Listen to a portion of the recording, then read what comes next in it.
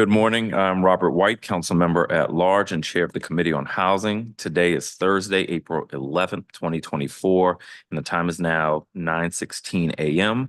I'm calling to order this budget oversight hearing on the District of Columbia Housing Authority.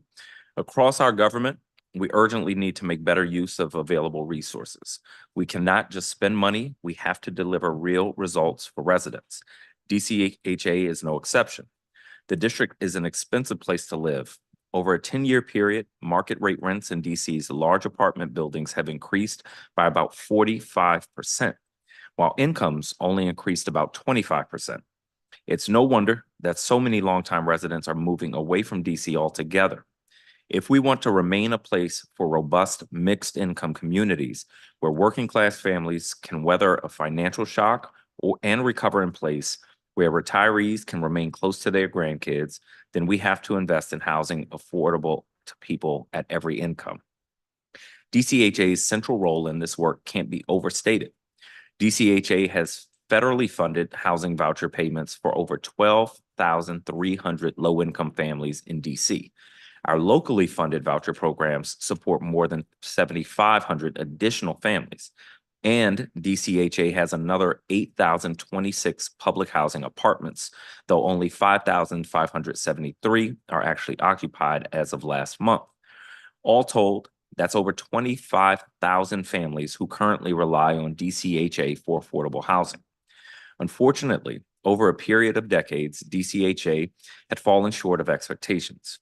A few months before I became chair of the Committee on Housing, federal regulators issued a sweeping report on problems large and small, from leaders lacking important experience and training, to inflated rent payments to landlords, to widespread failures to maintain public housing communities in safe and habitable conditions. Since then, we've worked hard to help right the ship. I was heavily involved in the temporary reform of the board to bring in people to help reset the agency. I then worked to support the new board as they brought in a proven executive with a strong background in housing authority management, Keith Pettigrew, who became executive director in November. During last year's budget process, I secured changes in the law to require periodic transparency reports, limit executive bonuses to bring them in line with the rest of our government, and mandate an annual audit. We also work closely with Chairman Mendelson and the Council Budget Office to set aside a substantial portion of our deed and recordation tax revenues every year, starting in fiscal year 2028, for direct investment in public housing. And we are engaged in nonstop constituent services and oversight work to make sure DCHA program participants receive better services. Now we have the mayor's budget proposal before us. Unlike most agencies in our committee jurisdiction, DCHA receives a lot of its funding directly from the federal government and budgets those dollars through its board. However, in recent years, district taxpayers have sent funds for local vouchers, a small police force focused on public housing communities, and capital repair and maintenance. A few things stand out in the mayor's proposal. The most concerning is that the mayor is proposing to strip our dedicated public housing investment mechanism back out of the financial plan. That's over $78 million in fiscal year 2028 alone that will be routed back into the general fund for miscellaneous government expenses rather than repairing our badly deteriorating public housing. The mayor has also proposed to decrease investments in public housing in the coming fiscal year substantially, from over $61 million to less than $51 million. The proposed capital budget also includes a new allocation of $50.7 million for the following year, fiscal year 2026, and then no more money after that. I appreciate seeing short-term funds for our public housing communities, but I am concerned not seeing more long-term planning on this from the mayor and her budget team, especially as we have new leadership at DCHA that needs our support to succeed. For local vouchers, the mayor is proposing flat funding despite low-income residents' undisputed need for more rental assistance. This is disappointing, though not surprising, because the administration hasn't fully stood up many of the support services necessary to get more people newly leased up with vouchers, despite the council's best efforts. We're told that we will finally use our already funded vouchers by the end of next fiscal year, 18 months from now. I'm hoping to hear ways to speed that up. Relatedly, The mayor has introduced budget legislation to wind down certain special funds that exist on the books, but in some cases are not actually funded. I have one major issue with the proposed legislation, which is that it appears to make unspent voucher funds lapse back into the district government's general fund rather than flowing into the following year's public housing repairs. It may be beyond this committee's ability to fix this issue in the next month. We all knew that this was going to be a challenging budget year, but I believe cutting local investments in public housing now may well mean bigger problems in the future. Beyond the budget, we also need to make every possible opportunity to make sure that DCHA focuses on delivering high-quality services for residents. I focused on this through regularly scheduled performance oversight hearings, a special oversight hearing last fall, and my check-ins with Director Pettigrew. There have been a lot of positive changes at the Housing Authority, and we are all eager to see Director Pettigrew's comprehensive strategic plan at the end of next month. In the meantime, we all owe it to residents to show our work and build accountability. I think our overall objectives are aligned, but I intend to spend part of the day making sure there's a plausible path to better results. Specifically, I've asked every agency director in this committee's jurisdiction to come to their budget hearing prepared to discuss 3 specific measurable goals. Director Pettigrew's top 3 goals focus on public housing occupancy, federal voucher utilization, and faster processing of both federally and locally funded voucher lease-ups. These make sense as priorities. If we see significant gains in these areas, DCHA will be closer to fulfilling its mission. We need to make sure that specific benchmarks the director and his team have laid out are supported by good data and planning. Before we hear from our government witness, we'll hear from public witnesses. I'm going to call up witnesses in a series of panels. Before we do, well, let me finish that. We've posted the witness list to the council's hearing management system, but I'm going to need to depart from that order as we go along because we can only fit 4 in-person people at the witness table at a time here in the hearing room. So if you're a registered witness and are in the room, please listen closely whenever I'm calling up a new panel. And if you indicated in our sign-up form that you plan to participate virtually, but you're here in person instead, please let my team know at the side of the dais over there. For witnesses joining over Zoom, when I call you up, the committee staff will promote you from attendee status to panelist status. You'll see a pop-up on your screen and you'll need to accept the promotion to join the panel. You'll drop out of the Zoom session momentarily, and when you come back in, you'll have the ability to unmute yourself. Public witnesses will have 4 minutes to testify, and advisory neighborhood commissioners will have 5 minutes to testify. We have, as usual, a long witness list, so I may not ask questions of every witness, but I am taking close notes and paying close attention. Before we call up our first panel of public witnesses, I want to recognize my colleague, Ward 8 Council Member Trayon White, for an opening statement. Welcome, Council Member. Thank you, Chairman White, and your leadership on this. I think that housing is a critical issue facing the District of Columbia that has been long neglected for too long. We are simply in a housing crisis and must do everything in our willpower to address it with equity and inclusion and letting our resources reflect our budget priorities. I don't know if we are there just yet. I'm happy that we are meeting today with DC Housing Authority Director, Mr. Pettigrew, and also public witnesses. But I am concerned about the budget. There has been noted that there has been $68 million for 3 streetscape projects, $64 million for permanent supportive housing and shelter spaces downtown, as well as development project in District of Columbia totaling a little north of $150 million. But our critical programs that needed to keep people in their current houses, such as ERAP, Emergency Rental Assistance Program, money has decreased again. Last year, I know you fought, Chairman, to get it up to over 70 million. I'm sorry, over 40 million. And now we're back at $20 million when we're in a housing crisis, trying to keep people in their homes so we don't have to rehouse them again. I'm hoping to learn from DC Housing Authority today, one, how they are going to get the properties that has been historically offline back online. and two, how to show up inspections so we can get these vouchers to people who need them the most, that's struggling, trying to find housing, trying to find a secure place to stay and live and grow their families here in the District of Columbia. My office, almost 60% of our calls each and every day is about housing, from housing or apartments falling apart, to rodent infestations, to mold, you name it, we have it. And so we've been working with some of our other government agencies to address some of the issues through Office of Tenant Advocate, DC Office of the Attorney General's Office, DOB, and other government agencies. We know the DC Housing Authority also receives federal funding, so it's incumbent upon us to be good stewards. As you mentioned, Chairman, we face some criticism, uh, some uh, some new mandates that's going to supposed to help us get in the right track to ensuring that we are doing the best we can to house some of the most neediest residents here in the District of Columbia. Bad things happen when good people do nothing, and we have a responsibility and a role to do good with what we have. And so I'm hopeful that during this budget cycle, we can learn what those things are and get money in places where it needs to be. These cuts disproportionately are going to affect people of color in the district, especially those who have been in DC a long time.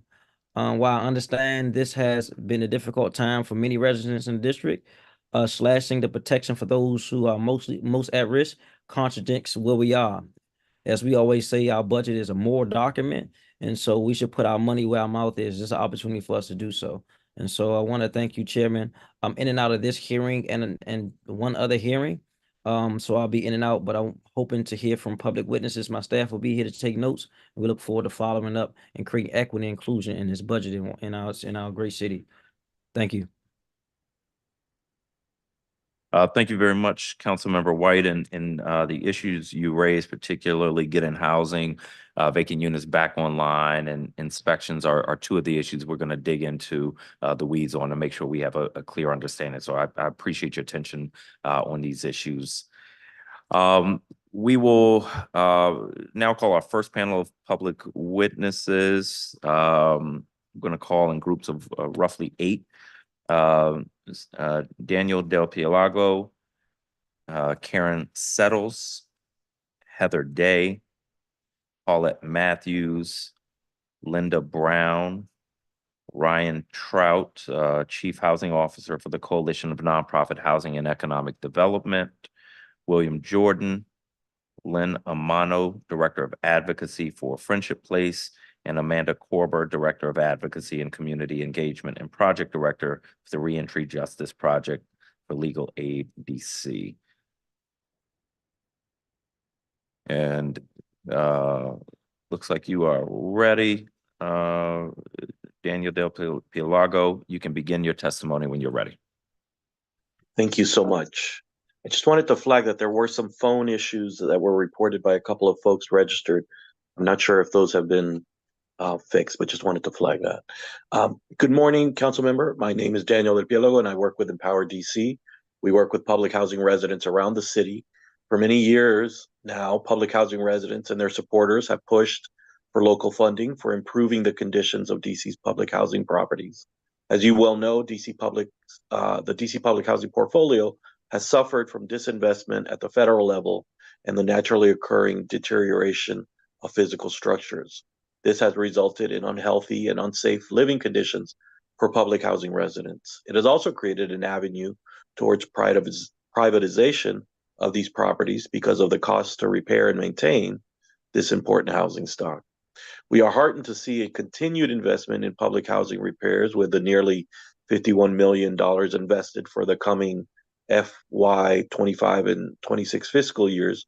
We hope that these funds will be used to improve living conditions and health outcomes for public housing residents. We are concerned, as you mentioned earlier, about the 15%, the reversal on the 15% dedication of deed and transfer taxes for capital projects for the housing authority. We hope that that is, that is saved and that we are able to depend on those much needed funds for the future years. We've been meeting with public housing residents to unpack the budget and to identify recommendations for the funding DCHA is to receive for repairs.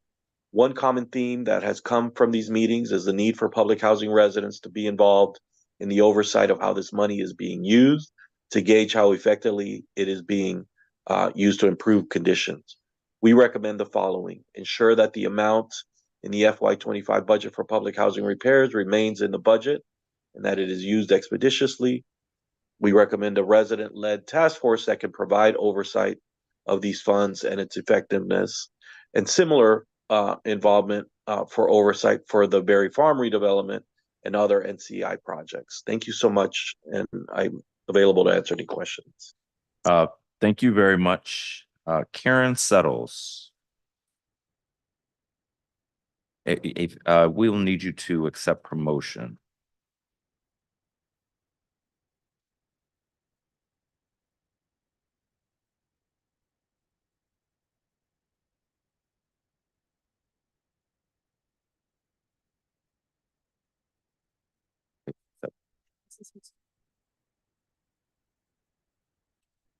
Let me go to Ryan Trout and we'll work with Karen Settles to accept promotion. All right, thank you very much. Good morning, Chairman White, members of the committee. As you said, my name is Ryan Trout. I'm the Chief Housing Officer at the Coalition for Nonprofit Housing and Economic Development. CNHED represents a broad coalition of 180 organizations dedicated to fostering equitable and inclusive community development solutions for the district's low and moderate income residents. Our members include a wide array of stakeholders involved in building, preserving, and managing affordable housing, along with those providing essential community and economic development services. Our testimony today, while acknowledging the critical role of the Housing Authority in our community, aims to highlight areas for improvement and opportunities for collaboration towards our shared goal of ensuring safe, decent, and affordable housing for the district's most vulnerable populations. Firstly, we extend our gratitude to Director Pettigrew and his team for their openness and dialogue, as well as their commitment to ongoing engagement with CNHED and its members. This partnership is invaluable in our collective efforts to address housing challenges in the district. We also commend DCHA for its active participation in the DCHA Providers Group. This collaboration has been instrumental in addressing operational challenges such as timely payments, unit inspections, and application approvals. We acknowledge the progress made and urge continued efforts to enhance the efficiency of subsidy management. CNHED shares the chair's concerns about the decrease in DCHA's capital budget and the flat funding for the local rent supplement program. CNHED advocates for a robust $58 million in funding allocation to the LRSP in FY25. This investment is crucial for maintaining the existing LRSP contracts, fully funding the anticipated new LRSP contracts, which are used to support low-income households and ensure the production of deeply affordable units. It's important to remember that LRSP is used in conjunction with the Housing Production Trust Fund to create the council-mandated goal of 50% of the trust fund dollars being used to create 30% AMI units. We encourage the council to reaffirm its commitment to the LRSP program, addressing lender concerns regarding the uncertainty of annual appropriations. Additionally, our members share the chairman's desire for no-cost solutions to improve DCHA's operations. CNHED suggests streamlining the LRSP voucher process to reduce vacancy times and expedite unit matching, enhancing communication and cross-training between DHS and DCHA to improve voucher application processing, extending the validity of initial unit inspections and evaluating projects for UFAS compliance early in the development process, as well as assigning a dedicated eligibility specialist to review LRSP applications for specific developments. CNHED advocates for the adoption of lean continuous improvement methodologies within DCHA operations. This framework promises increased operational efficiency, waste reduction, and improved service quality without additional costs. Implementing systematic changes to streamline processes and reduce bureaucratic hurdles can significantly enhance the Housing Authority's effectiveness. CNHED urges DCHA to address the significant challenges posed by the new rent reasonableness process and to ensure clear and frequent communication with housing providers.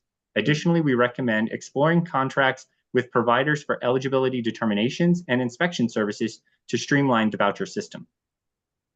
The discrepancies We're also looking for a unified guidelines for accessibility. The discrepancies between DHCD's accessibility reviews and DCHA's interpretations highlight the need for standardized compliance guidelines. Adopting unified standards will support diverse housing needs and promote inclusivity. As members of the Coalition for Nonprofit Equity, we emphasize the importance of fully implementing the Nonprofit Fair Compensation Act to ensure equitable treatment of nonprofit organizations in district contracts. This will enable nonprofits to secure qualified staff and elevate service delivery, strengthening the sector's ability to serve the district's residents effectively.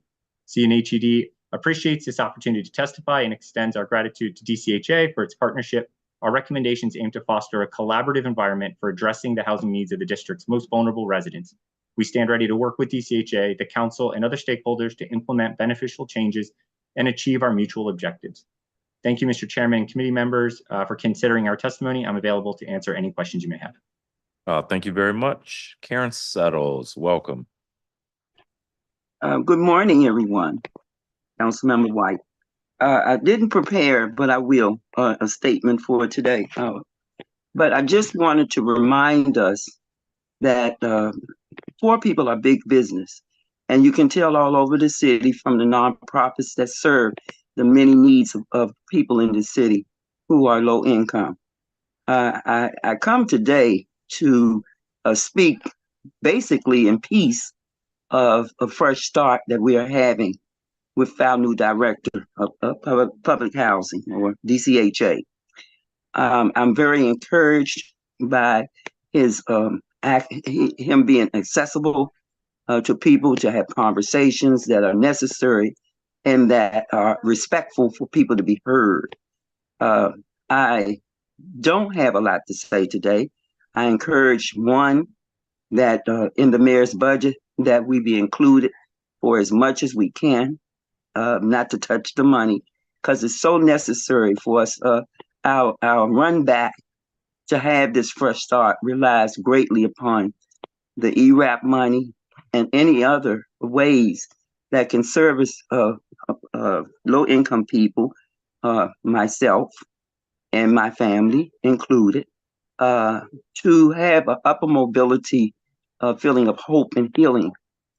We all have gone through the pandemic, and it's not over, but we're surviving. I will say that.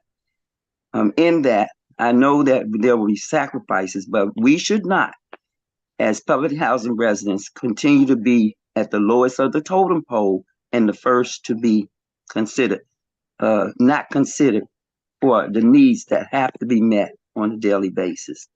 Again, I thank this panel for coming into place.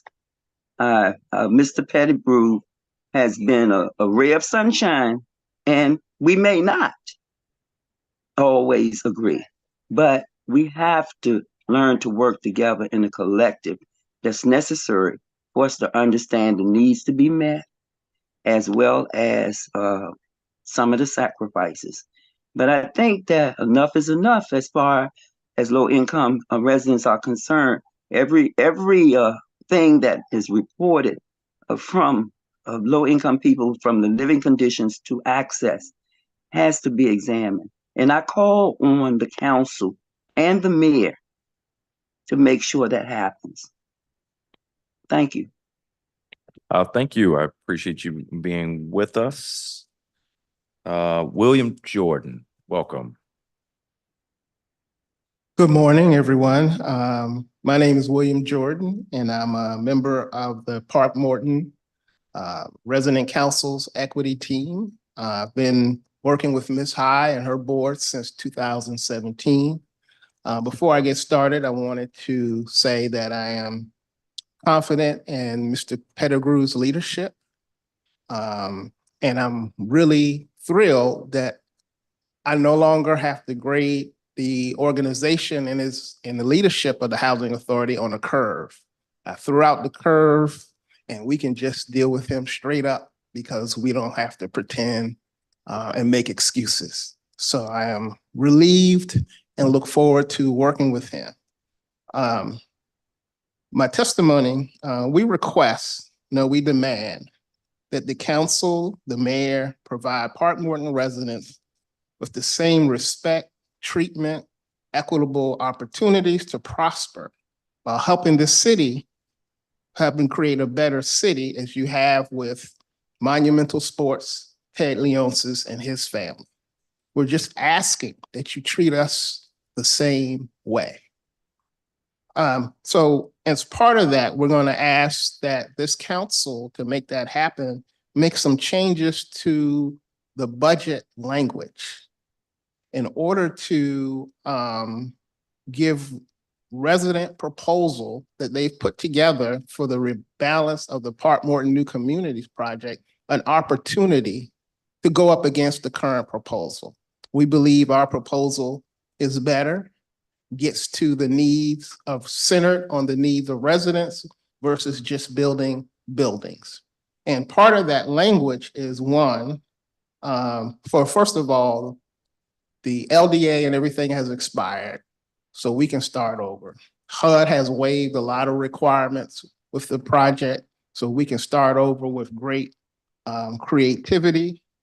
And of course, with Mr. Pettigrew's leadership, I think we can get things done quickly and not delay. But many of the things you talked about in your opening, the Park Morton Resident Equity Plan has already addressed. If you allow that plan to move forward, we will be able to get things done. And so you have my written testimony. I won't go through all of that, but I do want to give an example. So the first building is rising at Park Morton. Park Morton is a family project.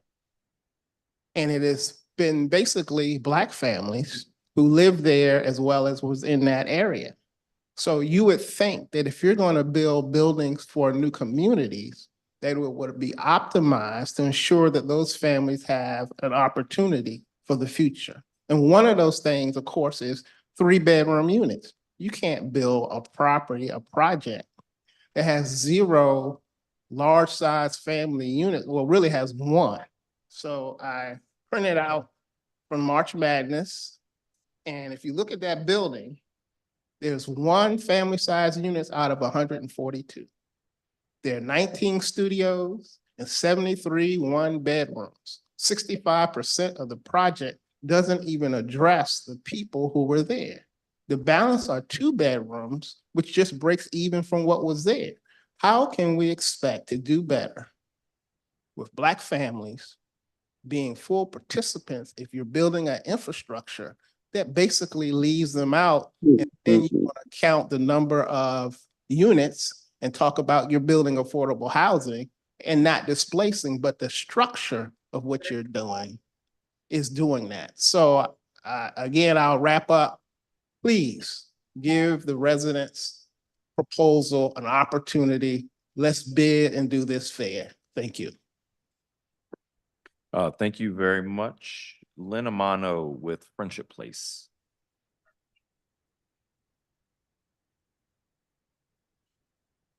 Thank you, Chairperson White, for allowing me to testify today. I'm Lynn Amano, the Director of Advocacy for Friendship Place. Friendship Place is a premier provider of housing and services for those experiencing homelessness in Greater DC, serving more than 5,000 participants last year. Ms. Amano, I'm so sorry to interrupt you. Is there a way to turn up your volume or move a little closer to the microphone? We can hear you, but it's a little faint. Excellent. Oh, thank you.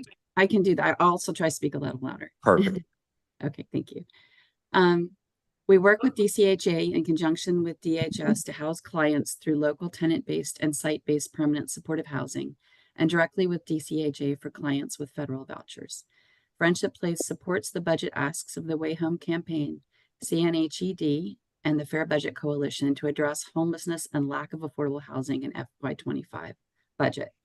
Our understanding is the mayor's budget does include about $50 million of the $60 million requested for public housing repairs, and we encourage the council to consider adding to this budget and, as importantly, look closely at the expenditure of these dollars to maximize the number of units that can be improved or renovated. Every unit of public or private affordable housing brought online is a solution to someone's homelessness. We can also understand that an undesirable percentage of affordable studio apartments remain vacant, and encourage DCHA to look at ways to incentivize occupancy so that all of our available affordable housing is used more efficiently. We also continue to encourage transparency and efficiency in the eligibility to lease up process. We are hopeful that Director Pettigrew's switch to on-site work for the DCHA team will improve call times, accountability, and reliable points of contact for caseworkers. We continue to support the creation of a housing portal through which providers, clients, DHS, and DCHA can assist participants with applying, being approved, finding housing, and leasing up to further expedite this process. The new central unit repository could serve as a first step in the portal where pre-approved rent reasonable units could be listed to expedite lease-ups. We are disappointed that the failure to lease up individuals with existing vouchers has resulted in no new vouchers in the mayor's budget. Like you, Chairman White, we are deeply concerned about this lack in combination with drastic reductions to ERAP, failure to fund rapid rehousing reform, cuts to rapid rehousing, and the lack of existing affordable housing in our lowest income residents' ability to avoid homelessness. We ask the council to look at less regressive revenue opportunities than a sales tax to fund a more compassionate budget. The All In for DC platform supported by the Fair Budget Coalition offers several suggestions to rebalance the budget away from the backs of the district's poorest residents. Finally, we encourage DCHA to work creatively to meet the needs of our increasingly aging population experiencing homelessness.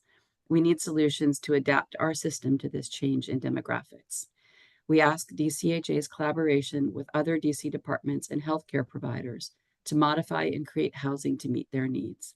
Many localities have contracted with MCOs to provide on-site medical services and physical adaptations to existing buildings to improve quality of life for residents and cost burdens for the city from unmanaged physical and mental illnesses. Thank you, Chairman White and Housing Committee members, for fighting with us to house and protect our most vulnerable residents. Thank you very much for being with us. The final person for this panel is Amanda Korber with Legal Aid DC. Welcome. Good morning. Thank you, Councilmember White and members of the committee for the opportunity to testify today. My name is Amanda Korber. I'm a Ward 7 resident and an attorney at Legal Aid. I'm going to talk about two things today. The first is our deep concern that the mayor has funded no new tenant-based local rent supplement vouchers in her proposed budget. That these vouchers would help pull families off of DCHA's decades-long waiting list. DCHA closed its waiting list back on April 12th, 2013. That was over 10 years ago. There are still over 40,000 families on that list today waiting for their chance at affordable housing. These are families that have waited at least a decade, but many have waited far longer for the district to make good on its oft-stated promise of affordable and dignified housing for its residents. And of course, the need for affordable housing has only grown since 2013. We work with people every day who are not on that list, but need to be on that list. And they're not on that list for many reasons. Maybe they were minors when that list was created. Maybe they didn't need housing. They didn't need affordable housing back in 2013, but they need it today. For them, at this point, it's not a matter of waiting decades. It could be that they're waiting their whole lives because they just can't get on that list. And despite all of this, despite this reality, the mayor has proposed no new funding for vouchers to pull people from that list. We understand that it's a tough budget year, but the district must make a substantial investment in its families that have been waiting far too long and for years have been bearing the brunt of competing budget priorities that have left them out to dry. And the last thing I will say is on this topic is to point to an exchange, Councilmember White, that you had with the mayor recently that we so appreciated regarding ERAP and the point that, you know, if families can't afford their housing, what they need to do is qualify for a voucher program. But the reality is there are no vouchers to qualify for. And so if we're not funding ERAP, if we're not funding vouchers, what are families supposed to do? These are two deeply important investments we need to make in district residents, in district families, so that they can remain here, so they can thrive here, so they can live here.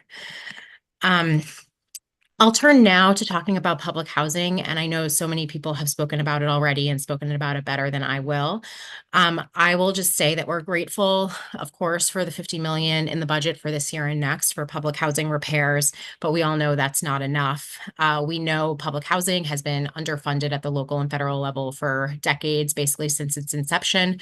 We also know that public housing residents are living in horrific conditions across the district. What we don't know at this point is exactly how much money DCHA needs to make all of its units habitable, dignified, and safe. But the council can and should work with DCHA to get that information, to get that number so that it and DCHA can plan for the future. Once the council has that information, it can work on creating a regular and predictable funding stream for public housing that DCHA and its residents can rely on.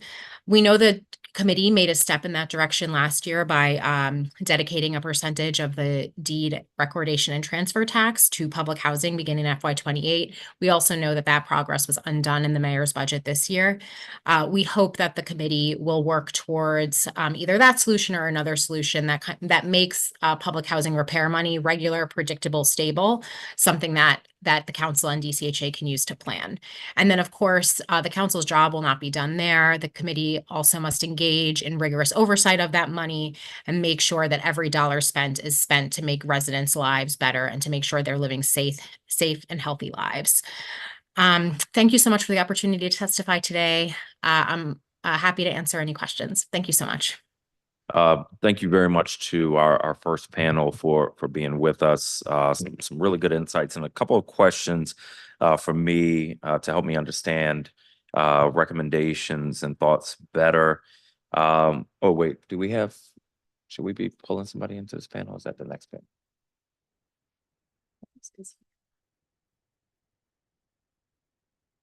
We'll do next. Okay. Sorry about that. Daniel Del Pilago, one of the recommendations you made was a resident-led task force to review DCHA's work. I like this idea, and then I thought about it for a second, and it seemed like it might be duplicative of the Resident Advisory Council. Do you think that maybe this is a role that they should play instead? I think if there is an opportunity for them to move in that direction, that would be great. I think the sense from residents was that that's not happening currently, at least the residents we're speaking with, and that they would want it to be broader than just the leadership of the resident council, so that it would include a broader subsection of public housing residents.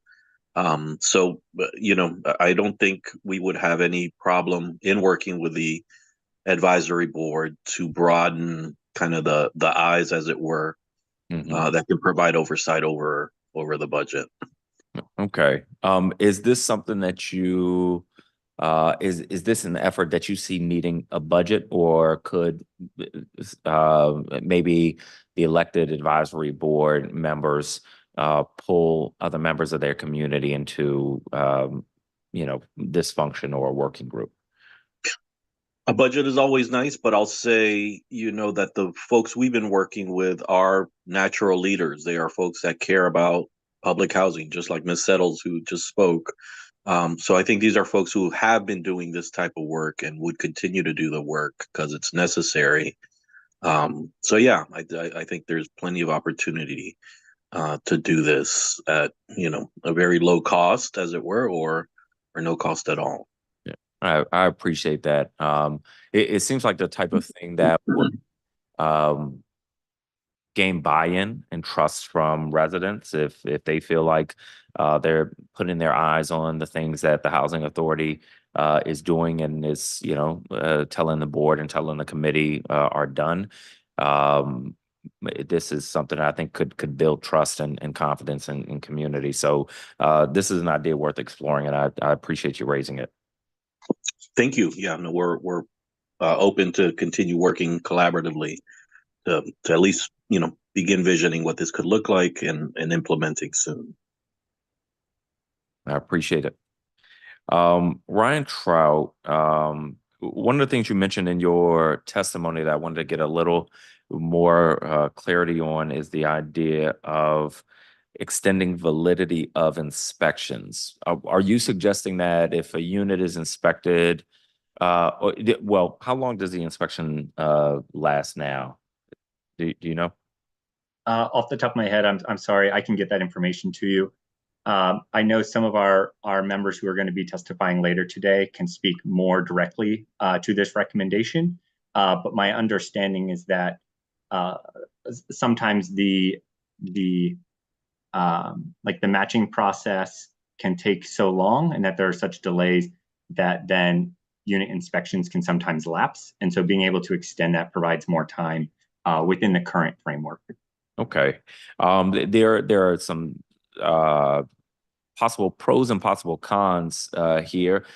So if you know of any of your members testifying, if you would nudge them to mention it in their testimony or let me know they'd like to talk about it, I would appreciate it. I'm very interested in ideas for efficiency and moving this process better. Same with the eligibility review specialist. Would you like to talk about that or allow your members, some of your members to talk about it? I'll also nudge one of my members about that. And this is really helping just create a dedicated point person that there seems to be challenges at times in kind of tracking the application process and making sure that there's a dedicated person that they can go to. It can really help kind of move things forward.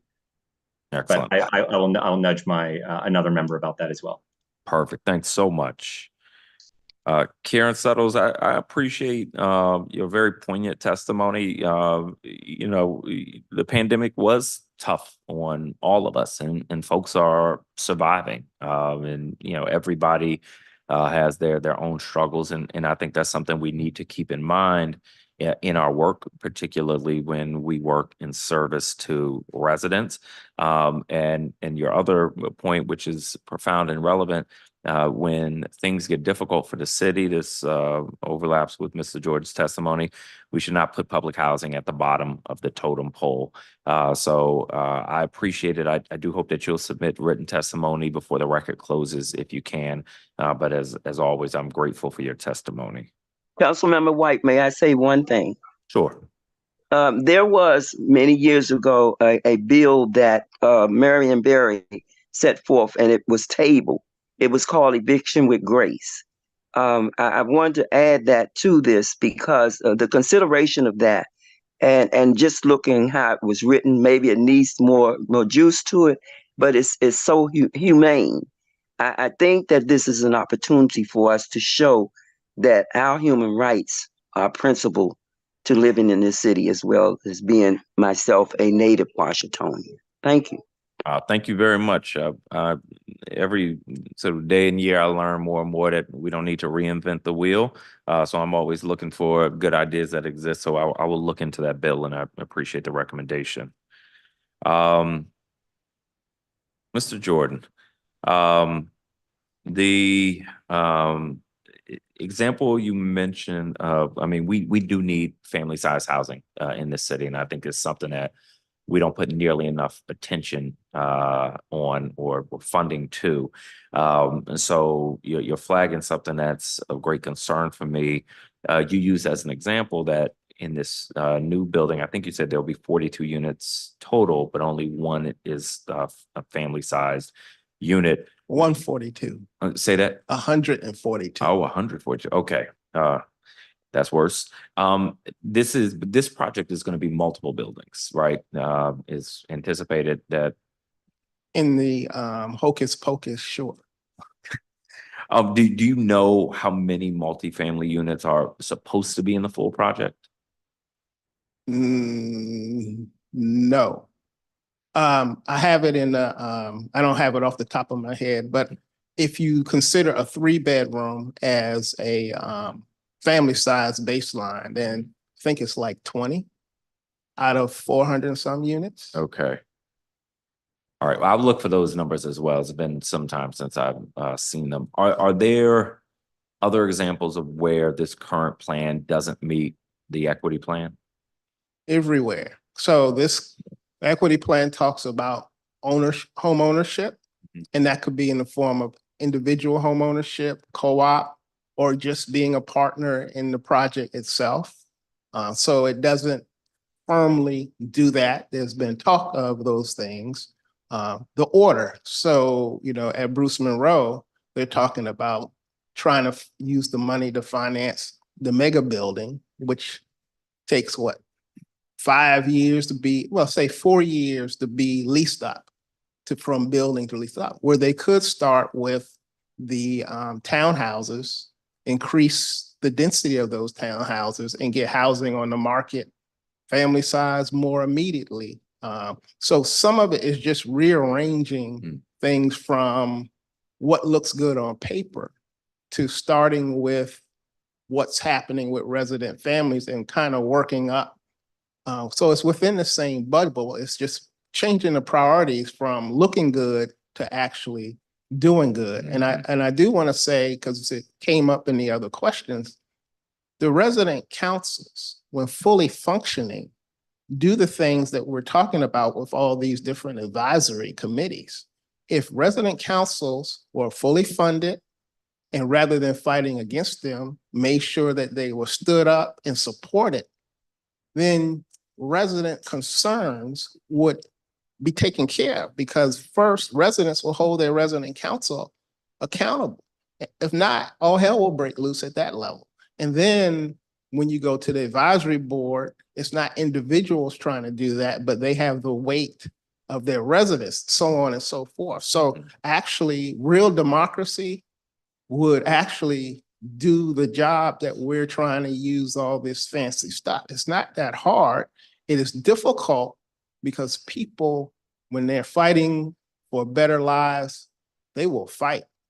And so it's going to be a little ugly in the beginning, but eventually it will work.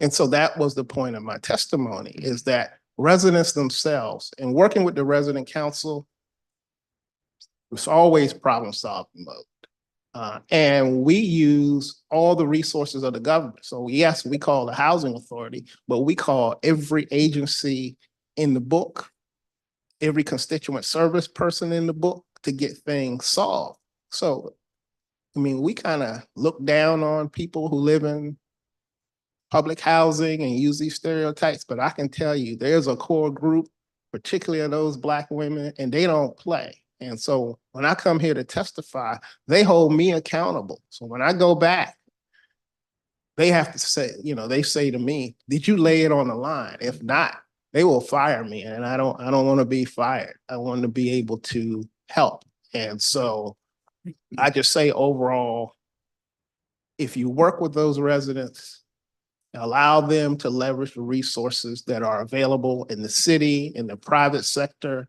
And another example with this project, for phase one, I think the city subsidized, let's say about 40 million, 30 million, something in that. You know how many residents have been hired in that spending? As far as I know, 0. How many resident, what do you call it? Not co-op, but apprenticeships, 0. How many resident businesses through Section 8 have gotten contracts? They even hold a sign. I don't know, maybe 1, 0. I mean, so we're spending money in a way that does not make these families stronger. In fact, what we do is divide and conquer, because if the residents and families are scattered and confused, it's easier to get a big paper project passed. And so you have a counter incentive. And if you put things like TOPA, because that's one of the things in my testimony, resident councils, redevelopment of these family projects should have TOPA or TOPA-like words, especially if the city is putting money into it. And so let me ask you about that. If we put TOPA,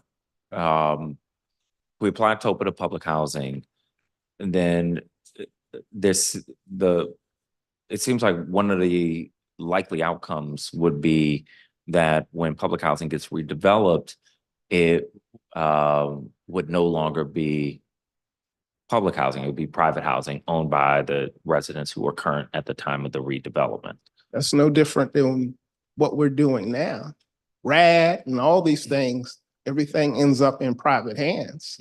So, but with affordability covenants, same thing. There would be little that changes, except that because it would residents have a seat at the table, you'll have a better project at the end of the day. TOPA, and like with most TOPAs, it would be a negotiating thing. So sometimes residents will buy it outright, but usually they'll just be a partner and they would be able to leverage to ensure that their priorities are a part of these projects.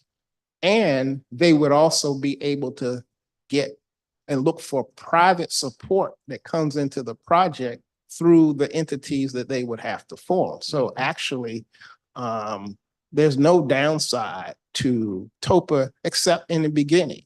And it'd be some training and some trade-offs that will happen in the beginning, but I can guarantee you once it starts, it'll just, blow up. All right.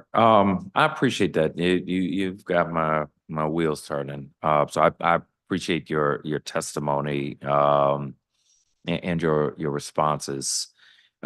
Linamano, one of the recommendations in your testimony was for DCHA to increase occupancy. What I missed, and you said it, but I missed it. Of which units, public housing units, or? So my understanding is that when people have a choice, they have a voucher and they have a choice between the 1-bedrooms and the efficiency apartments that are being built, they always choose the 1-bedroom. And so there's been a lack of occupancy specifically that runs higher with studio apartments. And so the idea is that we need to come up with a way to incentivize people to make use of those apartments. Okay. And another recommendation you made, and I'm glad you made it, was to make sure we are focused on adapting systems for aging unhoused residents. Do you have, based on your experience, do you have any ideas about what this might look like?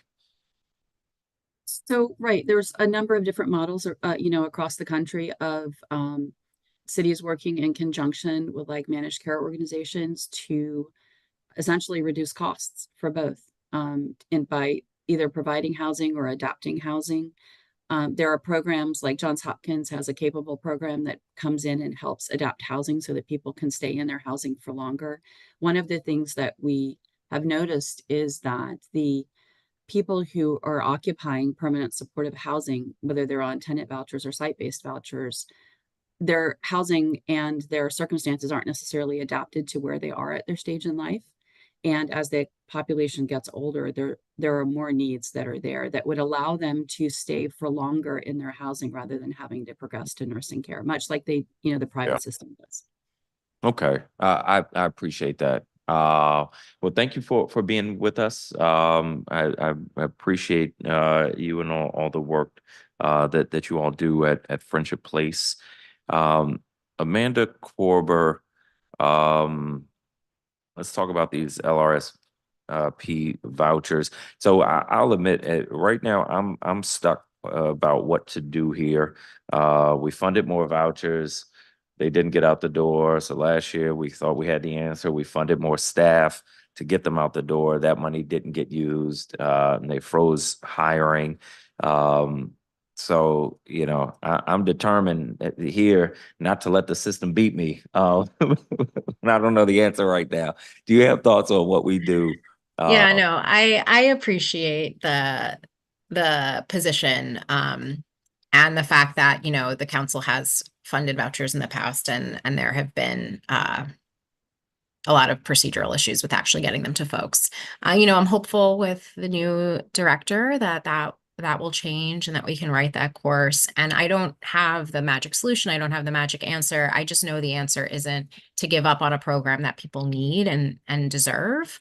And so I think, we just have to, and perhaps some like regular roundtables or oversight hearings or just making sure that DCHA is staying on top of improving its process to get these vouchers out the door. I think one thing that's different from tenant-based LRSP vouchers specifically to pull folks off the wait list versus vouchers that have been funded in the past and have had some trouble getting out the door is that if they're vouchers just to pull folks off the wait list, DHS isn't involved. There isn't two agencies that are sort of having to manage each other and work together. It would just simply be DCHA responsible for pulling people off the list and giving them vouchers. And so I'm hopeful that could be a smoother process. Of course, I'm sure there are hiccups within I know there are hiccups within the agency itself. So I don't mean to suggest it would be the smoothest, but that would be one difference between the type of voucher I'm talking about versus ones that I know the council has funded in the past. Okay, I appreciate that, and I don't want to leave people with the impression I've given up. I haven't. I'm always determined not to let the system beat me, and so a lot of people heard me in the budget talk about accountability, and in all of my oversight hearings, we've talked about three specific time-bound clear goals for each agency. Because one, I believe that we have to demand more progress from the administration and from all of our agencies, and I want to pull us together around the major goals that move the missions of each agency forward, and make sure the agencies are focused on those goals. From our oversight role, we're focused on those goals, and that the agencies have the support, funding, and staff they need to meet those goals. Often, what I find is agencies are trying to do 100 things. All those things don't matter equally. And it's hard to have oversight, do oversight well over 100 things. So I'm trying to narrow our focus more and focus on gaps in the system, efficiencies, and how we're utilizing the funding or the resources like vouchers. So I appreciate your recommendations. I'm still determined to make some real progress here. So thank you. I want to thank this first panel. We will move to our second panel of public witnesses.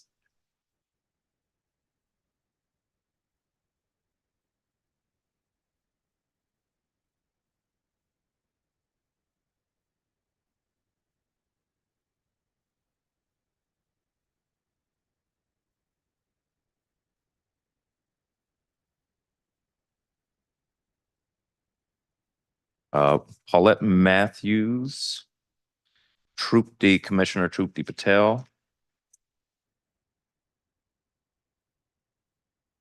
And I'm going to read a lot of names because several folks are not here.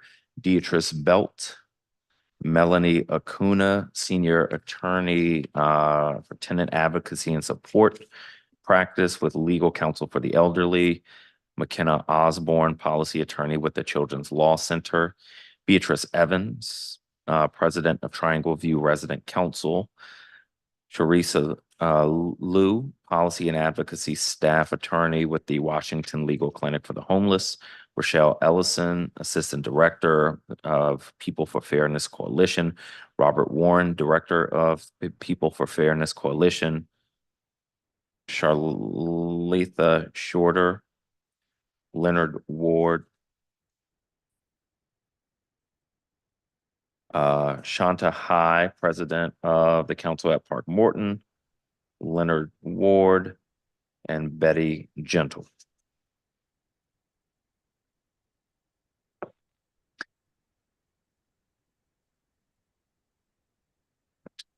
Who's first? Paulette Matthews. I think we have you now by phone. If you hit *6, you can unmute.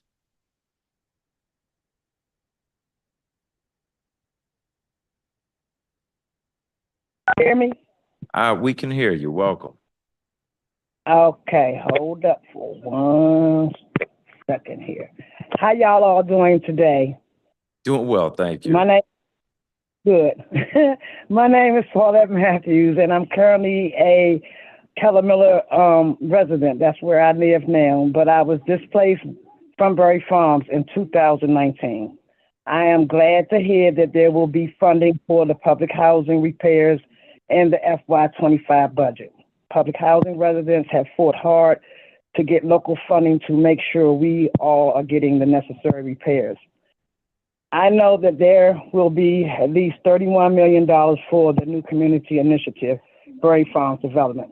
I must say that I've heard about the funding for Berry Farms, but I don't know what it's being used for. Just this past Wednesday, I spoke at the monthly commissioners meeting at for DCHA, and I asked about what's happening with Berry Farms. I was told that they are finishing the senior building and are close to finalizing finances for the second building. This makes me angry because so long we have fought to get out. Well, really, we didn't want to leave, but we had to. But we're trying to get it back, and that seems to be a dream so far away. We've attended so many meetings and have spoke out, and we were led to believe that we'll return soon. But so far, all we know is that there will be a senior building and a second building that is still waiting for finances. How long do we have to wait? So many residents have died and will likely die before we're able to return. Right now, we need to be involved in what's happening with this redevelopment. Money for this project is important, but we need to be involved on how this money is being spent. We need to know timelines and a real delivery date for the whole property when we can return and when we can return.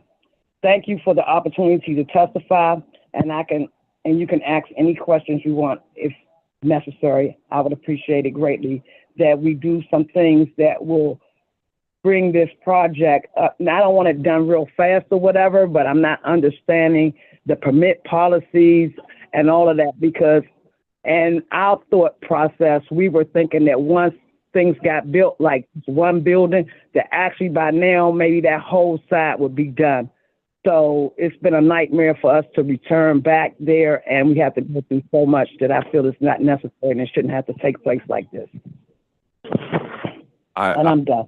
I thank you very much for your testimony. Commissioner Trupti Patel. Good morning, Chairperson White. Thank you for hosting this hearing so that I may enter my comments into the permanent record. My name is Trupti Patel, and I'm a third-term ANC commissioner that represents 2A03, which is the historic Foggy Bottom. I appeared before you last year, and most definitely for the performance oversight of this agency, but I can't recall if I did testify for the budget performance oversight hearing last year. However, I do know that ANC2A, with its great weight, weighed in around this agency for what is now going on for 2 years. On October 19th, 2022, ANC2A passed a resolution in response to the DC Housing Authority audit report by the Housing of Urban Development. Once again, ANC2A passed a resolution at its February 2023 meeting to be entered into the record for this performance oversight hearing. While this agency is under new leadership under Keith Pettigrew, it's got a long way to go to being the agency that serves the people. Let me be clear. I'm not here to state that I have no sense of confidence in the leadership of this agency, but Director Pettigrew has to do the thankless work of horrendous cleanup before he can even have a chance to address the issues that are pervasive due to years of inaction. The facts are that Director Pettigrew inherited and I know we're in a public hearing, a cluster, begins with an F, ends with a K, but that's where we are. We must afford the room and grace to Director Pettigrew to fix the agency. I'm confident he didn't want to tell the DC Council that the agency is in worse shape than many imagined, and we'll have to create a 3-year plan to address the 1 out of 3 outstanding issues that the HUD audit report stated in 2022. Director Pettigrew faces many challenges, some of which are a complete rehaul of the culture of the agency and its organizational structure. A list that includes a dismally low public housing occupancy rate, now at about 76%. Occupied units that remain in unsafe or unsanitary conditions. Staff not properly trained on the Yardi software, and I know about Yardi, and it is difficult to use. DCHA will have to think creatively and more aggressively.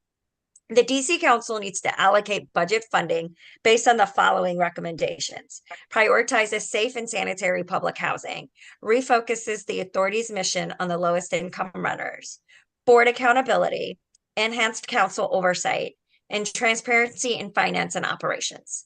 Thousands of DC residents are living in untenable conditions due to the gross neglect, and many units sit vacant. Director Pettigrew promised robust community engagement with tenants as projects proceed, stating, "I need residents involved," with the core belief that he would echo, this is their community too. DCHA leadership will be held accountable for ensuring that those units get filled, along with fixing the units that people live in. And I just want to state, just my personal gratitude to you, Chairperson White, for just taking on this incredibly monumental task of just writing our housing policy and just being like a just fierce, unapologetic champion for our most vulnerable populations. As you know, I've really started to take up housing as a major priority, as ANC2A is going to be having the Aston shelter, which is slotted to open in August. And I saw that my former classmate and colleague Lynn Amano testified earlier, and she's with Friendship Place, who's going to be the provider for the app. So I have a strong sense of confidence that the Aston is going to be as great people like Lynn are at the helm. So just thank you for all your work, Councilmember. Thank you so much, Commissioner, and thank you for the work you're doing as well. Next up is Detrice Belt. Welcome. Good morning, council members. My name is Detrice Belt, and I'm a former resident of Bury Farm and the president of the Bury Farm Tenants and Allies. I've been displaced from Bury Farm going on 5 years now. For years, I, along with other public housing residents, have been fighting to get local funding for public housing repairs. I am glad for the FY25 budget. There is a commitment to fund repairs at 51. I encourage the council to hold on to this funding as it is much needed. Perhaps if this funding had been in place years ago, Bury Farm wouldn't have deteriorated so much that it had to be demolished. I also see that there is funding being put in place for the New Communities Initiative, $31 million for Bury Farm. This is good, but I want to know how these funds are being used to date. I have no idea when I will be able to return. Bury Farm residents should be kept informed about the funds dedicated to this project and how they will be used and what timeline they will be used. We have been away so long now. We see money being invested, but we still don't know what is happening. I want to also flag an issue I brought up at the past oversight hearing. We have been told by the project's developer, POA, that they will no longer be paying for our storage units. It appears some progress has been made on that, but we are hearing we'll have to scale back and move our belongings out of where they currently are. I feel this is unfair and causes undue stress on me and my Bury Farm neighbors. In closing, I want to say how important it is to hold on to local investment for public housing repairs and how important it is to ensure that Bury Farm residents are informed and involved in what is happening with the redevelopment, especially since local funds are being used in this project. Detrice Bell, thank you. Thank you very much for being with us. Melanie Acuna with the Legal Counsel for the Elderly.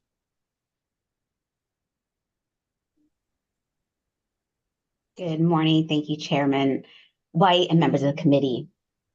Thank you for the opportunity to testify today. My name is Melanie Acuna, and I'm a senior attorney with Legal Counsel for the Elderly. I work in the tenant advocacy support practice. We combine social work, legal, and volunteer services to ensure the district's senior population can age in place by preventing evictions and ensuring safe and habitable living conditions. In advocating for our clients, LCE experiences some of the same barriers our clients face when working with DCHA.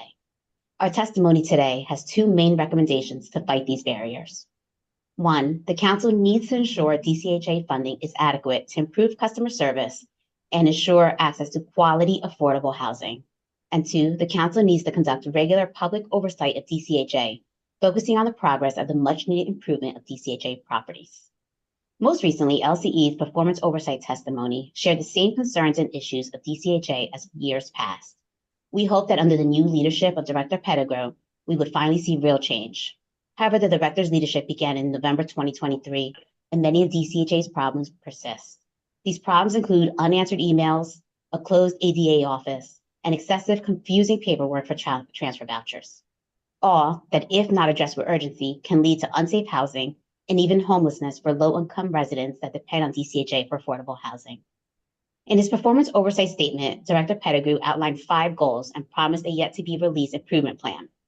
LCE recommends that the Council uses DCHA's goals and plan as the performance and improvement outline.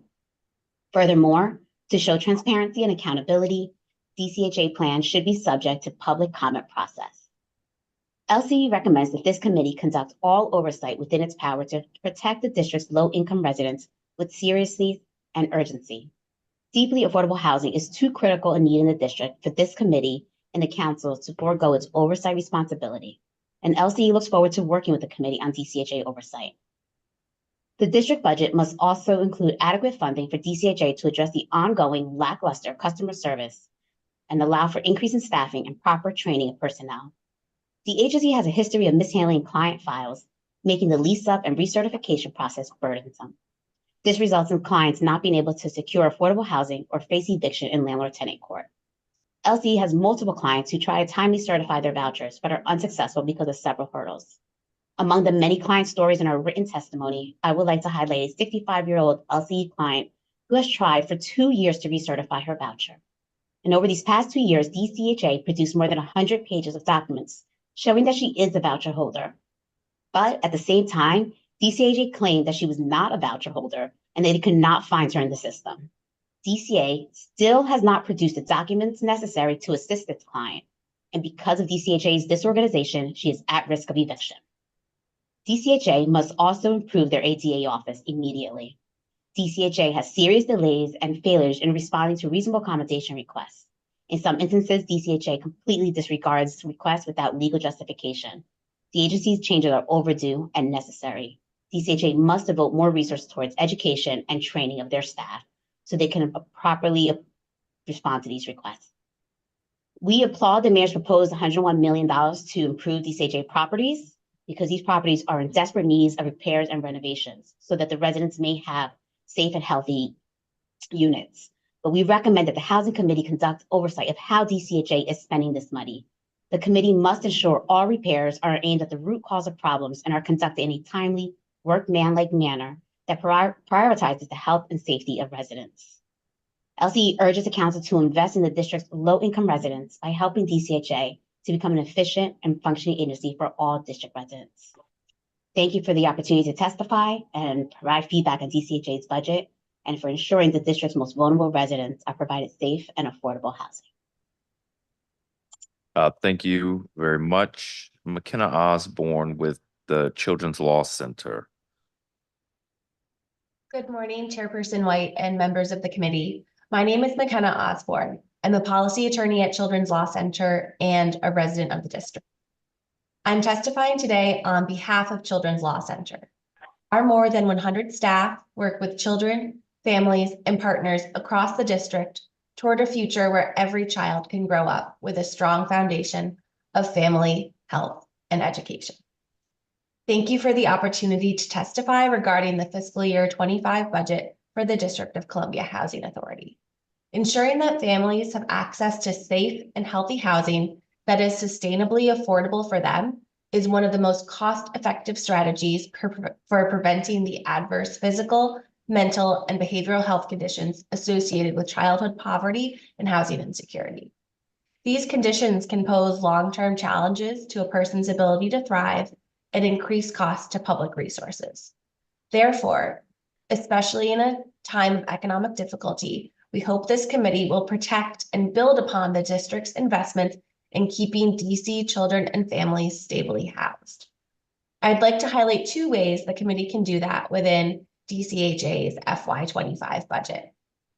First, the committee should continue investing in the rehabilitation and maintenance of the district's public housing stock. The poor conditions our clients living in public housing experience every day are harming their families' health and well-being, reflecting the importance of ensuring that DCHA has sufficient funding to swiftly rehabilitate its old and deteriorating properties and carry out regular repairs and maintenance. As there continues to be a vast difference between the amount of work needed to restore all of the district's public housing stock to good condition and the capital funding DCHA receives from the federal government, local capital funds are vital. With our partners in the Fair Budget Coalition, Children's Law Center asks that the committee provide at least $60 million for public housing rehabilitation and maintenance in the FY25 capital budget, and work with DCHA on how it plans to use these funds to ensure that DCHA's capital projects are strategically aimed at preserving truly public housing and meaningfully improving the living conditions and health outcomes of district families in public housing. Second, the committee should strive to fund enough new local long-term housing vouchers to meet the needs of families that will experience housing insecurity in FY25. These vouchers, many of which are funded through the local rent supplement program operated by DCHA, are an effective tool for helping families achieve long-term housing stability. As I raised to this committee last week during the DHS budget hearing, we are deeply concerned that the mayor's budget does not include any funding for new vouchers. And even more so after learning at the same hearing that DHS plans to exit 2,000 families from rapid rehousing in the coming months. We hope that the committee will work to ensure that the FY25 budget includes enough new vouchers and resources across DHS and DCHA's housing programs to keep these families housed, because we know most will not be able to afford their market rent when their rapid rehousing subsidy ends. To that end, we encourage the committee to ask DCHA for an update on the feasibility of connecting families exited from rapid rehousing with public housing, housing choice vouchers, or other DCHA housing resources, as Director Zeilinger suggested last week. Thank you again for the opportunity to testify. I welcome any questions. Thank you for being with us. Beatrice Evans with Triangle View Resident Council. Welcome. Good morning. Can you hear me? I can. Good morning. Great. Good morning, Chairman White. My name is Beatrice Evans, and I am a native Washingtonian. I'm here today to give testimony for continued and increasing the housing budget for public housing, as well as DCHA subsidized housing. I'm very encouraged by the new leadership of Director Keith Pettigrew. Wait a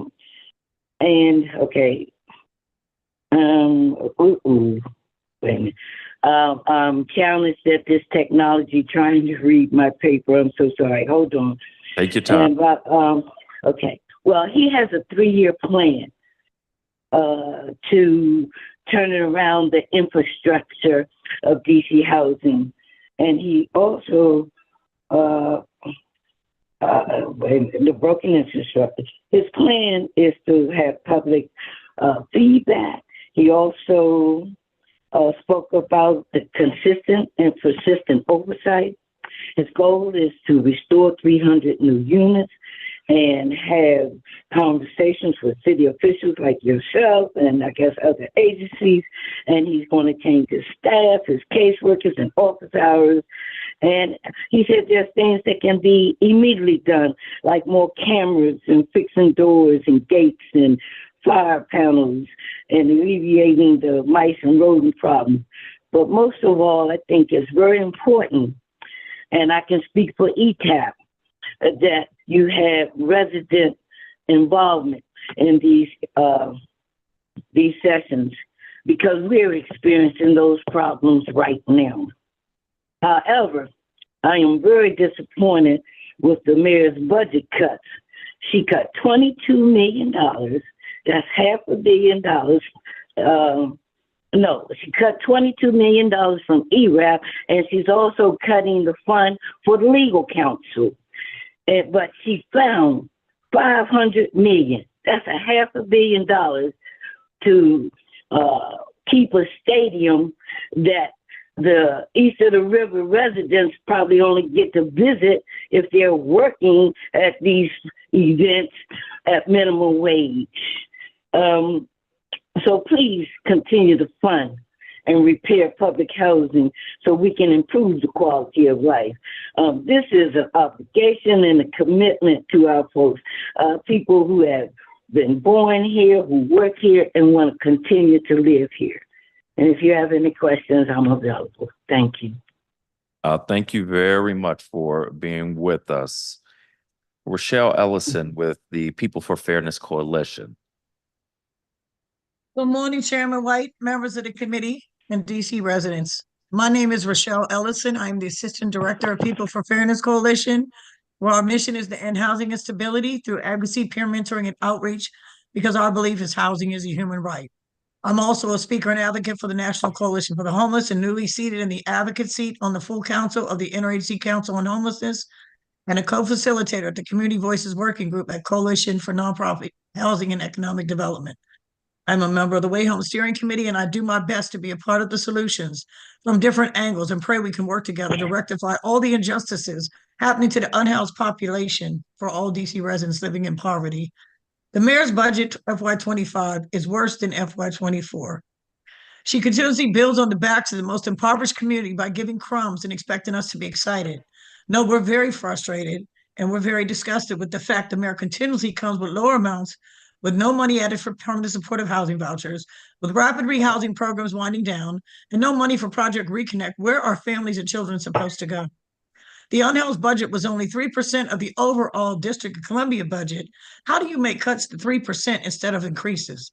This is affecting all of us living in or below the poverty levels, and we at PFFC are asking for a 6% increase to bringing that to 9% of the overall budget by taxing the wealthier residents to assist us with having the resources we need to successfully assist our unhoused neighbors. My own daughter went through the process, and as her mother, it was so painful to watch. It was a long, drawn-out process from being turned away with 4 boys under the age of 10 at the time by Virginia Williams, then finally going into a family shelter and having 90 days to find suitable, rent reasonable, and sustainable housing or start over in the shelter process. She was turned down many times because of the credit checks on the apartments, finally moved into public housing at Douglas Knoll Housing Complex, and now has received a permanent supportive housing through her CSA. She wants to move from that neighborhood, but has not yet received a transfer voucher.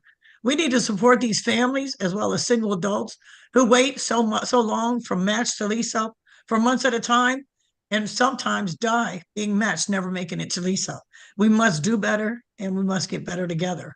I am very grateful for Director Pettigrew. I know you've taken on the challenges at the DC Housing Authority and the mess the former director left for you to clean up. I have faith that all these things will get better under your leadership at DC Housing Authority. I know that advocacy works because you heard my testimony and reached out to me after 16 years on the waiting list. My name got pulled. I just want others to know what I know, that you are dedicated to fixing the broken system you were handed. And we all must continue to do our parts to get the unhoused individuals into the HMI system, to the cap table to be matched. I'm a team player and I look forward to much smoother transitions getting these individuals into housing, because as we all know, housing is a human right. Thank you for this opportunity to testify, and I'll be grateful to answer any questions. Thank you very much for your testimony. Robert Warren with the People for Fairness Coalition.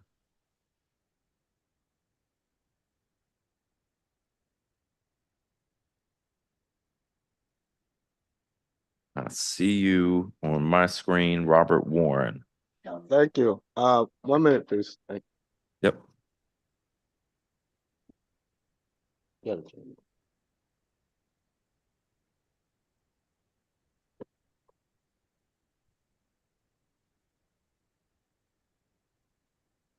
Good morning, Councilmember White, members of DC residents. My name is Robert Warren, a lifelong DC resident. Lifelong DC resident. It's one of the newly seated poverty commissioner. One of the founding members of the organization, People Fairness Coalition. Our primary mission is to end people's housing instability through our advocacy, outreach, and peer mentoring. Along with being a third generation DC residents who have lived in public housing at a time when there's a springboard for families and individuals living in poverty. Families and individuals living in poverty situations to be able to stabilize themselves along with family members. These public housing properties These public housing problems and others suffered through crack epidemic of the 80s and all the senseless killing of the 90s and the end of neglect to decay of 2000 up to this very day. We still find many public housing units in need of repairs and rebuilding. The question that needs to be answered is when and how will this rebuilding of the public housing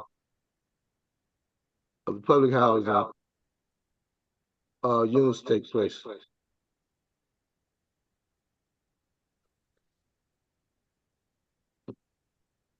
We still find many public housing units in need of repairs take place, along with many other grassroots organizations have been asking questions for years now. I personally have testified before Councilmember Anita Barnes about the belief that new community initiatives associated with rebuilding public housing is racist and discriminatory and doesn't bring about racial equity in the city. When it comes to individuals' ability to maintain safe, affordable, sustainable, accessible housing here in the District of Columbia, we have a long history of working with public housing tenants and organizations such as Empower DC Grassroots Planning Organization, along with One DC, many other public housing advocates and tenant associations like Berry Farms, Coleman Gardens, Garfield Terrace, and Senior Buildings. The main question I think that needs to be answered today is how is DC Housing Authority along with the Department of Human Services, Department of Employment Services, going to come up with a plan that will rebuild our public housing infrastructure for Washington, Tony's, and long-term DC residents.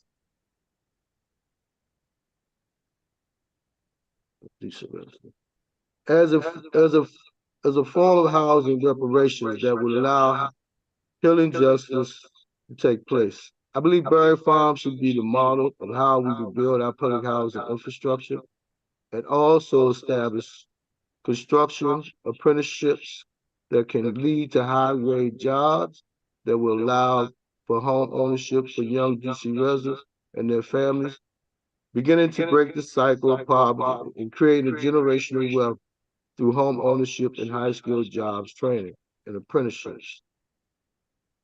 Thank you, Councilmember White, for this chance to testify, and just want to really thank you for all the work you're doing to address these inequities when it comes to DC residents being able to have adequate housing.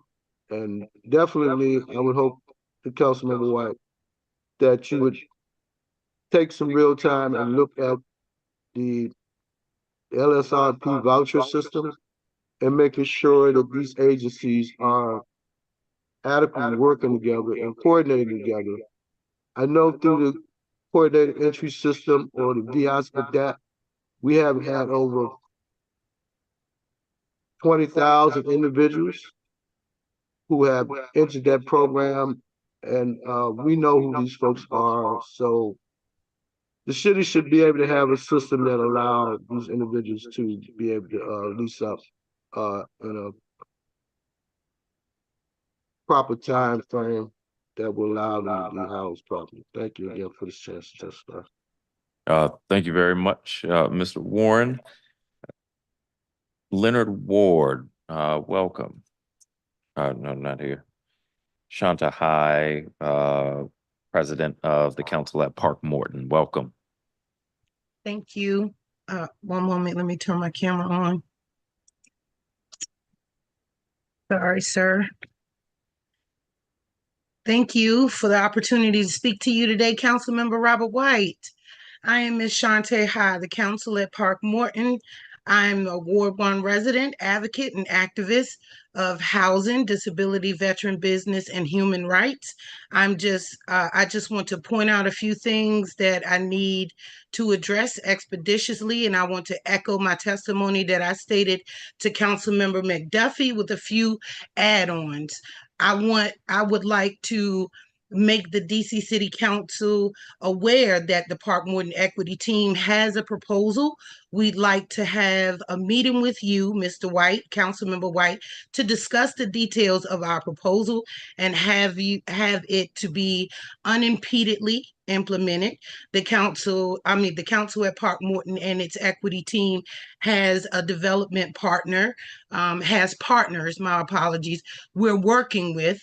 As the president of the council at Park Morton and my equity team, as well as my residents who are well versed with this redevelopment, we are requesting that the DC City Council instruct Councilmember Breanne Nadeau and the DC Department of Planning and Economic Development, DEMPED, to refrain from interfering, threatening, bullying, intimidating, and or coercing our partners not to work with us in order to achieve their set agenda, which is also interrupting my ability to fully organize as the leadership of my community. For far too long, I've had to deal with these nuisances, and it has always come back to me that the Ward 1 council member was at the forefront of essentially paralyzing the strides my team and I make in achieving TOPA and DOPA rights and home ownership and business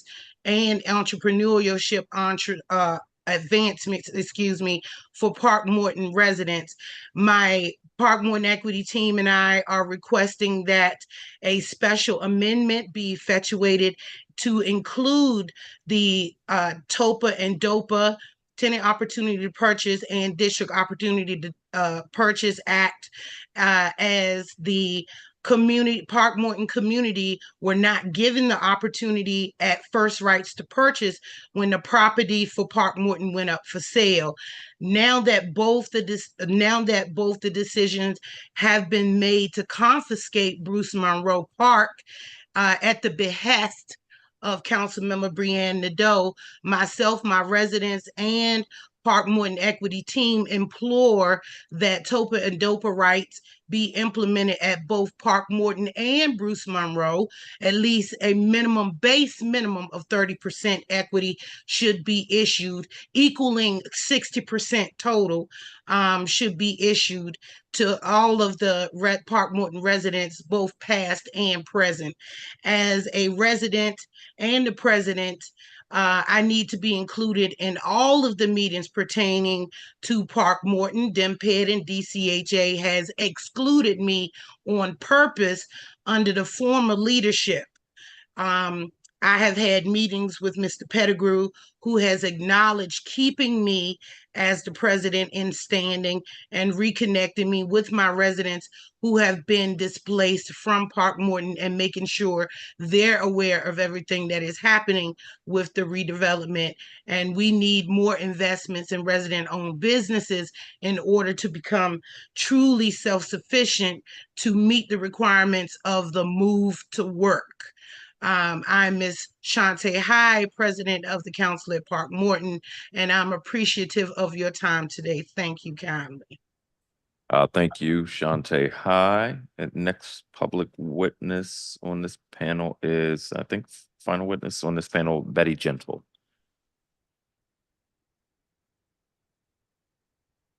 Greetings, Chairman White and members of the committee. My name is Betty Gentle, and I'm the Senior Advocacy and Community Engagement Specialist at SUM Incorporated. Thank you for the opportunity to testify. SUM is a nonprofit dedicated to empowering DC residents by providing essential aid and services, helping them break the cycle of poverty and homelessness. We are engaged members of the Fair Budget Coalition, CNHED, and the Coalition for Nonprofit Equity. SUM launched our first transitional housing program in 1986 and our first long-term affordable housing program in 1989. We now operate 971 units throughout all 8 wards in DC for low-income single adults, families, veterans, and senior citizens. Our city must not veer off course from the strides made in creating low-income affordable housing, as this remains our most effective strategy in preventing and eradicating homelessness. Amid an overall 11.6% increase in homelessness during the 2023 point-in-time count and high demand for ERAP, it is unmistakable that our neighbors' foremost requirement is genuinely affordable housing. to significantly advance DC's mandate of allocating 50% of the Housing Production Trust Fund toward developing and maintaining housing for those with incomes at or below 30% of the FMI, it is important to ensure congruent and sufficient funding for the project and sponsor-based segment of the local rent supplement program. LRSP serves as the fundamental operational subsidy for genuinely affordable housing targeted at households earning 0 to 30% of the FMI. It is indispensable as it guarantees low-income households affordable and sustainable rents while also enabling housing providers to maintain their properties for the building's entire lifespan. Along with CNHED, some max of $58 million be allocated for LRSP. Devoid of these critical resources, the realization of low-income affordable housing remains unattainable.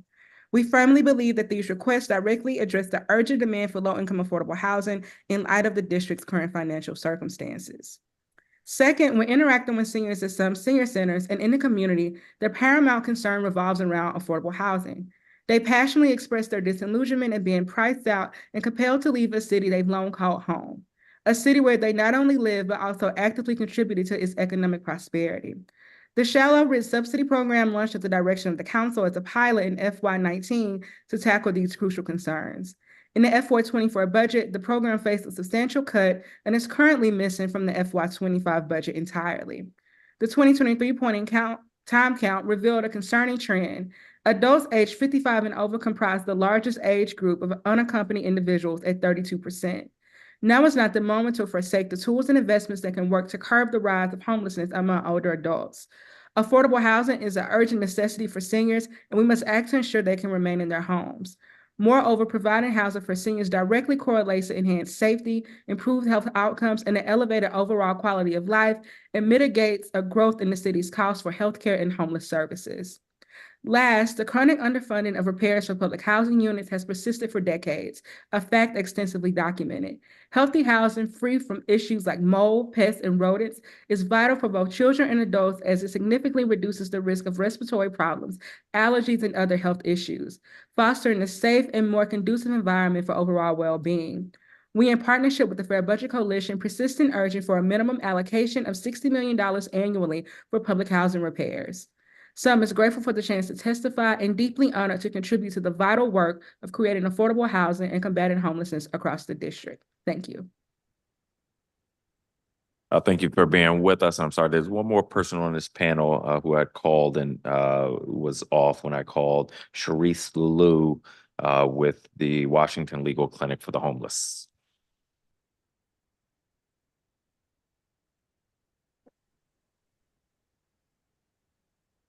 Good morning, Committee Chair. My name is Sharice Lou. Can you hear me? My name is Sharice Lou, an attorney with the Washington Legal Clinic for the Homeless.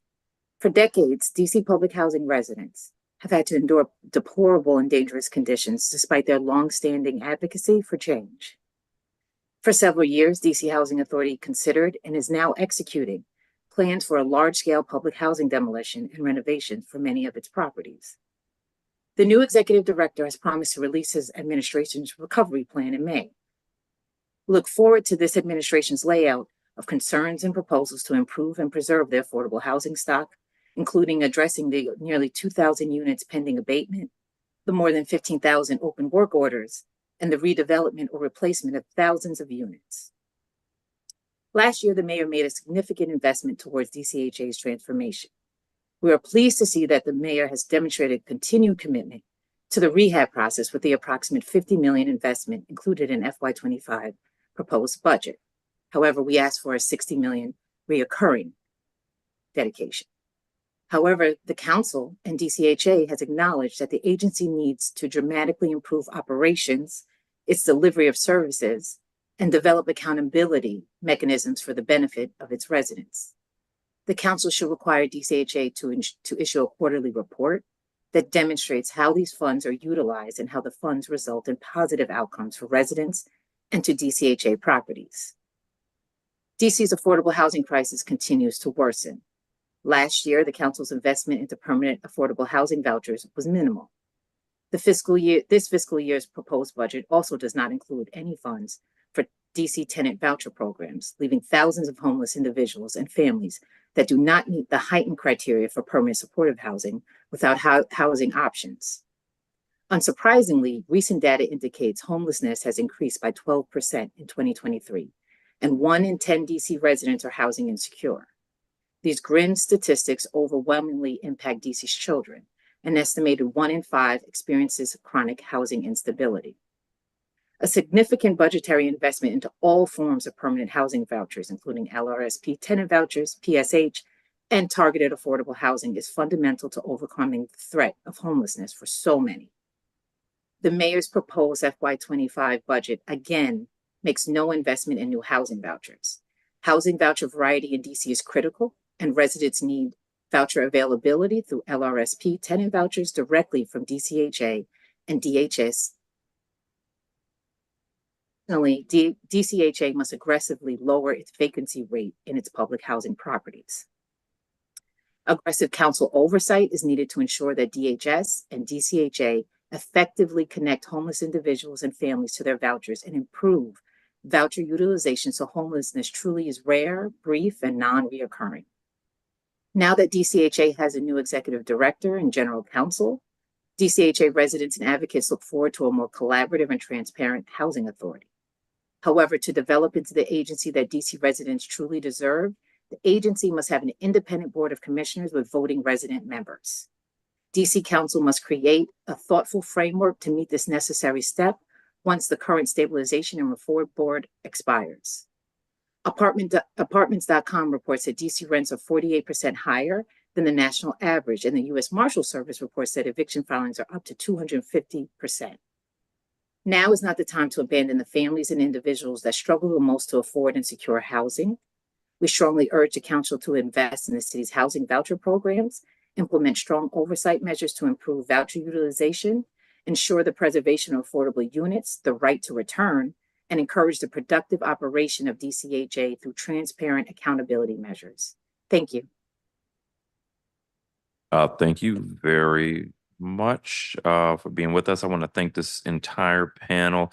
I don't have as many questions as I did for the last panel, but just a couple of comments and a few questions for Paulette Matthews and Dietrich Belt regarding Berry Farms. I hear you loud and clear. Residents are in the dark on details and timing. This is not a good situation to be in. Folks are currently displaced, wondering how long they are going to be displaced, and this affects the decisions you make. So timelines and delivery dates, that is a fair request.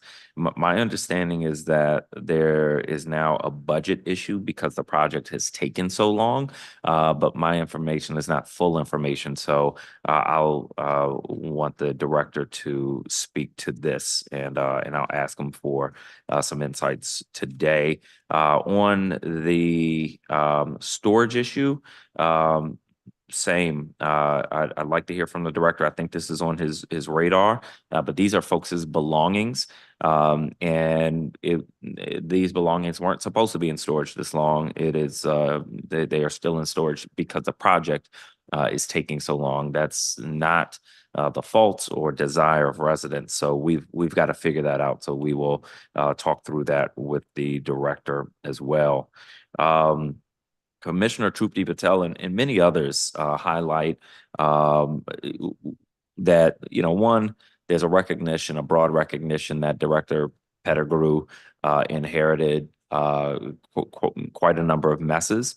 There is a lot of hope and confidence in Director Pettigrew, which I share.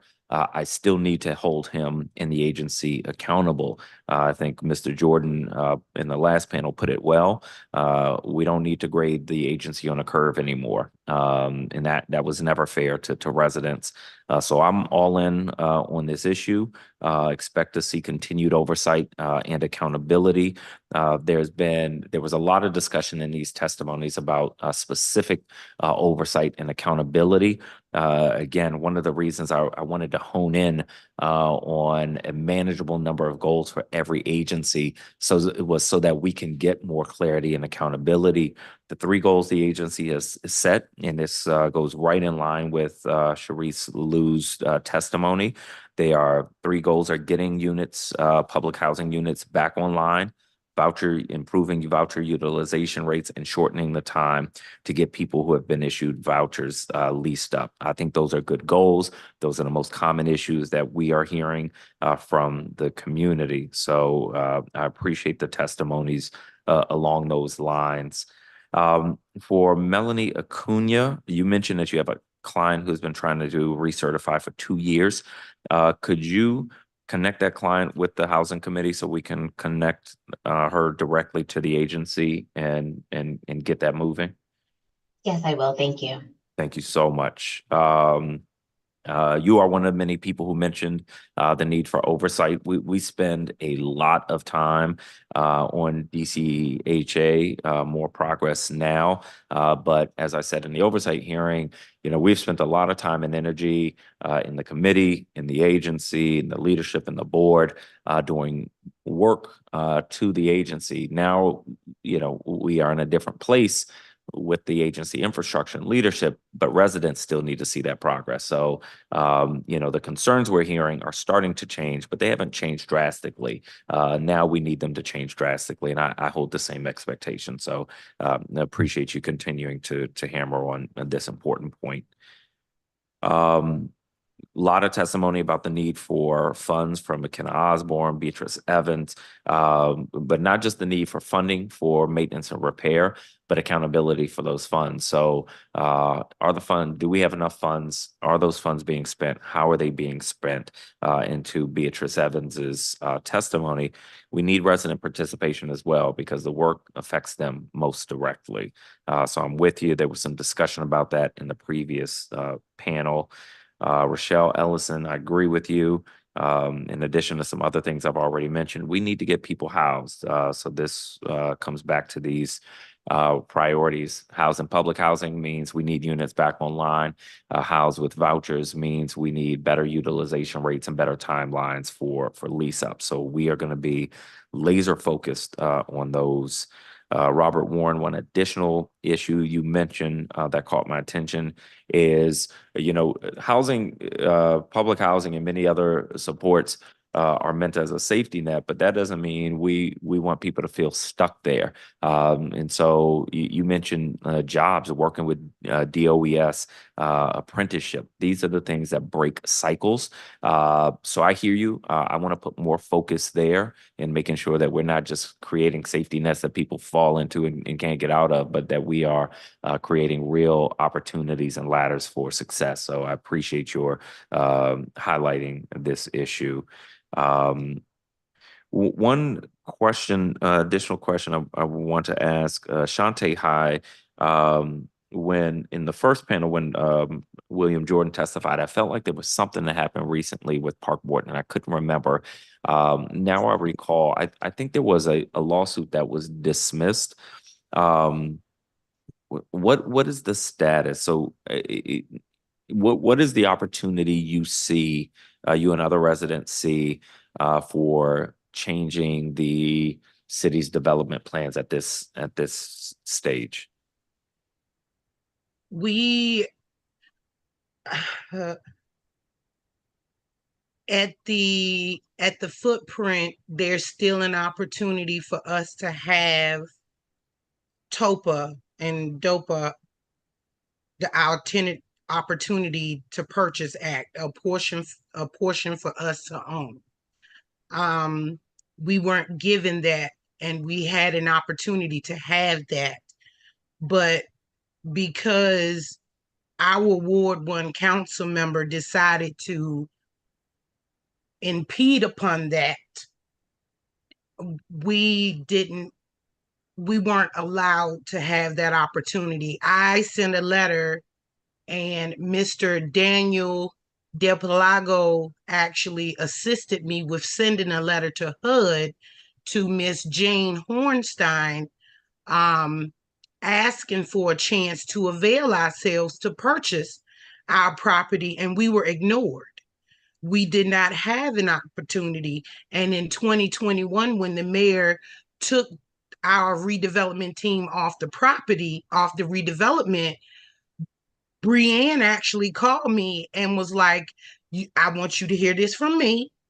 The redevelopment team has been removed, I'm gonna meet with the mayor. I said, don't let me meet with my residents and my board and let me figure this out so we can, figure out what that means for us and how we can decide what we can get out of this. And she went behind my back and went and met with the mayor anyway and got $20 more million and put everything back in place the way she wanted to do it. And at the time, Bruce Monroe was already in litigation. I had then come up with the equity plan and said, okay, let's take the 630 and 40 buildings and make co-ops out of those.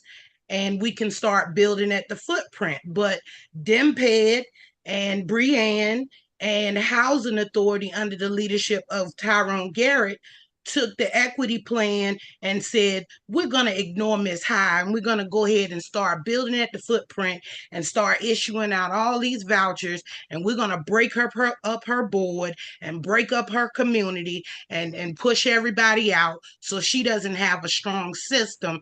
And we're going to, stress her out and do what we need to do and take all of the pieces that work for us and build at this footprint anyway. So Okay. that's how that went. I appreciate it in the historical context. Well, let me look into this and the idea of TOPA that you and Mr. Jordan mentioned. So I appreciate you offering that testimony and those thoughts and the context. So thank you for that. I want to thank this entire panel for being with us, for ideas, thoughts, contributions. I think we are all very invested in the future of the Housing Authority and public housing, which is one part of what they do. So thank you all very much. And I want to move to our final panel of public witnesses.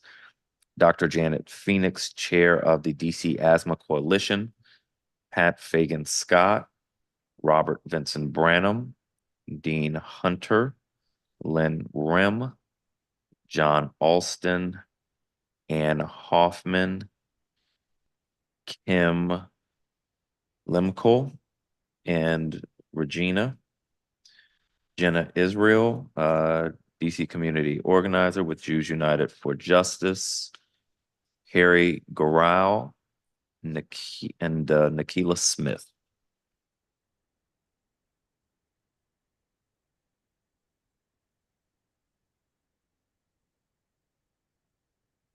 And Dr. Phoenix, you can begin your testimony when you are ready.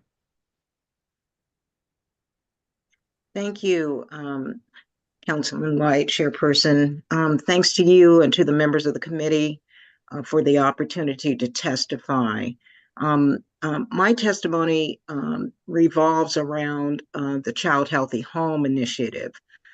This is an initiative that was undertaken in the last fiscal year, but it's part of a 5-year plan to address hazardous housing conditions in the approximately 700 units where children under the age of 13 live in public housing. I am advocating that funds remain in the budget to support this initiative, and I plan to be back each year to ask that each year of the 5 years, these funds be protected. This project is part of a 5-year capital improvement effort to enhance respiratory health outcomes for children living in public housing by making physical improvements to improve air quality, including abating mold, improving ventilation in bathrooms and kitchens, replacing gas appliances when possible, enhancing pest management, and replacing leaking plumbing. And so the initiative has included some training activities that I've been privileged to conduct for operations and maintenance personnel in the system. I spent most of last summer on Tuesday and Thursday mornings providing healthy housing training for DC housing personnel who are involved in operations and maintenance, laborers, HMAs, construction personnel, all categories of workers who are involved in maintaining housing and also in bringing units back online. I think that a society is really measured, its worth is measured in part by how well it cares for the vulnerable. It's old, it's young, it's sick. And I'm here specifically to advocate for sick children. I've spent the last 10 years managing and implementing an asthma home visiting program for Children's National. I have visited many of those children who live in public housing units and seen the conditions in their homes that are contributing to them cycling into the emergency room in the hospital much more frequently than they should be. And so I was delighted when this initiative was first announced last year, and I fully advocate protecting the funding for this initiative so that we can continue to ensure that at the very least, the housing where young, sick children live is improved and these hazardous conditions addressed. I've certainly included in my written testimony, which I submitted this morning, a lot of data supporting this association between housing conditions and poor health, and also highlighting how bad asthma is in DC. So I won't go into that now. I will say that when I testified during the Oversight hearings last month, or when I submitted my testimony, it did revolve around a number of systems recommendations. Chairperson White, I heard you mention that you are open to receiving feedback from the public about ways to improve the system, and I submitted a set of recommendations which I would be very happy to discuss with your staff in the coming weeks. So thank you very much for the opportunity to testify. I did include as an appendix a description of the Child Healthy Home Program in my written testimony, and I'm happy to respond to questions. Thank you very much. Pat Fagan Scott, welcome. Good morning. Good morning, Chairman White and members of the Committee on Housing. I have a written testimony and I'd like to read that and then be available for any questions. Certainly. It's truly an honor to appear before you today and bring to your attention practices, policies, and procedures of the DC Housing Authority, DCHA, that need closer review and scrutiny prior to any funds being released for their use. I worked at the Council of the District of Columbia from 1977 to 2001, 24 years of service. I worked at DCHA for 16 years, 40 years of continuous service for the District of Columbia. I retired from DCHA after 16 years in November 2017. DCHA did not pay me my 401A retirement benefits. When DCHA hired me in July 2001, DCHA enrolled me in a 401A retirement plan. I have tried for 7 years without success to get my 401A retirement funds. About 5 years ago, I called DCHA's Human Resources Department to inquire about my 401A retirement funds and was transferred to Mr. Quincy Randolph. I was told that he was in charge of managing those funds. Mr. Randolph never returned my calls. I spoke with other former DCHA colleagues about my situation and learned that they too have suffered similarly. Some of them hired attorneys to get their funds. Since I retired in 2017, I have tracked my 401A retirement funds account, which was managed by Mission Square and maintained by DCHA in my name. I found out my 401A retirement funds account remained active 2 years after I retired in 2017. Mission Square informed me that in 2019, DCHA asked that my 401A retirement funds be returned to the agency. The dollar amount returned to DCHA was $77,396.62. This amount includes the extra 2 years of 401(a) retirement funds that DCHA continued to pay after I retired. What I want from DCHA is what is owed to me when I retired in 2017, $74,834.76. As you consider approving the budget for DCHA, I ask that new legislation be developed that outlines the consequences/penalties for withholding retirement funds from employees. This would be a benchmark to DCHA before the, and I quote, the 101 million to rehabilitate and modernize public housing units managed by the DC Housing Authority, end quote, as identified in Mayor Bowser's letter to Chairman Mendelson dated April 3rd, 2024, page 3, bullet 7 is dispersed.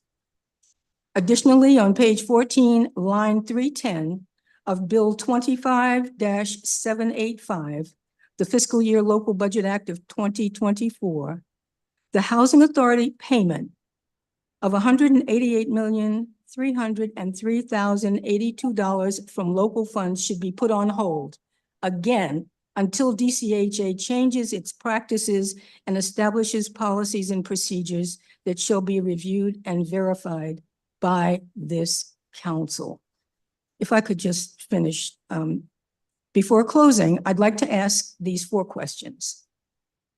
What is the source of funds used to pay 401(a) retirement funds? What happened to the $77,396.62 refunded by Mission Square to DCHA? Given your experience, is withholding 401(a) retirement funds a normal business practice/policy? And again, given your experience, is continuing to pay 401(a) retirement funds and benefits and healthcare premiums for employees who have left the agency normal business practices? I am an 84-year-old educated woman, a Pearl level Alpha Kappa Alpha sorority member, of which I'm very proud. That's why I put it in there. Yes. I had served the District of Columbia government for 4 decades. Time is fleeting, at least for me. How long must I continue to wait?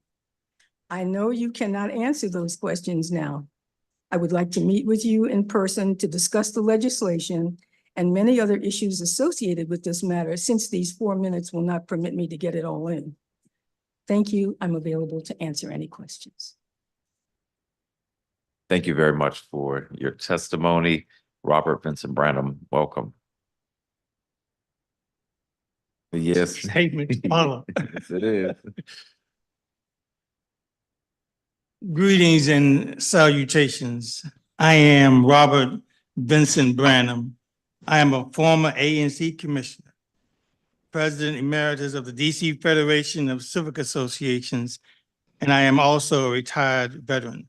Mr. Chairman, I commend you for hosting this hearing, and I support your re-election. I also want to take time to commend the work being done by the new director, Keith Pettigrew, and to give a shout out to my neighbor, Chief Reese. Housing is a critical and important issue for all district residents. Housing vouchers, affordability, and accessibility, ending homelessness must be a high priority for this council and mayor.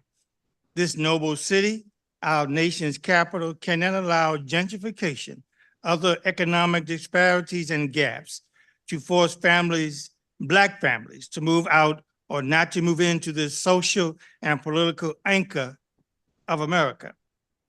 It is written, then he will turn to the goats, the ones on his left, and say, get out, worthless goats. You're good for nothing but the fires of hell. And why? Because I was hungry and you gave me no meal. I was thirsty and you gave me no drink. I was homeless and you gave me no bed. I was shivering and you gave me no clothes, sick and in prison, and you never visited. Then those goats are going to say, Master, what are you talking about?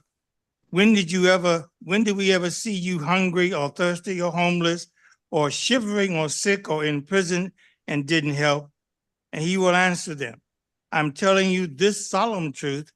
Whenever you fail to do one of these things to someone who was being overlooked or ignored, that was me. You failed to do it to me. We must come together to prioritize our policies in the best interest for the residents of the district and the people of America. Recently, it was announced the Department of Housing and Community Development has partnered with 17 DC churches to turn underused church land into 1109 affordable housing units. What is the role, or is there a role for the DC Housing Authority to assist residents in properties under this jurisdiction to transition from public housing into affordable housing? What is the function of DOES in providing assistance to needy residents? Finally, Mr. Chairman, 162 years ago, this month, on April 16, 1862, President Abraham Lincoln abolished slavery in the district. Freedom was the word, emancipation was the decree. 13 years ago, on this day, April 11th, 2011, 41 persons, to include the former mayor, this mayor, 5 other members of the council, other district residents such as Adam Mayer and Eugene Kinlow and I were arrested in an earnest plea and demand for economic freedom and political emancipation. On Sunday, April 14, 2024, the people of the district are being called to walk in a parade to remember and to celebrate the end of slavery in the district. Where else but at a place called Freedom Plaza, separated only by time, united by righteousness, and bonded by words, freedom and emancipation. District residents bellow today in emotional thunder for justice, equality, freedom, emancipation, as well as education, employment, and housing. To the members of this committee, this council, leaders of this government, and to the good people of the district, we cannot stop marching. We cannot stop protesting. We must not be mocked and silenced by forces, institutions, and people of ill will from the manifestation of our destiny and the fulfillment of God's purpose for all. Statehood for the District of Columbia. Thank you.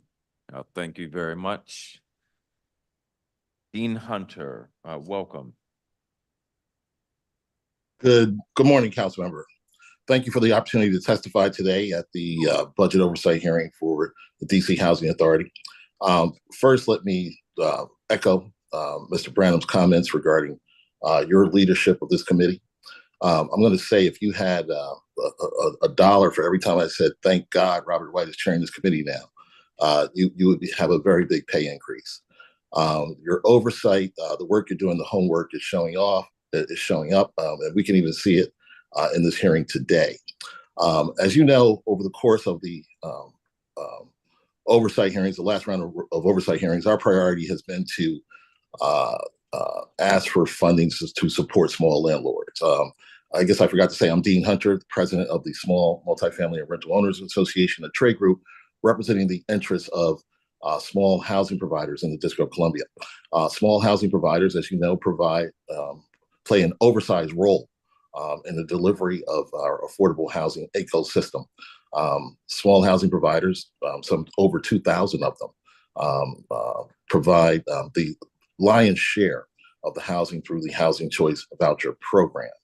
While we're not going to make the pitch about resources financially to support our work in education, technical assistance, and direct service delivery to small landlords at this hearing, we'll do it at the DCH, Department of Housing and Community Development hearing. We do want to touch upon a few areas that are very important to the delivery of services to our residents and the functioning of the Housing Authority.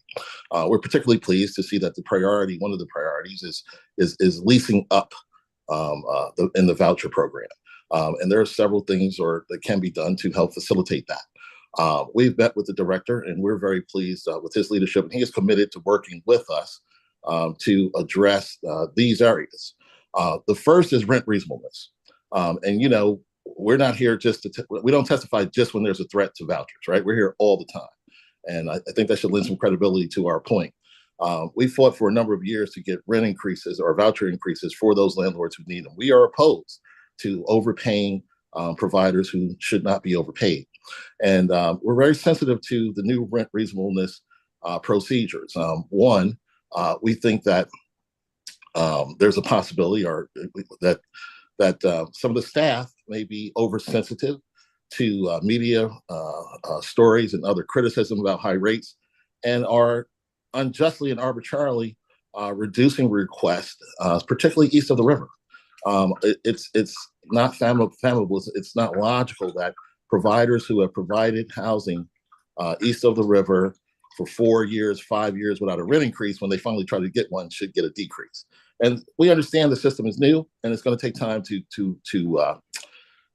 get it fixed.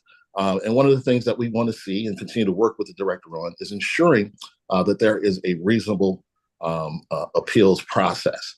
And that really relates to the other areas that we want to talk about, inspections. Again, one of the major impediments to lease up is inspections, right? The ability to get them done quickly, the ability for providers to be notified ahead of time about the inspections, when they're going to be done. Rent reasonableness and inspections are probably the two of the greatest areas where we're seeing the bottleneck in leasing up. And I am hopeful that with the new director, we're going to continue to work with him to try to resolve this. One of the things that the agency did do very well, they had a town hall a couple of months ago, and it was very enlightening because we got to see the key staff and we got to see what should be happening. They talked about policy and procedures as it related to what should happen when an application comes in, how long it should take for reasonableness to be done, how long it should take for the inspection to happen after that. We want to work with the director. We want to see these things documented, right? We want to see them documented in standard operating procedures. We want to see them documented in frequently asked questions. We want to develop infographics that show this is how it should be done, and this is what you should do if it doesn't happen. And this is particularly important as it relates to provider relations and tenants. 95% of the tenants who participate in the Housing Choice Voucher Program, 98% of the tenants who participate in the voucher program, 99.9% are excellent tenants. It's that 0.1%, that 1% who know how to game the system, who cause nightmares for housing providers. As you know, the eviction process now in the District of Columbia, it takes a year. So you get a little old lady, she has a 4-unit building, 2 tenants or one tenant doesn't pay rent for an entire year. That's going to hit her in the range of, could be $20,000 or more. We still have people who are small landlords who occupy 4-unit buildings who have tenants in their property since COVID that they cannot get out. But we want to work with the agency to develop some very specific procedures and timelines that say, hey, when the request for tenant for when the RFTA comes in, it'll take us XYZ time to review it. If it doesn't, you go here. All right. When you submit that application for rent reasonableness, it should take us 3 days to respond. If we don't, this is where you go. If that doesn't happen, this is where we go. One of the big areas, and I'm very pleased that you chair DHS as well as DCHA. We had a roundtable. We had a town hall with DHS yesterday with their supportive housing programs. And as you know, a number of the vouchers, the Housing Choice Voucher programs are DHS permanent supportive housing related vouchers. There's a big disconnect there as it relates to the complaint resolution process between DCHA and DHS. And we want to work to amend that. DCHA has a mediation mechanism, a mediation process that should be utilized when housing providers are having problems with tenants. It's not working well, and we want to see that improved. But it's not only is it not working well, DHS is not even aware of it. So we want to work over the course of the next year, the next budget cycle, to see these two agencies work more closely together as it relates to the provision of services to housing providers. And I missed the DHS hearing, but I will be at the deputy mayor for Health and Human Services to talk more about that. But again, in summary, rent I'm gonna reasonable. ask you, you are 2 minutes and All right, 45 I'm seconds done. over. I'm done. All right, I thank you. appreciate it. I have a couple follow-up questions. You don't need a summary. Thank you. That's right. Thank you. Next up is Ann Hoffman. Welcome. Thank you. Thank you, Chairman White and other members of the Housing Committee. And first, I would like to second the motion of Mr. Branham for statehood, which is the answer to a lot of our problems. Anyway, my name is Ann Hoffman. I've lived in Washington, D.C. for 32 years. I moved into Ward 3 and without moving, became a resident of Ward 4. I have lived in Ward 1, Columbia Heights, since 2016. I've been a member of Jews United for Justice for 25 years, and I am testifying today on their behalf. I am testifying today based in part on my 2 years of service as a member of the Board of Commissioners of the DC Housing Authority. I believe the authority today is quite different from the authority I left just over a year ago due to the arrival of an extremely well-experienced professional executive director, Keith Pettigrew. But he cannot do the job unless he is provided with the resources he needs to rebuild an agency that HUD found was failing to provide decent, safe, and sanitary housing opportunities for residents. Unfortunately, we fear that the mayor's budget for fiscal year 2025 does not provide sufficient funds to enable DCHA to do what it must do. Budgets are moral documents. They reflect our society's values and priorities and provide a blueprint for how to set up that society. In Jewish tradition, a truly just society in which all people, regardless of race, income, or ward, have Dei Maksura, resources sufficient for their needs. Public housing residents and their allies have demanded local funding for repairs to public housing. After decades of disinvestment, public housing residents have been forced to live in deplorable conditions that threaten their health and safety. As this is the only deeply affordable housing in DC, a lack of investment in public housing will lead to further displacement of DC's lowest income and Black residents. In the last few years, the DC administration has made a significant investment in public housing repairs and maintenance. We must not stop or slow down now. JUFJ and our partners, the Way Home, the Fair Budget Coalition, and All In for DC, are asking that funding in the new budget continue at $60 million. In addition, DC Council must step up its oversight of public housing in the district.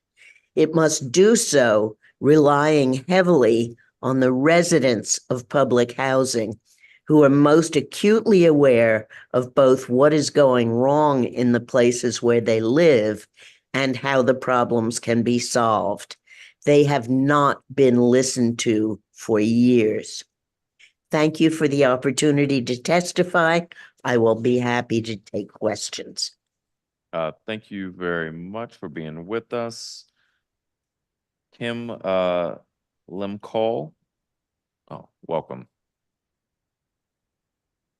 Hi, my name is Kim Lemkuel. I live in Carver Langston in Ward 5. I know the chair will remember me from the encampment eviction at the New Jersey and O Park 2 years ago. I wanted to come here today to get on the record the ongoing problems, which at this point are life-threatening, that my friend, Ms. Regina Wanzer, has been experiencing with her housing choice voucher, which I have right here since last year. Ms. Regina was luckily able to join us here today, but she got cold feet about being on the mic. So she's here, but not going to If she changes her mind. Yeah, I told her. So we found out Regina was finally getting her voucher last April from her case manager at Everyone Home DC. Her housing case manager at HIPS was never informed she got a voucher. She's my friend, so I just told her. And the entire housing department at HIPS has since been eliminated due to fiscal year 2024 budget cuts. Make that make sense? Despite applying for and being accepted to multiple one-bedroom rent reasonable units by private property owners and management companies, Regina's voucher expired in February because DCHA didn't process any of the submitted housing packets. And I apologize, I know it's been mentioned a few times, but I always forget the name of that particular paperwork package that DCHA housing specialists are responsible for. It's incredibly complicated as a layperson to get a clear view into who is supposed to be doing what in the housing voucher process between the various district agencies and something like 50 contracted nonprofits in this city. And as you know, I've been trying to learn about this for a few years now. Because Regina had these pending apartment applications, her case manager at Everyone Home DC was able to secure her an extension, and that extension expires again in 18 days from today. It's obviously now April once again. It's been a full year, and as far as we can tell, nothing has changed. Apparently, voucher holders have a right to meet with their housing specialist at DCHA, who will only speak to the voucher holder and not to a case manager who has no visibility into what's happening or not happening at DCHA. Obviously, a lot of unhoused folks have difficulty holding on to phones for very long, so Regina has come to my house and we've called DCHA numerous times, sat on hold for literally multiple hours, never successfully talking to anyone. Ms. Regina is 57 years old. She survived getting a case of COVID on the street that put her in the hospital in a coma. She has rheumatoid arthritis, vertigo, and narcolepsy, and is really hitting a wall, like physical health-wise and mental health-wise, after too many wet and cold winters outside. I know the chair accurately identified the bottleneck with DCHA actually putting voucher holders into available housing a couple of years ago before he took over this committee, which is responsible for DCHA oversight. So we'd like this committee to finally hold DCHA's feet to the fire here. When council properly voted to increase voucher funding 2 years ago, the mayor hamstrung that effort to get chronically unhoused people in housing by ensuring that DCHA just didn't pay it out. Step 2 in blowing up council's efforts to end homelessness is the mayor's current attempt to zero out the voucher line item entirely. We're asking that you please fight this while you still can. Thank you. Thank you very much. Jenna Israel with Jews United for Justice. Welcome. Hi, good morning, council member.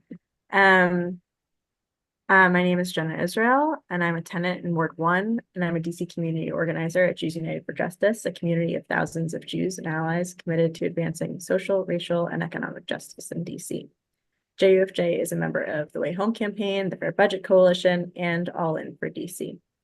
My testimony today will address the need for more funding for public housing repairs and a variety of housing vouchers, along with the necessity of raising taxes on DC's wealthiest residents and big business in order to fund these vital programs.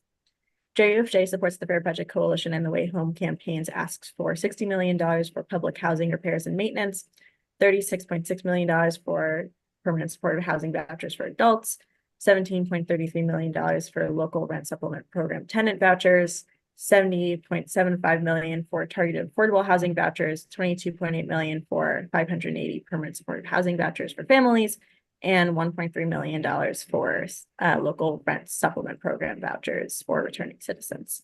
These programs have a proven track record of getting and keeping people housed. And I'm sorry, council member, you're going to hear me repeat these next paragraphs several times over the coming budget hearings.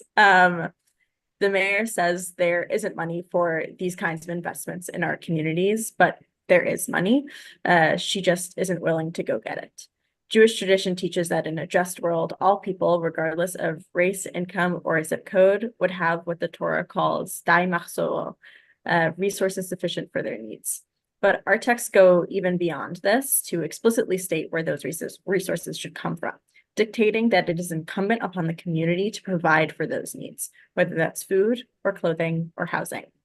If the district's revenue is not sufficient to fund vital housing programs like public housing repairs and housing vouchers, as the mayor claims, we are not fulfilling this communal obligation and we need to raise revenue. Instead, the mayor continues to put the wealthy and big business first with tax abatements and major contracts while cutting programs that serve our city's working people. This is not a shared sacrifice. This is balancing the budgets on the backs of the poor, on the backs of Black and Brown communities. This runs counter to my ancestors' wisdom, to the best economic research on the subject, and to the values this council professes. If this council truly wants to end homelessness and keep people in safe housing conditions, you won't throw up your hand when the mayor says there's not enough money. You'll raise the money from progressive revenue raisers and you'll fund these programs. The past few years have demonstrated what the district can accomplish when we invest in residents' well-being. Cutting budgets for vital housing services like public housing and vouchers will disproportionately harm Black and Brown residents, and there is an alternative. Raising revenue by taxing our wealthiest residents and businesses would afford DC additional resources to invest in our communities. JUFJ looks forward to an FY25 budget that moves us towards a DC where everyone has a safe, stable place to live. Thank you for the opportunity to testify today. Thank you for being with us. Harry Grau, welcome. Thank you, Chairman White and members of the committee. My name is Harry Garrell. I'm the president of the Van Ness South Tenants Association and a member of a group of tenant association presidents and other housing advocates who represent thousands of DC renters. My testimony today is my own. As I was testified before the committee many times in the past about the severe misuse of taxpayer funded housing vouchers, I should be clear that I'm very supportive of the use of housing vouchers that are used responsibly. An effective housing voucher policy should provide affordable housing to the greatest number of people who need it. It should not waste taxpayer money, and it should not harm other residents of DC. However, DCHA's use of taxpayer-funded housing vouchers violates all three of those principles. And this is largely because the policies are not designed to benefit low-income Washingtonians, but to benefit the rental housing industry. I've described these problems extensively in previous hearings, so I will just state the main points, and then I'd like to pose some difficult questions. A little over a year ago, the Washington Post published an investigation that found that DCHA and the district were overpaying landlords by approximately $1 million a month for apartments rented with housing vouchers. As I've showed in my last testimony, overpayments have been going on since at least 2019. And the total overpayments to the industry now likely exceed $50 million. That's $50 million. Nevertheless, DCHA's current policy is to continue to massively overpay for units. It will continue to overpay, particularly predatory landlords who have overcharged DCHA in the past. Some of the witnesses today have testified that more money is needed for housing vouchers. But what is missing from the conversation is any mention of the fantastic sums that are currently being wasted. So for all those who continue to support the status quo, I have a few rhetorical questions. How will you explain to DC residents, taxpayers, and voters that DCHA and the city have overpaid the rental housing industry by more than $50 million, with scarcely a peep about it? How will you, number two, how will you explain to the tens of thousands of people on the waiting list for housing vouchers that they can't get vouchers because DCHA continues to overpay landlords by about $1 million a month? Those people are being deprived of help when they need it. Three, how do you explain to those average DC residents who may be struggling to pay their own rent that DCHA will pay up to $3,020 for a one-bedroom apartment, the current payment standard? I think they'd find that outrageous. Those are luxury prices. Four, how will you tell DC renters that the housing voucher programs are being used specifically to undermine rent stabilization? In other words, it's undermining one of the main tools for slowing the increasing cost of rental housing, for slowing rent gentrification, and for enabling seniors to age in place. It's undermining all those things. And last, how will you explain to DC residents, voters, taxpayers, and the media that DCHA and the district are using taxpayer-funded housing vouchers to convert dozens of apartment buildings currently occupied by seniors and others into effective public housing without the safeguards that are needed to run such buildings. I realize that many of the problems that exist in DCHA's voucher programs existed long before Keith Pettigrew became executive director, and I do think that he's highly competent, but he also has a tough job before him. In October 2023, I and others wrote a letter to Mr. Pettigrew asking when he will announce that he will stop overpaying to the industry, and we haven't yet heard from him. So I would ask him personally to please respond. When will you stop the past overpayments that are likely about $1 million a month? Finally, I'll say, as a supporter of the idea that the federal and district governments should have a role in affordable housing, I am very concerned that the current abuses of the voucher system will lead to a substantial public backlash against these roles. In conclusion, I implore that all those who are involved in these important issues oppose the ongoing severe overpayments by DCHA. Thank you. Thank you very much. And finally, Nikila Smith.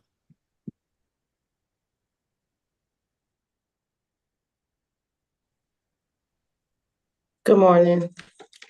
Good morning. So today I'm going to testify differently than I usually do. I'm going to speak on addiction because addiction is what kept me out of housing. I feel like all my life it has been a problem for everyone around me. So good morning, DC residents and council member White and members of the committee. My name is Nikila Smith. I'm speaking today about one of the things that have caused me housing all my life, addiction. Addiction took my mom and my dad, my sister and my brothers, and in my 20s took me. Addiction is self-centered in the center of my destruction. I have been incarcerated inside my body for 21 years. I have seen a lot of people doing a stretch. A lot of them are innocent and are convicted of not letting go. It's so many things that cause your conviction. Now that I'm free and thinking much clearer, I'm taking a long walk, not looking back. I stayed to learn a lesson, a hard lesson. Beware of dogs in men's clothing. When he saw me, his job was always to conquer and destroy. He did his job and I'm doing mine. He was incarcerated since he was younger, so how could he help me? If you are weak, how can you help me? Be strong. I can't say I regret my incarceration. All of these things have built my structure airtight, making me aware of a different fight. My sight isn't good, but my fight is long. That's the end of my oh no, this is like really emotional because this is like I hear it's like a #1 thing with addiction, but addiction started way before I got here. So I think if we figure out what's causing addiction, we can help with the housing. Thank you for letting me speak.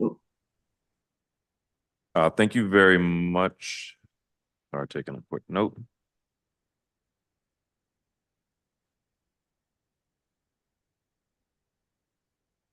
Thank you to this panel. I don't have a ton of questions. Dr.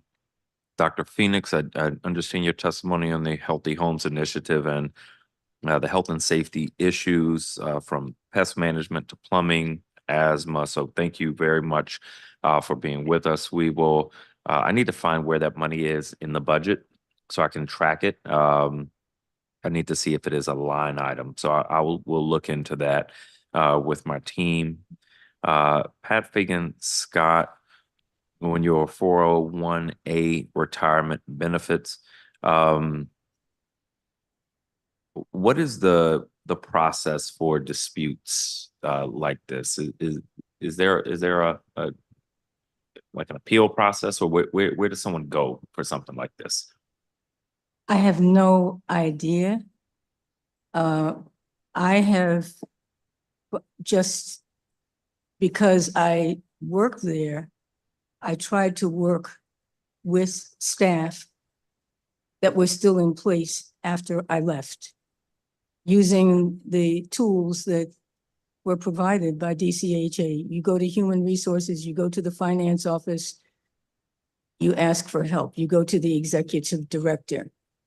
And I was not met with favorably. I was turned away and told, you're not entitled to this money. Did the agency ever give you a reason? Yes, they said that the 401A was a benefit plan into which I did not pay. That's correct. Because the 401A is a benefit plan that is set by the agency into which they pay. And I do remember, even though I'm an older person, asking on the day that I was hired and the benefit plan was presented to me, I thought it was wonderful that the agency would pay into a retirement plan for me. And I asked, if I don't pay into it, because I could do that on a voluntary basis, who gets the money at the end of the road? And I was told, you do. And You get the agency portion and your portion. the 77 plus thousand amount. How do you know this amount? You got it from Because I got it Square? from Mission Square, yeah. Okay. And I have that I do have a document. I asked them to mail to me the information so that I would have it if I had the opportunity to meet with you directly. Have you reached out to an attorney on this? Two, Okay, and what have they said? I would like to share that with you in private, not publicly. Okay. All right. Is that okay? We will get more information from you. Okay. Yeah. One of the themes in various testimonies, Robert Vincent Branham, Ann Hoffman, and others, is this direct correlation between residents of public housing and Black families in DC. And this is something that we need to be very conscious of, not funding or doing a good job of public housing maintenance and repairs does lead to the displacement of Black people and Black families from the District of Columbia. And this is something we can't lose sight of. Often in these hearings, we're talking about repair maintenance funding in timelines. Why this matters, who this impacts, is people, and predominantly in the District of Columbia, Black Washingtonians. So I appreciate the hyper focus on that issue and from several people testifying. Dean Hunter, on rent reasonableness, you suggested it should be an appeals process. I've spoken to some landlords. There's a lot of attention to landlords that are overpaid, and I do believe that is happening. I also hear from some landlords who are underpaid and have not been able for years to get an increase. And one of the parts of your testimony, Mr. Hunter, was the request for a reasonable appeals process. What's the process now? Thank you, Councilmember. Right now, there are a number of procedures and policies that are existing in theory, but they're just not working properly. For example, with rent reasonableness, theoretically, you should be able to submit your request, and within 3 days, you get an answer back. I mean, that doesn't happen, right?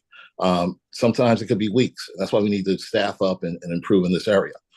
Similarly, when you get a determination, some staff members are very well versed in the procedures and will advise a provider that they can appeal. Theoretically, what's supposed to happen is you're supposed to be able to submit your appeal, download comps, and get a resolution within some period of time. But again, it's not uniform. Some of the people who are working in that area aren't informing providers of the appeal process. Sometimes the appeal process, sometimes if it's taking weeks to even get the original determination, by the time they get it, the landlord throws up their hand.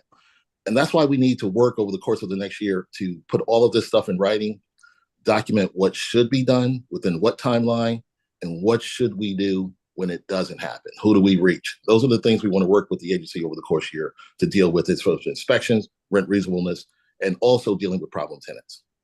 I appreciate it. I do think particularly for inspections and rent reasonableness. This seems like a reasonable request. Standard operating procedures, clear, sort of flow chart. That's something that makes sense to me. So, Mr. Hunter, would you keep us abreast of progress there and let us know if you need us on that? Thank you, Councilmember. Will do. Thank you.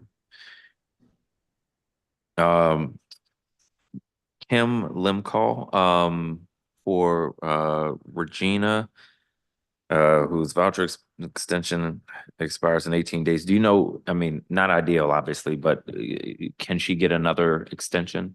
Yeah, I was just texting with her housing case manager today, apparently because she has that packet in at DCHA. Theoretically, again, I don't think any of this is written down anywhere. Theoretically, another extension should be extended. I don't know how long that's for. The tricky thing is that like Regina would like to actually be informed about what's going on at DCHA. And we currently have no way to do that because they're not allowed to talk to her case manager. Do you know why that is? I've had some conversations around not being able to talk to case managers, but I can't remember the My understanding, I mean, it's very complicated. It's like a very fragmented system. So that happens all the way up and down the chain as far as I understand it. So I mentioned that she previously also had a housing case manager at HIPS, which is somehow different from the housing case manager at Everyone Home DC, which is somehow different from the housing specialist at DCHA. And the lower down you are on the chain, the less visibility you have into what is happening in other pieces. So I would hope that DCHA can see everything going down, but nobody below them can see what's going on up there. So if you've got different care providers, they can't talk to each other, and it's up to those individuals to even communicate with the client. I'd be interested to understand from DCHA why someone couldn't, give permission for specific people or organizations to get information. Seems like it would be efficient and that you could relatively easily address privacy concerns. So I'd like Just to be clear, my understanding from the case manager at Everyone Home DC is that if we're ever able to actually connect with the housing specialist at DCHA, Regina can give them permission to then talk to everyone, but we cannot get through to them. It is, I don't know if you've called DCHA lately. If you call at 9:01 a.m., it's multiple hours of just sitting on hold, and people who are living outside are living fairly chaotic lives. She's not hanging out at my house for 8 hours to be on the phone. So we just can't get through. Okay. We've been working with and tracking the agency on this. They've recently moved folks to a building in Chinatown. So that there's more accountability and responsiveness. That's the outcome that I'm expecting. I don't care where they are. I care that they respond. We're on the X2, so that works for us. I'm going to give a little bit of grace for transition, but by a little bit, I mean a couple weeks, not a couple months. And then I want to see a different and hear different experiences reaching people at DCHA. But this is on the director's radar. It's something we've discussed extensively in hearings and in private meetings. So I appreciate it. And for you and Regina, let us know if we can be helpful in moving things along or reaching somebody.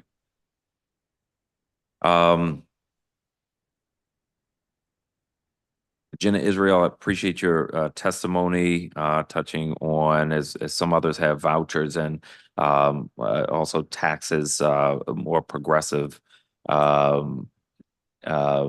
tax increases than what the mayor proposed.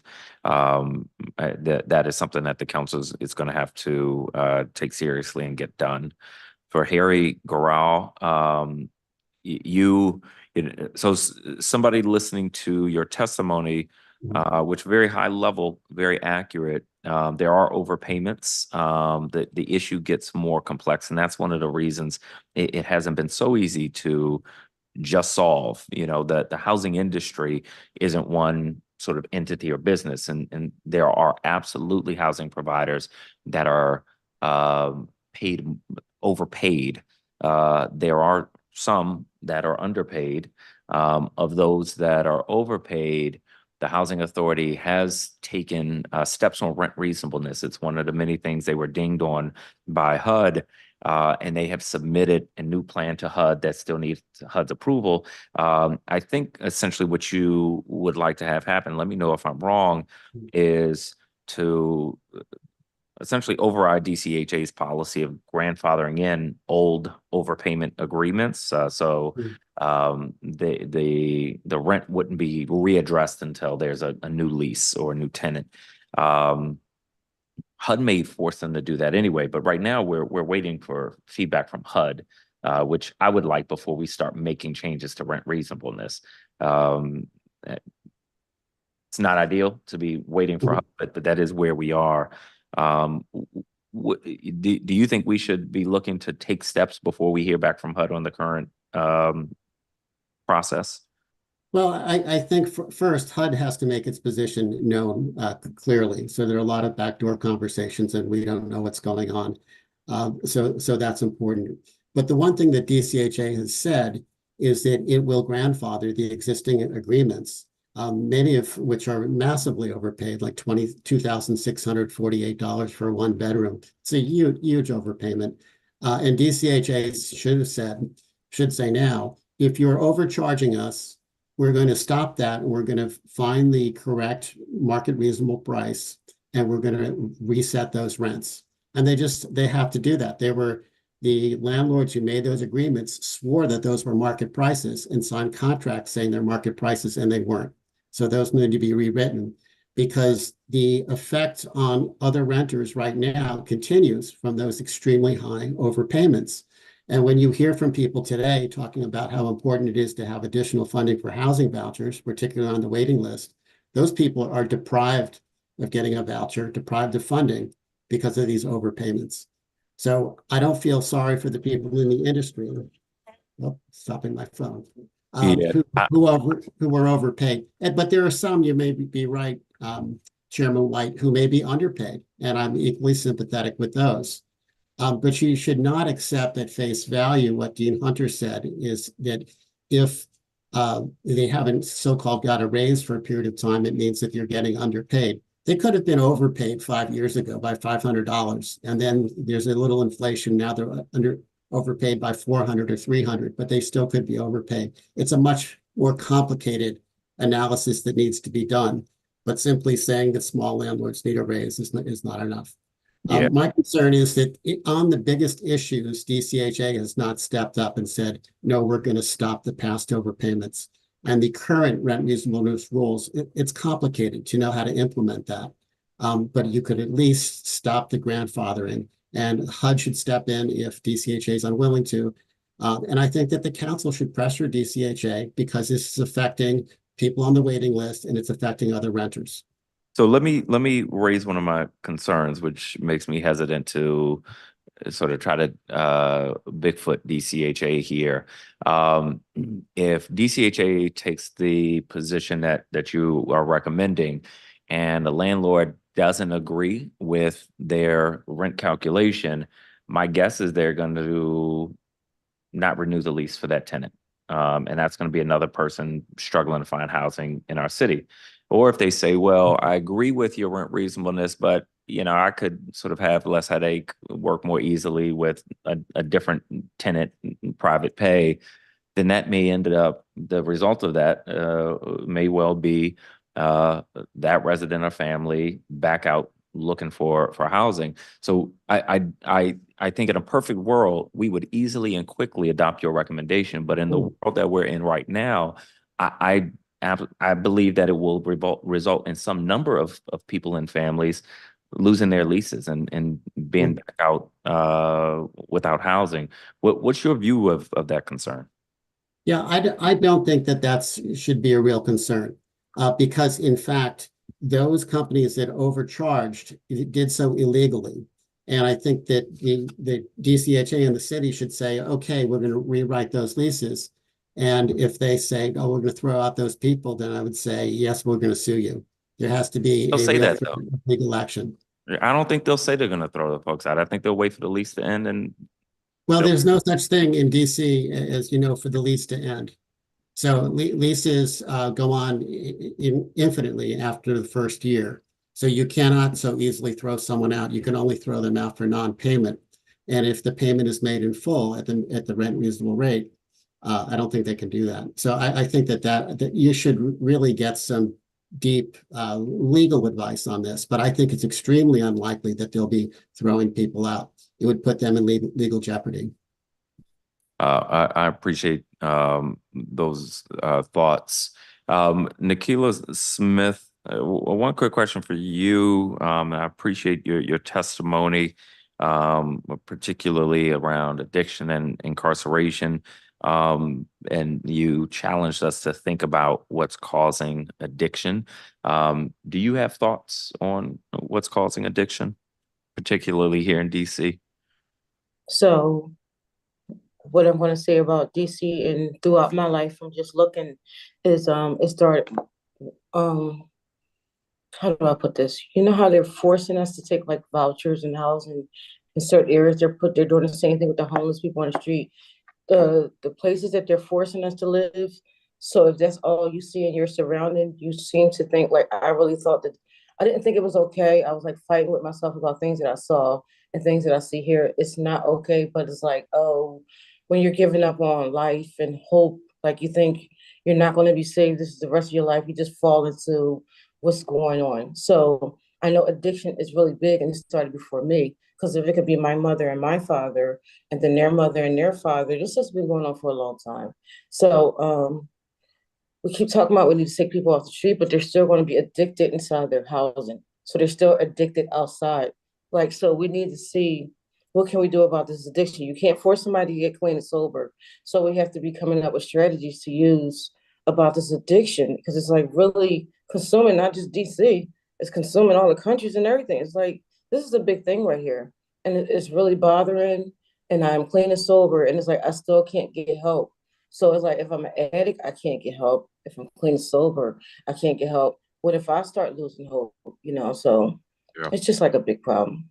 I didn't know how to really word it today. I was like rushing a little bit, and I didn't feel like I did my best. But this is addiction is a problem. That's what I was trying to say. I appreciate it. It is a problem, and it's a problem relevant to housing, relevant to homelessness, and many other things. But it's as frequently from your testimony, it highlights aspects of the issues we're working on that don't always come out in testimonies in hearings, but are relevant. So I appreciate the seeds that you are planting there. I want to thank everyone who's come to testify at this hearing. Our work is better because people participate. So thank you very much for being part of this hearing. We have some follow-ups and some things that we need to ask the agency about regarding these testimonies. So with that, we will move to our agency witness, and I'm going to welcome DCHA Executive Director Keith Pettigrew and his team. Thank you so much. That's right.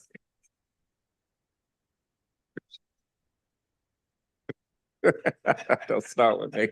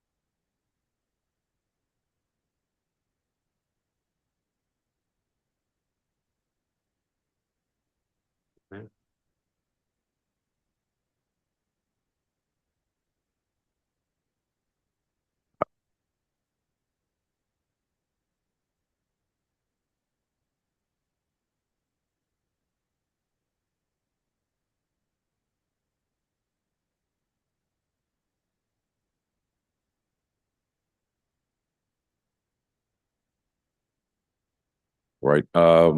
Director, for you and your team, welcome. I appreciate you being with us today. As you know, it is the practice of the Housing Committee to put our government witnesses under oath, so I would ask that you raise your right hand. Do you swear or affirm under penalty of perjury that the testimony you are about to provide to the Committee on Housing is the truth, the whole truth, and nothing but the truth? Thank you very much. You can begin your testimony. It's not on. There we are. Oh, good. I didn't have a hot mic. Good. Good afternoon, Chairman White, members of the Housing Oversight Committee, other members of the City Council staff, community members, and leaders. My name is Keith Pettigrew, and I'm the Executive Director of the DC Housing Authority. It's been approximately a month and a half since we were last before this committee. During that appearance, I provided testimony which included my experience and a framework for how me and the team would approach the incredible yet exciting challenge of improving the living conditions of our residents and returning DCHA to a standard of excellence over the next 3 years. We have begun to make progress in several programmatic areas, most notably the public housing, rehab, and lease-up area. We have also begun to lay the foundation for improving the utilization and services for the Housing Choice Voucher Program, both on the federal side as well as the local side. As I noted before, the challenges are many, and thus it is truly a marathon, not a sprint. As we move forward, I'm confident you will continue to see progress toward our goal of improving the lives and conditions of our residents. In closing, since my last testimony, I've met with numerous organizations and I'm extremely encouraged by the incredible spirit of cooperation and their willingness to work with DCHA. And with that, Mr. Chair, we're open for questions. Efficient. I'll take it. So let's start, Director, with the goals you and your team shared with the committee yesterday. The first goal, we're going to dig into these a bit because I want to make sure we have shared understandings. The first goal deals with public housing occupancy, which is obviously very important. It's something we've heard from a lot of witnesses today and in previous hearings. We have thousands of families on the waiting list, and we can't move them in until there are good, safe units available. Right now, you're reporting 77% occupancy, and your goal is 83% by the end of this calendar year. Ultimately, you want to get up to 95%. Well, actually, we want to get to 100%. Ultimately. Look, I like it. On the road to 100%, your goal for this year is to get to 83% by the end of this calendar year. To make sure everybody is on the same page about occupancy, the way HUD calculates occupancy is that they leave certain approved categories of vacancies out of the calculation. Is that right? Yes. Okay. So when you report the current occupancy figure of 77%, you are dividing the 5,573 occupied units by the 7,216 units that aren't officially considered online. So I think there are 8,026 total units across the system. In the inventory, yes. Okay. 7,216 are online? Yes. Okay. So what's going to happen to that delta? So remaining between 8 and 7? Right. Okay. So they're offline now. Some may be offline for development reasons, potential development reasons, and others may be offline because they're very substantial rehabs. So it would depend on the reason why they will HUD approve them to come offline. So as you calculate your percentage of your occupancy percentage, that is the percentage of units online. Yes. Okay.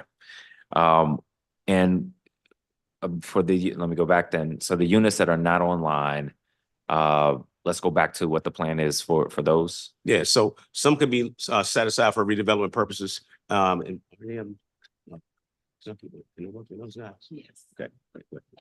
So some of them are offline for redevelopment purposes like Berry Farms, Kenilworth, Park Morton.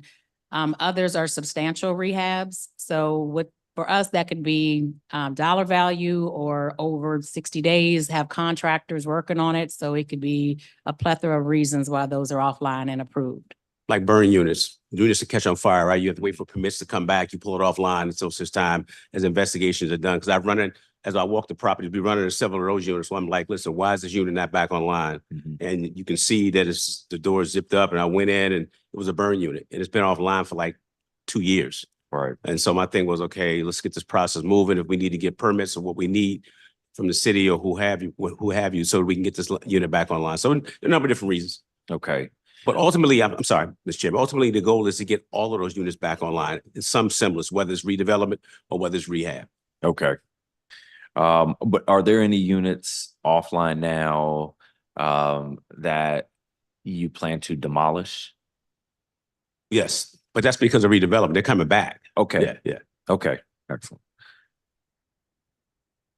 If no more units go offline, then you'd need to convert 433 units from unoccupied to occupied over the next 8 months to meet your goal. Does that sound right to you? I think the math sounds right, but I didn't do well in math. but I'll follow your lead. So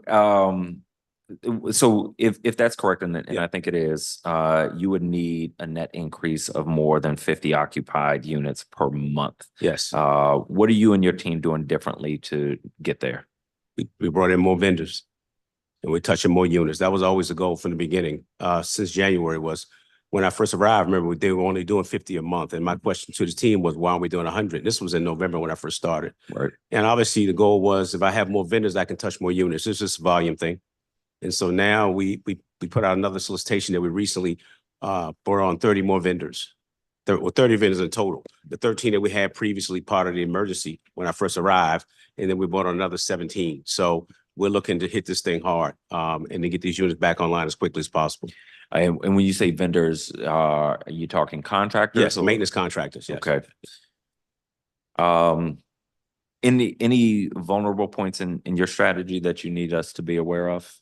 Not that I know of right now, but I got your number, speed dial. Please keep it there. So we've talked about procurement rules that relate to public housing construction projects. How have you and the Star Board been getting work done without sending more contracts to the council? So you want to take that? Which contracts?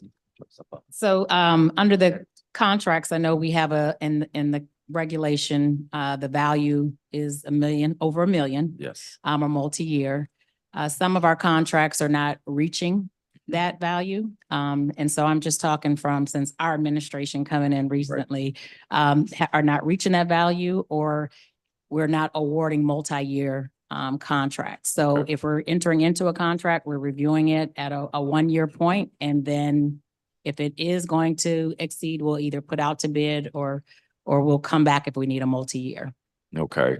For clarity of the public, you laid out what contracts have to come to the council above $1 million in multi-year contracts.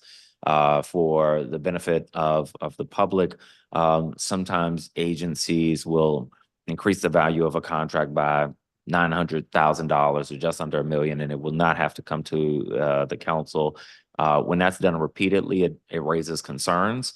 I'll be just very transparent here. My priority right now is getting units online and getting them done well. But I take your answer, and I appreciate it. So the mayor's proposed budget shows a decrease of over $10 million in the district's capital contribution to the housing authority in the coming fiscal year. So local dollars for public housing. How would that affect your plan? Is it a decrease of $10 million in capital contributions to DCHA next fiscal year? Well, obviously it would hurt because we couldn't do as much as we want to do. How it plays out, I really couldn't say right off the top of my head. Obviously, I want the funds because more funds allows me to do more work. But we're pretty flexible too in terms of some money on the federal side, right? Yes, that's correct. And we also have around 96 million in federal HUD reserves that are held by HUD that we can utilize and tap into. So we have that option as well. Okay, so some flexibility. Director, if it seems like this funding shift will impede the the goals that you've articulated. Please let us know ideally within the next couple of weeks, so we can try to figure this out. Okay. Related to this goal, we still need to make sure people already living in public housing. So this goal has to do with getting units back online. Yes. Obviously, there are also a lot of people living in public housing today who need maintenance and repairs, and addressing those concerns in a timely manner. It looks like the average times to close work orders have inched up a bit in the last quarter. So average days to close emergency work orders from January to March increased by 3 days. Average number of days to close routine work orders from January to March increased about 15 days. What's happening there? So it could be a number of different reasons. One, we do need to improve in that area. Just so you know, I mean, we're gonna have to make some changes in terms of staffing, and we know that. But also, it depends on the units. Sometimes depending on the units and supplies as well. So I'm not here to make excuses, but supply chain things, sometimes we need to do a better job of procurement and forecasting with regard to supplies that we need. And all of that's going to be laid out. And we're going to start to address those issues. When we saw those numbers inching up, first thing I did ask was, okay, why is it inching up, right? And so I get several answers. One is, I get it. These units, some of these units haven't been touched since COVID. So when you get in there, you see it, you realize that there's a lot more work to be done in that unit. And depending upon what the parts are and what the issues are, then we have to figure out how to get supplies and take care of it. So, but the goal is to get that back down going forward. So hopefully next time I come before you, or next time I have a meeting with you, I'll be able to tell you with a straight face that, you know what, we're starting to see a trend down. Excellent. I appreciate that. And obviously I think we have a shared goal. We want the number of days to be low and go lower. We also want the work done well. Both those matter, and I know they matter to you. One of the things we've heard from residents, I know you've heard this concern as well, because sometimes when we're out at properties, people will mention this, that folks say there was a time where the housing authority kept some frequently needed materials in stock, and the perception is that hasn't been happening in recent years.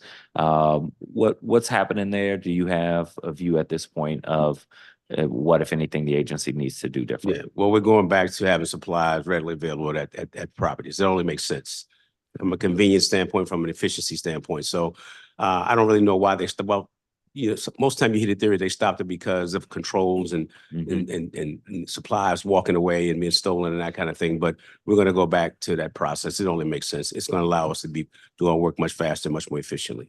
So I appreciate it.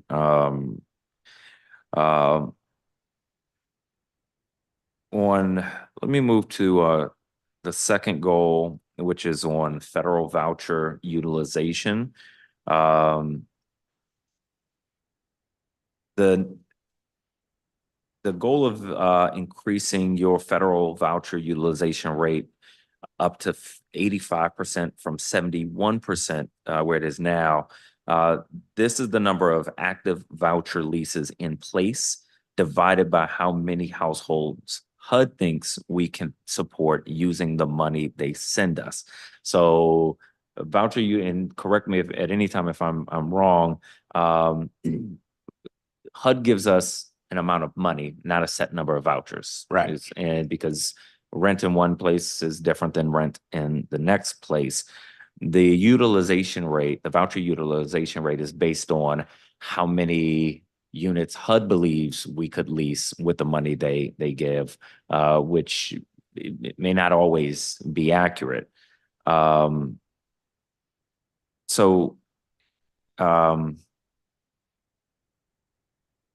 like the focus on improving the utilization rate. I see from the latest stats that the official HUD allocation, what they believe, the number of vouchers they believe we could fund with the money they give us, is 16,272 vouchers. But your actual leasing capacity, I think what you determine, the number of vouchers you determine you can, pay for, is 12,696. Can you explain the difference there between your your number and HUD's number? So you sort of hit on it, but I'll turn it over to my partner in crime here. All right, so HUD actually gives you two numbers. So that 16,000 number this is your annual contribution contract number, but they also give us a budget authority amount. So it's a either or, right? So if we had enough funding, your max vouchers you could ever do was that 16,000 number. But we know it's not that. HUD gave us, I don't know the exact number, X million. Our average cost may be about $1,650 per voucher. Divide those two, so that gets you to, I think was the 12,000 or whatever that number is on the paper that you're looking at. And that does fluctuate because sometimes HUD will come back and say, we're giving you a little bit more allocation.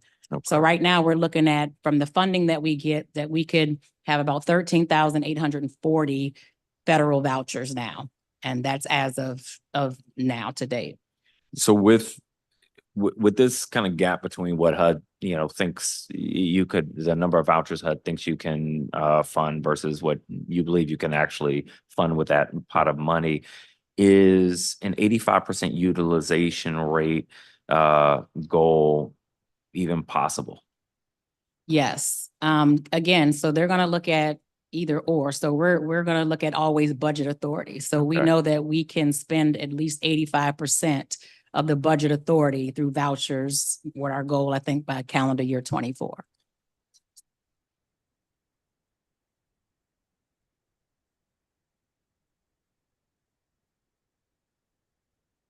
So the current 71% utilization rate, how do you get to that? Because I don't see how, from the numbers you have, how that equals 71%. Right. So our new HCBP director, Anton, is here. And once he arrived, and the monthly reports that you're seeing, you're probably seeing a 90-91 number.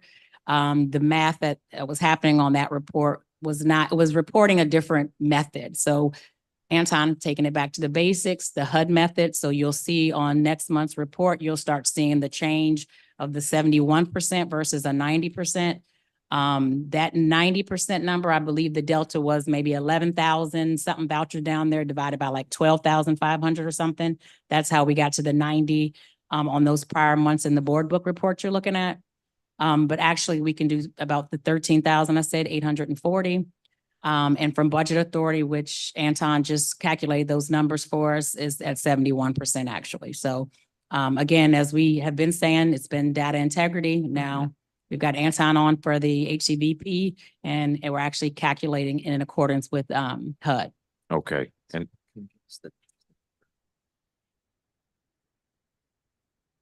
can you get us the number of vouchers that 85% would mean or equal? Sure. Jeff, I appreciate it. Mhm. Thank you. Happy to have been joined by my colleague, Councilmember Matt Fruman from Ward 3. Councilmember, do you have an opening statement or just questions? Just questions. All right, we'll jump right in. Welcome. All right, thank you very much. And I'm going to stay in this space for a bit because my first question was how many vouchers do we have available? And so if I'm hearing you correctly, in theory, we could have 13,840. Today, we're at 71% utilization. That's correct. So 0.7 times that would be About 11,000 vouchers or so leased up. Well, that's 70% of 13,480 isn't 71. 11,000, 71% of 13,840 would be about 9,000 vouchers. So again, here's where it's tricky. It's budget authority.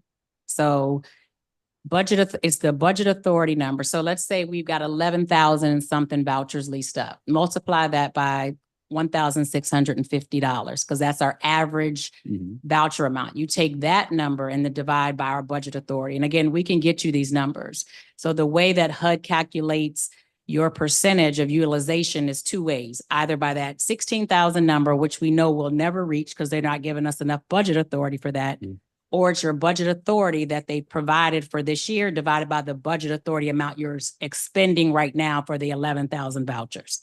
That gets you to the 71% number. and we can provide the actual budget numbers, because trying to do it by 11,000 vouchers and 13, you're not going to get there. It's Okay. budget authority. So cut through the math, sort of big picture, when you think about how many more we have. What do you think?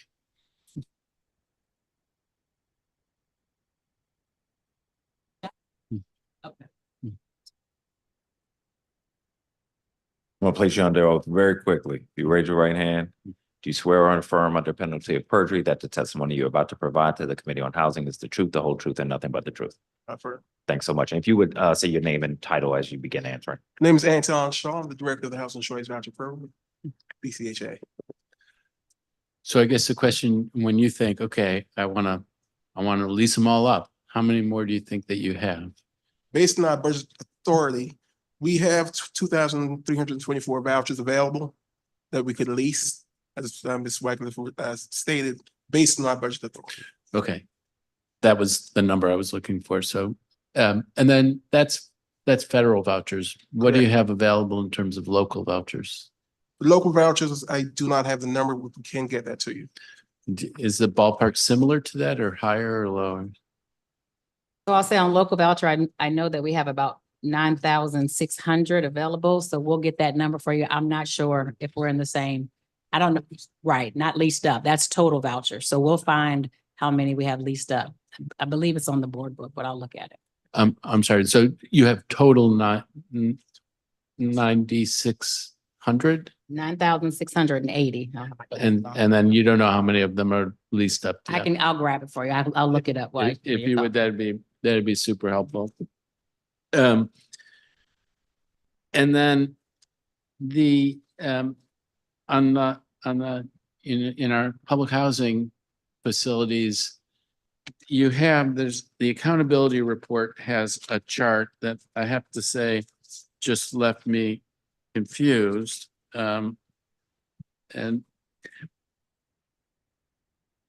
in terms of vacant units, this report shows like 1,899 in January, 1,689 in February, 1,643 in March. And then so is that right? Is that where we are, that we have about 1,600? Yes. And then the pace of some of those need to be repaired. Maybe all of those need to be repaired. There's a table that shows how many will be ready within 30 days and 30 to 60 days, et cetera. And then there's a showing of how many have number of units ready.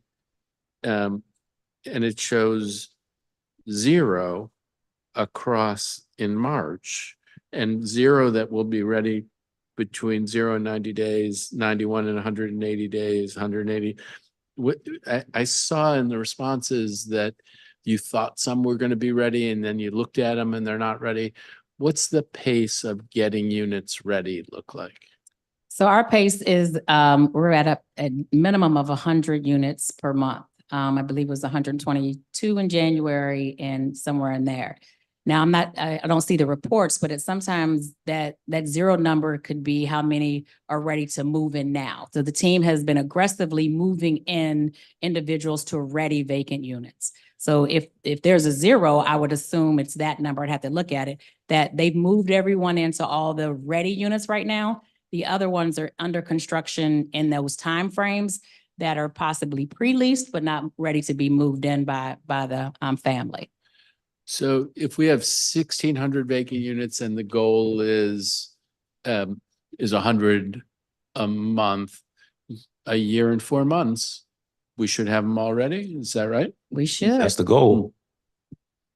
Okay. And do you feel like there was the reference that you thought some were ready and then you looked at them and they needed more work? How confident are you in the fact that you'll be able to hit that 100 a month target? And so that would be by July of 25 that you'll be done? I feel pretty confident in that. Aside from supply chain issues, that's the only thing. I know we had a slowdown of some supplies with cabinets that we had to replace a lot of cabinets, whether it be hanging cabinets or whether it be the cabinets with countertops. And how many people do you have on the public housing wait list? It's about, when it was about 2,800. Like, yeah, 2839 is what the last count was. And is that a thing that suffers from some of the same challenges as the voucher waiting list where it was closed in 2000? And is that, how old is that list? But this purge was fairly recent. It's happened right before I arrived. So in terms of getting down to this number, it was much larger before. So they've done the purge, and the voucher list is being purged now. So this number is pretty accurate in terms of people that are on the wait list. Now they still have to be deemed eligible, which is a whole nother process. But in terms of people responding that they were on the wait list and they acknowledge the fact that, yes, I am on the public housing wait list, this was the number. This is the number we're currently at now.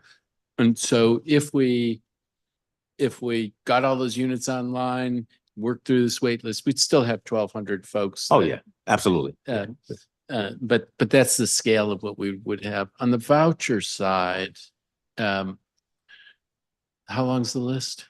Oh, now we pulled 7,500 when I first arrived. We pulled another 6,000 recently because we brought on a vendor to help us with the pool, because that list is very stale, as you obviously know. And we went to we went about 30,000 in, so 13, 75 and 6 is 30. So we're below like 20,000 now in terms of the voucher wait list.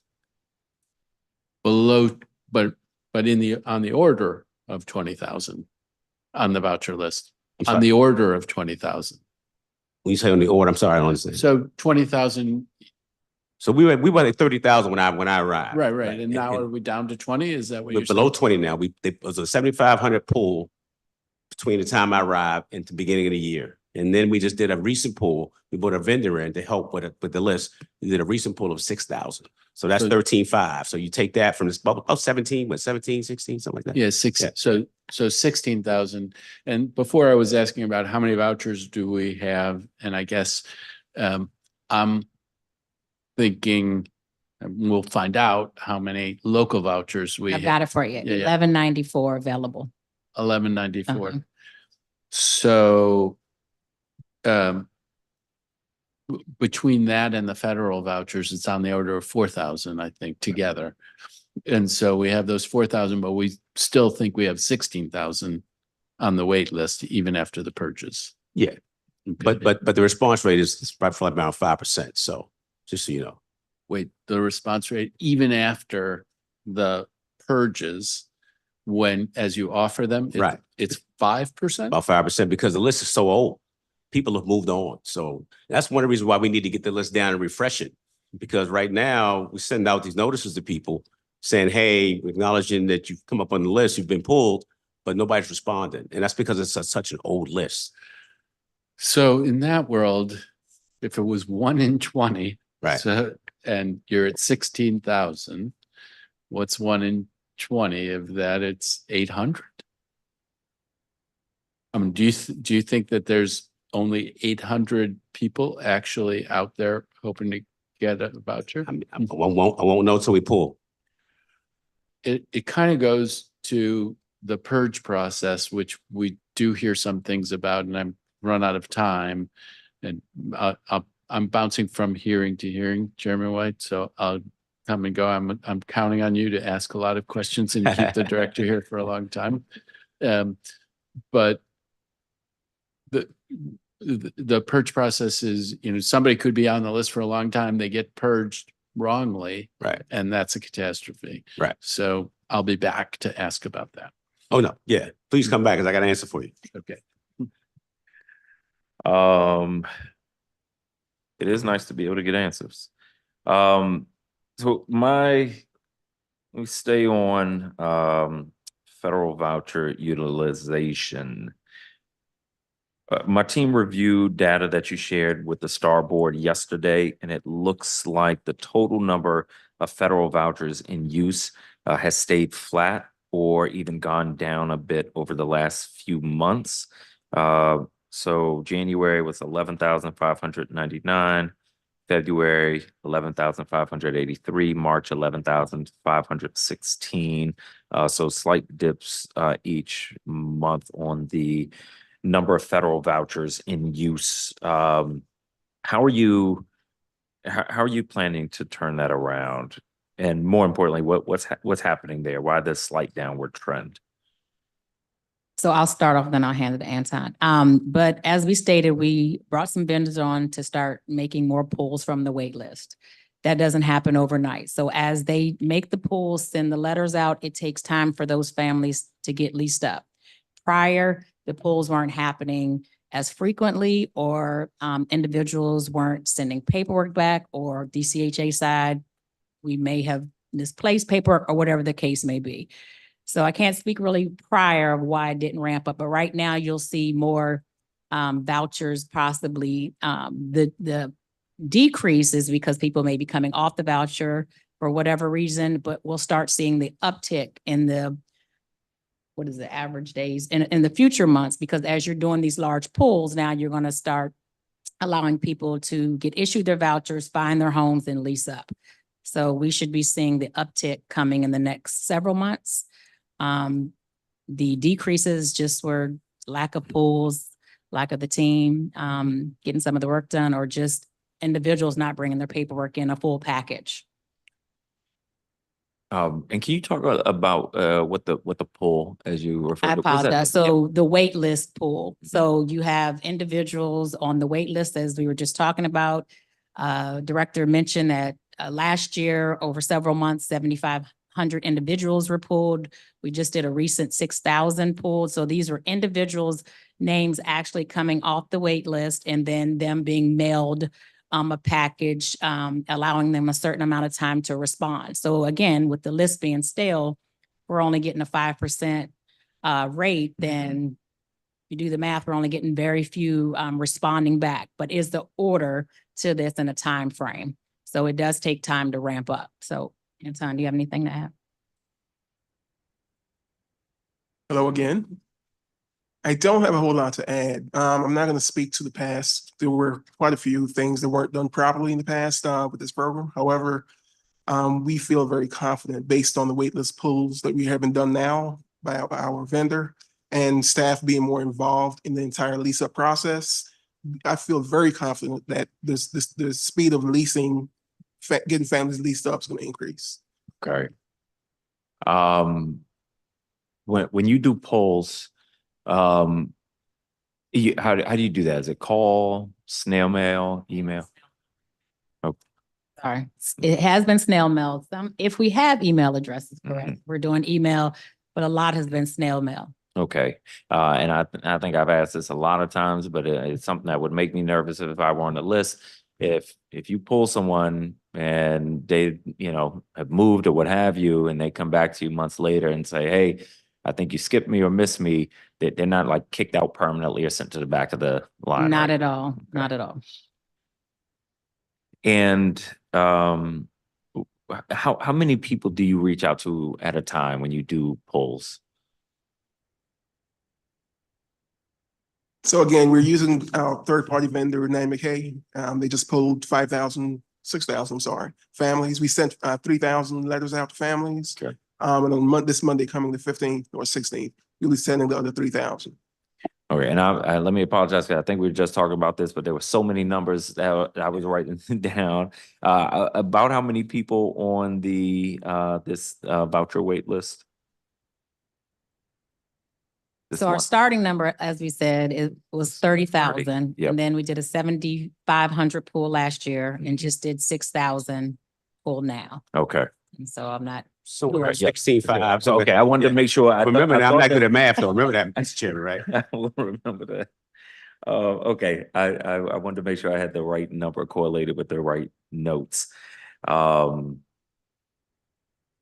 just so you know, Mr. Chairman, if I may, the goal too is to get through this list as quickly as possible so we can refresh it. That's right.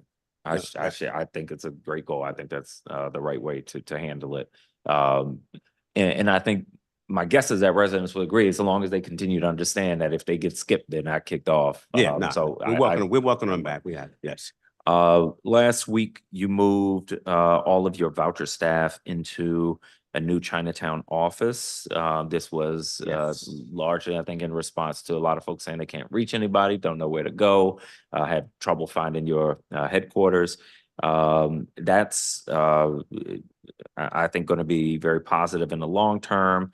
In the short term, it could be disruptive. People have to get acclimated to a new commute, find out where the pens are, all that normal stuff. Hopefully you all take less time than other government to give people computers or whatever else they need. We're up and running. Excellent. Yeah, so we're going to we start seeing people this week, as a matter of fact. And so you're going to start to see much improvement. Staff is back. The staff did a great job finding the space and putting all the equipment in. So we're ready to rock and roll. So if I just popped in, what would I expect to see? You're going to see people. You're going to see a vibrant workspace area, colleagues talking to each other, and more importantly, seeing people, because that's the whole goal, was to get them back to work so people know where to find us. I heard a woman's testimony earlier about someone who they couldn't reach anybody, and it obviously it just annoys me to no end, right? Because that kind of stuff shouldn't happen. And the reason why I did what I did in terms of finding that space in Chinatown was to make sure that this kind of stuff doesn't happen anymore. So we're visible. We know where to be found, right at 702 8th Street. We have 2 floors, and staff are back, and we're ready to do some good work and improve our efficiency and operations. Excellent. And please stop by. I have an office there too, so they didn't want to give me one, but I mandated it. So. I like it. If I gotta add also, my staff is working, they're changing their mindset. In the past, when I first got here, I noticed families would come into the office and stand and wait. The things we're doing now, someone comes into the office, you ask the question, what would happen if you came into the building? You would be greeted. You'd be greeted, and if you have to wait to see your housing specialist would come down and say, I'm doing a task, I will be with you shortly. So you wouldn't be sitting there just waiting, not knowing what the next steps are. That's great. That is great. And also, we're going to be providing a directory on the webpage. And once Mr. Shaw's team breaks out the case assignments by caseworkers, by eligibility versus recertification, it's going to be by alphabet, by like your last name. We're going to publish that, as well as the desk phones with the extensions that I'm so happy to see again. So you'll know where to find us, and nobody can hide anymore. We're going to be in a good space. Excellent. You have also talked about creating more partnerships with landlords to get more people housed with vouchers. Can you talk about what your practice is to make sure that landlords are responsible before you send a lot of potentially vulnerable low-income people to live there? We hear a lot about what is really a small subset of property owners and managers who've gotten it into their heads that it's good business to complete a lot of voucher lease ups and then not keep their buildings safe and clean. Again, this is not by any stretch the majority of folks, but how do you make sure before too many vouchers go to a particular landlord, what checks are in place to make sure they aren't problematic? So I take pride in the job I do. I take pride in holding people accountable, including myself. Landlords also have to be held accountable. I don't like recycling slumlords, but we have landlords that are slumlords and have gotten away with being slumlords in the past. I plan, my staff and Mr. Pettigrew insist on us educating landlords more. I plan on my staff and I plan on educating landlords, holding landlords accountable for upkeep of their properties, and also we're not going to hold their hands. We can't. This program has 3 pillars. It has the housing authority, has the families, has the landlords, and we all have to do our part for this program to be successful. What I've noticed since I've been here is landlords are not being held as accountable, not just to the program, but to their families. So yes, we have some slumlords in the program who are still receiving assistance or the HAP payment. So as I navigate through this process and DC Housing Authority and revisit some of our policies, what we hold landlords accountable to for, like Nicole said earlier, we're going old school. We're going the way the program was designed. We're holding everyone accountable, including the landlords. And two other things that may hopefully be helpful. Number one, rebuilding this relationship with these landlord associations, number one, because they know who the good guys are and who the bad guys are. And that relationship and that communication is going to help us. But also we're bringing on more inspectors. We're bringing on some vendors to help us with more quality control inspections too, as we get word that maybe a landlord's not taking care of that unit. We want to get in front of it from a quality control standpoint. And so we're going to bring down a solicitation that we're bringing to the board in May. We were hoping it made it in April, but it didn't. So we'll have some more inspections capacity on board to help us with that as well. And what does accountability for landlords look like? Accountability for landlords means holding their tenants accountable. The best way I try to tell when I speak to landlord associations is the housing authority is a family member helping a family member pay for their rent. You're the landlord, you still have a responsibility to enforce your lease. So accountability for our landlords is if their tenant's not doing what they're supposed to do, they need to enforce their lease rather than coming to DCHA to say your participant's not doing his or her part.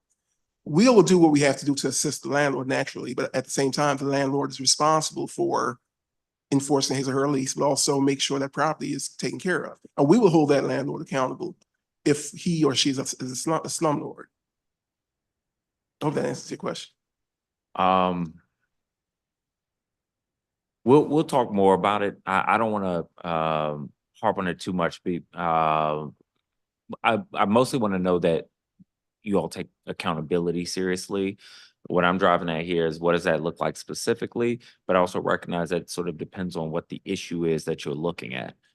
So this will be something that we discuss as we hear specific concerns. And if I may, Mr. Chairman, we hear complaints about landlords not taking care of the units, and that's another reason why we're bringing on more inspection capacity, right? Because we do want to do more quality control inspections. Because that's some of the biggest issue I get from tenants, right? I mean, obviously landlords complain about tenants as well, tearing up the unit. And so, you have that,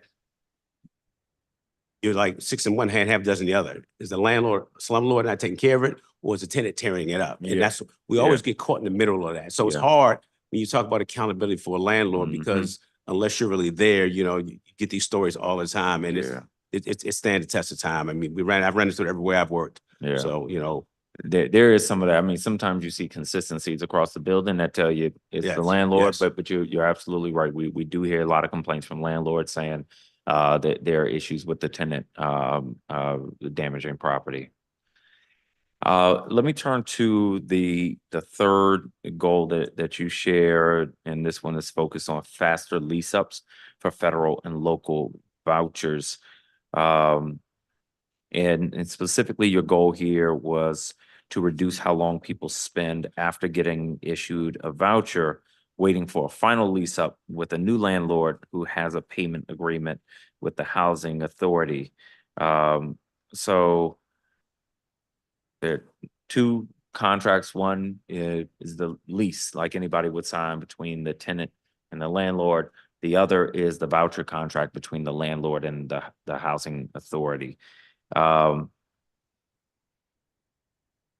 So this is obviously really important because DC government has set aside more than $180 million a year to help our residents with the lowest incomes afford apartments through the local rent supplement program. But we're told that our local agencies don't have capacity to provide many of these residents with the level of assistance needed to make it through the process. You indicated that the current time to lease up is 94.5 days after someone gets their voucher, and you want it down to 75 days. Even 75 days sounds like a lot of waiting. What's happening behind the scenes during that time, this 94.5 days or moving to 75 days?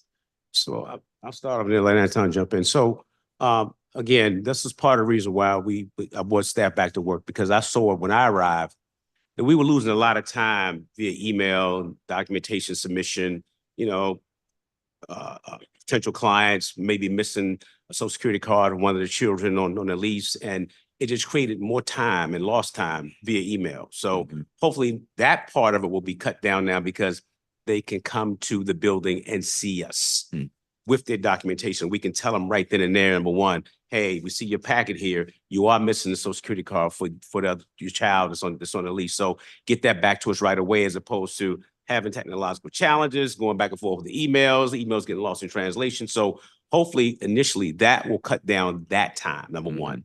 Now, number two, you have eligibility, you have recertification, and then you have your whole lease up. And so those are three sort of pockets, right? And where you also find a lot of time in the process is finding the landlord to lease up. And we're looking at different ways to improve that by doing the rent reasonableness on the front end before they go find a bunch of units and then waste a whole bunch of time and pay for applications. And the landlord says, I'm not leasing up because I'm not getting enough money because the rent reasonableness won't give me what I want.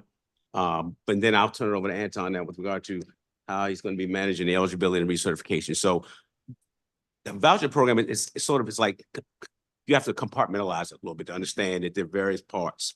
In some parts we have control over, some we don't. Yeah. I'm sorry. That was perfect. There's not a whole lot I can add. Behind the scenes, poor communication delays the process. Emails, when I had a landlord come into the building on Monday, because his information was incorrect. He did not know what was missing, what was needed. When he came in, he was calling, sending emails, but it wasn't being attended to properly. When he came to the office, it was taken care of within, I think it's maybe 15 minutes.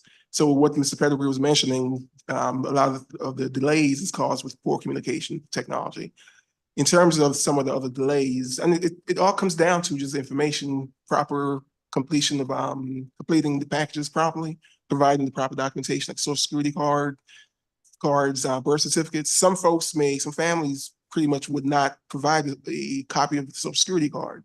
Instead, they would send a letter from another agency saying, well, here's proof of the social security card. We can't accept that. But they would send that information via email or USPS, and naturally that delays the process. The lease process could be a quick process if we had, like Mr. Pettigrew is asking, which we're going to do, if we had more face-to-face communication between families and landlords and us. It would save a lot of time, because if a question comes up, the housing specialist could say, oh, this is missing, you need to sign here. Many of the packages of incomplete work I've seen are simple, easy tasks to fix. Signatures, one number is missing from a date of birth, but going through the traditional or the old emails or USPS delays the process. Yeah. So those are some things behind the scenes that causes the late lease-up process. And what can you do to make sure somebody isn't wasting time snail mailing something that's not going to be accepted? Do you all accept PDF copies? We're working to improve our systems. Okay. So we will have a system where families will have, we're working on our Yardi Rent Cafe. My old agency was 100% electronic. So families rarely came to the office. If a document was missing or it was incomplete, they could simply, if they're at home, take a picture of that document, upload it to their Rent Cafe portal. So that saves a lot of time. So yes, we will be taking, once our system is running the way it's supposed to, we will be taking electronic documentation. That will save time. Yeah. We take it now, but it's not working the way it should. But we're fixing our technology. Okay. Do you have a rough idea of what you're gonna do to fix the systems? So I'll say it's not a fix, it's an add-on. So we have purchased this module within Yardi that allows the Rent Cafe, the housing choice voucher families to do it online. So I believe it's like a 3-month I guess period of them training, getting the systems in order, and then after that it'll be a training to our staff. So Yardi is now on board getting this up and running for us. So latter part of this year, we should be good. I see Mike Buck, our IT person, shaking his head back there. So yes. Mike's on the record officially. Y'all saw him nodding. I saw him nod. For the record, we saw that nod too. And Chairman, Hey, can I just add that the people before you, we've all worked with Yardi before, where the previous, administration may not have. So we all pretty much know what needs to be done, and we're trying to expedite all those processes as fast as possible.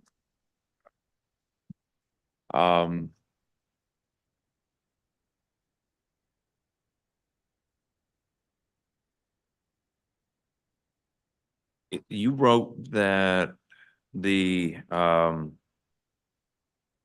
wrote to the committee yesterday that one of the changes you want to make is to tell people they have less time to search for an apartment from 120 days instead of 180 unless they request an extension. Based on some of the stories I hear about people trying to find timely information from DCHA, I don't see this going over well with folks. How did you determine that people taking too long to search was a big problem here? And that may be a misinterpretation. We want to get it down to 120 in terms of the whole process, but we're not going to penalize anyone if it takes longer. HUD allows us initial 90 days, then they allow us to extend it for another 90 days. And depending on the circumstances, as executive director, my discretion allow it to go further. So we're not going to penalize anyone. But what we want to do is start to define the performance period. And that's more for us than it is the actual individual. And let me be frank, Mr. Chairman, it breaks my heart, man, when I hear people saying they can't lease up and they lose their voucher. And that's not what we do here. I mean, we're here to house people. So, and my goal is to improve our processes so I don't have to hear testimony like I heard earlier. Yeah. So, but the 120 days shouldn't alarm you from the standpoint that we're penalizing the actual resident or the client. That's more about us focusing on improving our performance to help them lease up sooner rather than later. That's good to hear. I mean, sort of encouraging people to move as quickly as possible is great. Not giving them or giving them less time, I think would be challenging, but it sounds like that's not your. Yeah, and one thing too, just to look at the other side of it. If you tell somebody got 180 days, sometimes they'll take 180 days, right? And it's that whole theory. One of my old bosses always told me, he said, listen, if I let you pick a deadline just a month out, you're going to take a month to do it. But if I tell you got to do it in 2 weeks, you're going to get it done in 2 weeks. And so, but I understand folks have challenges, and obviously, we're here to help, not to hurt. So, does DCHA staff have a checklist of documents needed and documents accepted? Because one of the concerns we hear from residents is that they say they get asked for documents in fits and starts, and that the impression they have is that sometimes folks at DCHA aren't sure what the residents need. Is that a concern you hear? And if so, do DCHA employees have a list of documents and what's acceptable? Yeah, so HUD has the list that's nationwide. Every housing authority uses. When a family receives their voucher and they're briefed, they receive documents with a checklist of what, if let's say they came into the briefing, they have certain documents, whatever's missing, that sheet will have checks as to what they need to bring in. And examples are given. So the family is educated. They know exactly what documents they need.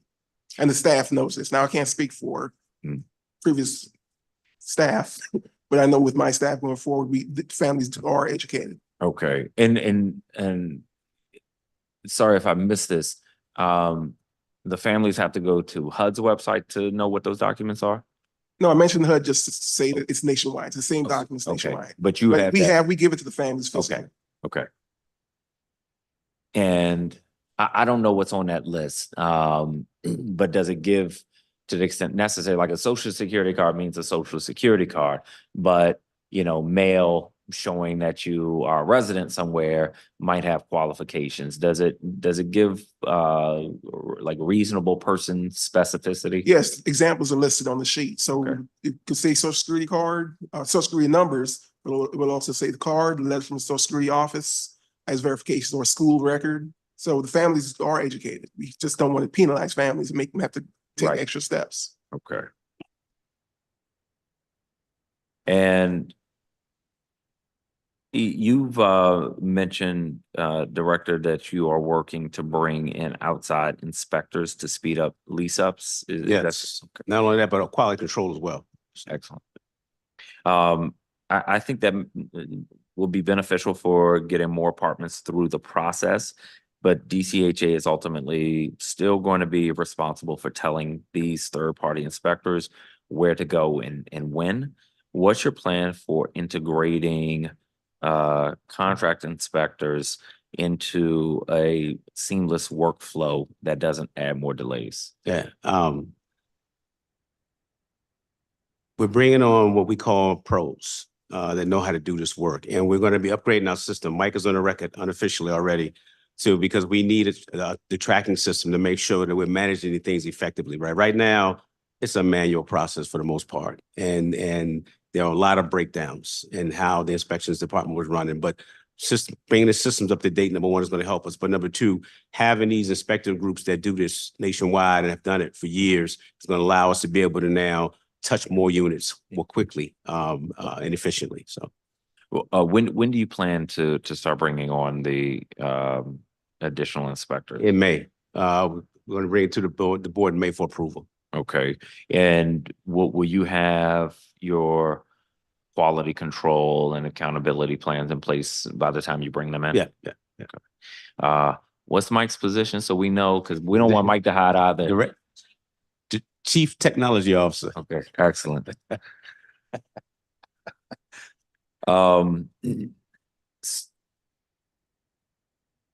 This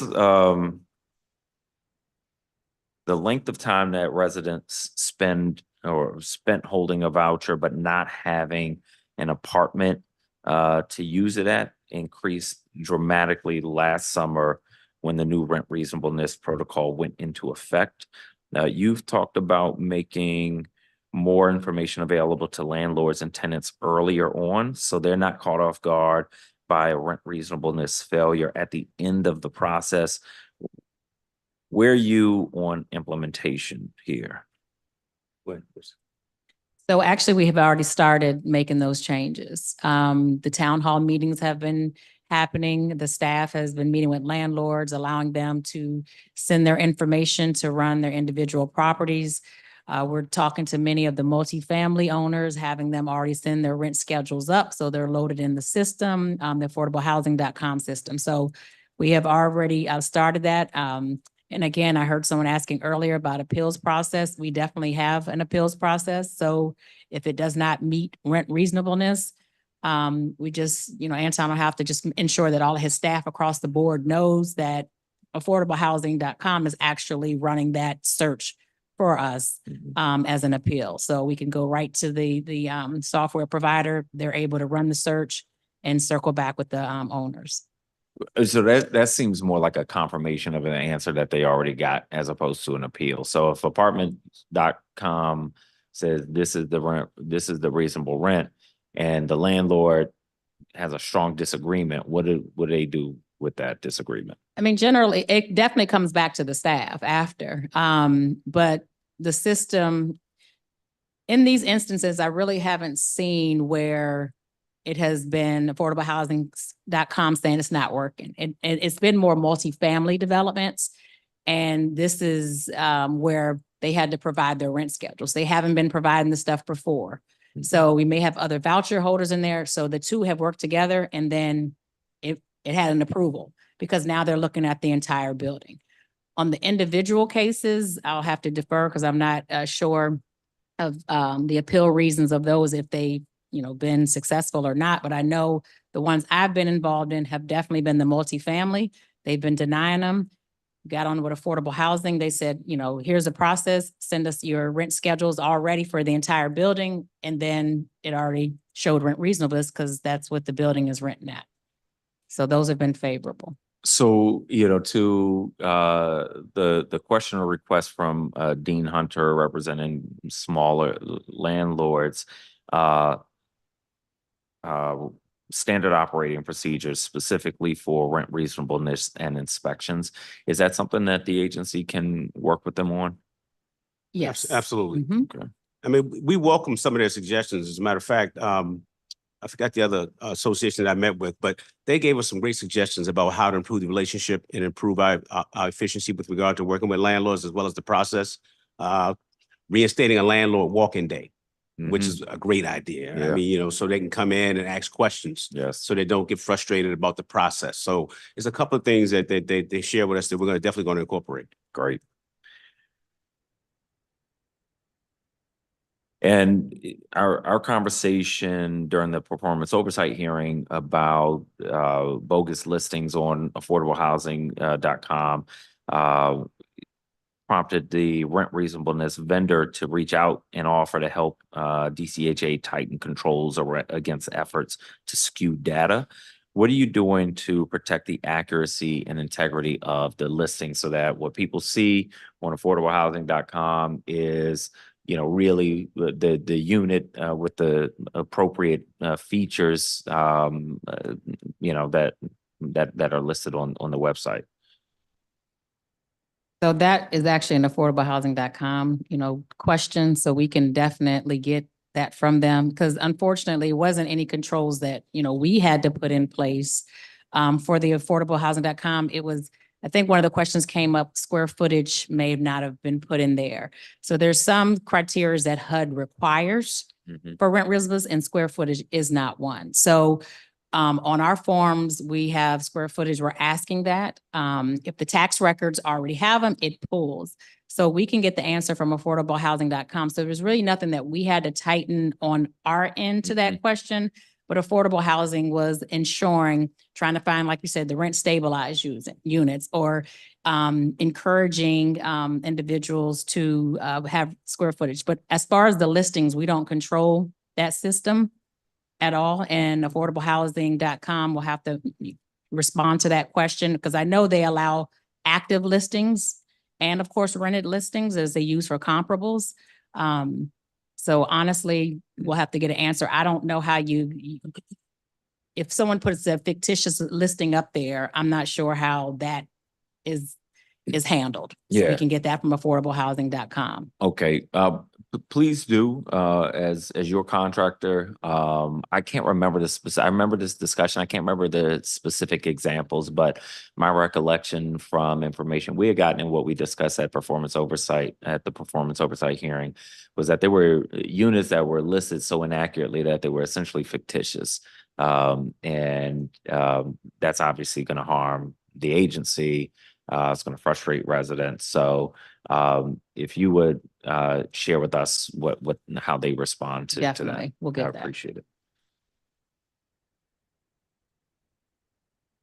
I also want to make sure that we don't lose sight of the purpose of HUD's rent reasonableness rule, which is that housing owners need to charge the government actual market rents, not a much higher payment standard. I'm glad that some plans are in place to give people more predictability, but we don't want to make it too easy for owners to max out their rents again and lose any sensitivity to market demand. So you all are doing work to correct rent reasonableness, make sure we're not overpaying, which means primarily you're setting clear standards on the maximum rent in line with market rent. But if there's a change in market demand such that market rents start to go down, how do you approach the balance between making sure that you're not overpaying, but also making sure we're not creating a system where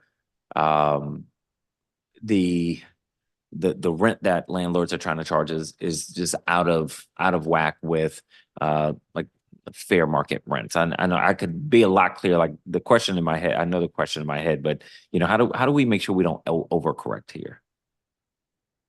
So for the rent reasonableness, at entry, of course, that's being run. So that's looking at the market, the area, the comparables. So if a landlord has requested a rent amount, if it meets rent reasonableness, then it's approved. If if it's higher, of course, you have the appeal process, or we're saying this is the maximum there. Now, correct me if I'm wrong, is your question once they're in and like at recertification times, if the value now goes down in that area and we've already entered into a HAP contract, what now happens? Or Your request for clarification may be helping me answer my own question, Okay. but if we have a tenant in a building and 6 other buildings are built around it, and all of a sudden rents start dropping, market rents start dropping a little bit in that building, we continue to pay the rent in the agreement. Is there a long-term sort of risks that we need to be thinking about here? I still think that's a better, than where we've been, but are there other risks that we need to be considering as we're focused on rent reasonableness? Such a complicated question. It is. So let's get a little elementary. So HUD allows landlords to request rental increases each year. So let's say a landlord requests the initial lease starts at $1,000. As you say, next year, landlord requests the 5% increase, they get the increase for the rent. Units are built around the property and the rents drop. That landlord is still qualified for that rent that he or she requested in the beginning, and they could still request another rent increase the following year. So putting some parameters around the maximum we can pay that's a very complicated. I can't give you the best answer because there's so many factors. Because HUD would come into play because the landlord has a right to request a rental increase. So I think that's about the best answer I can give you. Okay. Well, I mean, it does still just add clarity, gives us something to think about. I still think it's better than where we've been. But just trying to look around corners. So I appreciate the insights there.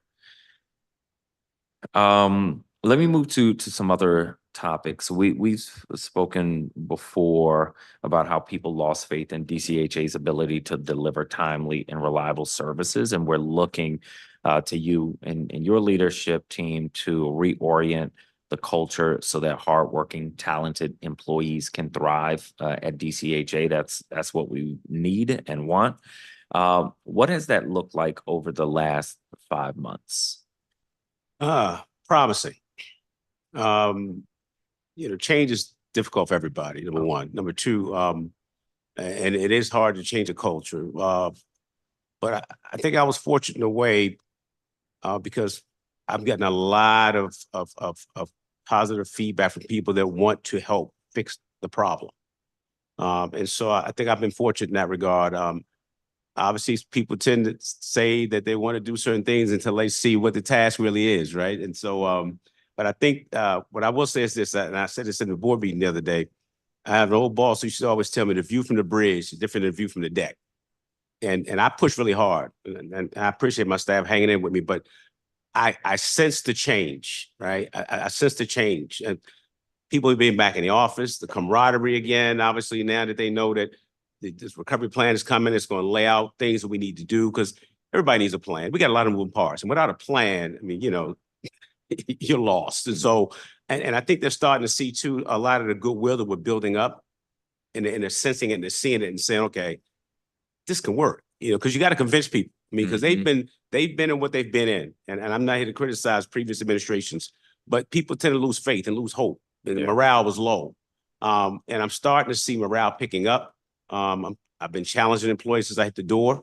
They're starting to see that some of the things that I'm putting in place are actually working. They're seeing these units getting turned. They're seeing pictures of these residents moving into these rehab units with their keys smiling. They're seeing that people now, landlords and residents coming and saying, hey, you know what? We want to work with this guy. Yeah. And so that starts to build the morale and the hope. Now, are there some people that are not going to make it to the finish line? Absolutely. But my thing is, I want to give them a chance, to be able to say, listen, we need you to get on board. And we're starting to see some of that too. And there will be some more changes coming down the pipeline in terms of once I do a reorg, which will be coming probably next month or two. I'm going to do reorg it a little bit, right side and get a little leaner and meaner, to be frank with you. But the majority of them, I'm starting to see a change. And so, and a lot of it had to do, honestly, when I bring them back to the office, a lot of people balked at it. But I got to tell you, man, that energy in that H Street building, and it was amazing to walk in there and see people talking to each other and helping each other, right? Yeah. Colleagues, right? So I'm optimistic. I'm extremely optimistic about it. That's good to hear. I apologize, Councilmember Pinto. I neglected to look at my screen. Welcome. Do you have a statement and questions or just questions? Thank you, Chairman White. No problem at all. I just have questions. Excellent. Please jump right in. Thank you very much. And hi, Director Pettigrew. Nice to see you virtually. Thank you so much for being here today. Hello, Councilmember. So as I think about the kind of 4 primary challenges with DCHA at the moment, whether that is the need to make necessary repairs to units and ensure that that is done timely, to ensure that all units are habitable, to reduce our vacancies, and to ensure that residents are leased up in a timely manner. How does this budget advance those goals? Well, I will say that I guess in my mind, it is all the money I can get, the more resources I have, right? It's sort of how I look at it. I don't know whether that is the answer that you were seeking, but the more money that I have, the more resources I can put into actually doing the work that I need to do and making us more efficient and effective. Obviously, I need to spend that money wisely, and I believe that I would do that if I had it. So, and the more money I can get, I don't know if I can put it is that the more money I can get, the more money I will utilize to take care of our residents and to bring in more resources to be able to do that. So, And does this budget give you the resources you need to make improvements in those areas? well, I can always use more money, council member. That's, but you know, we'll work with what we have. I feel pretty confident about the plans that we have going forward. And so I know the city's in a difficult situation, but if I can get more money, I definitely will take it. If not, you know, we have some other options that we may be able to turn to in terms of reserves that we may be able to utilize in order to be able to make this work. But if you're asking me, do I want more money? Absolutely. All right, well, let me try to be a little more specific then. How many vacant units do you currently have? 16, was it 1,600? Yeah, I think it's 1624 at this point.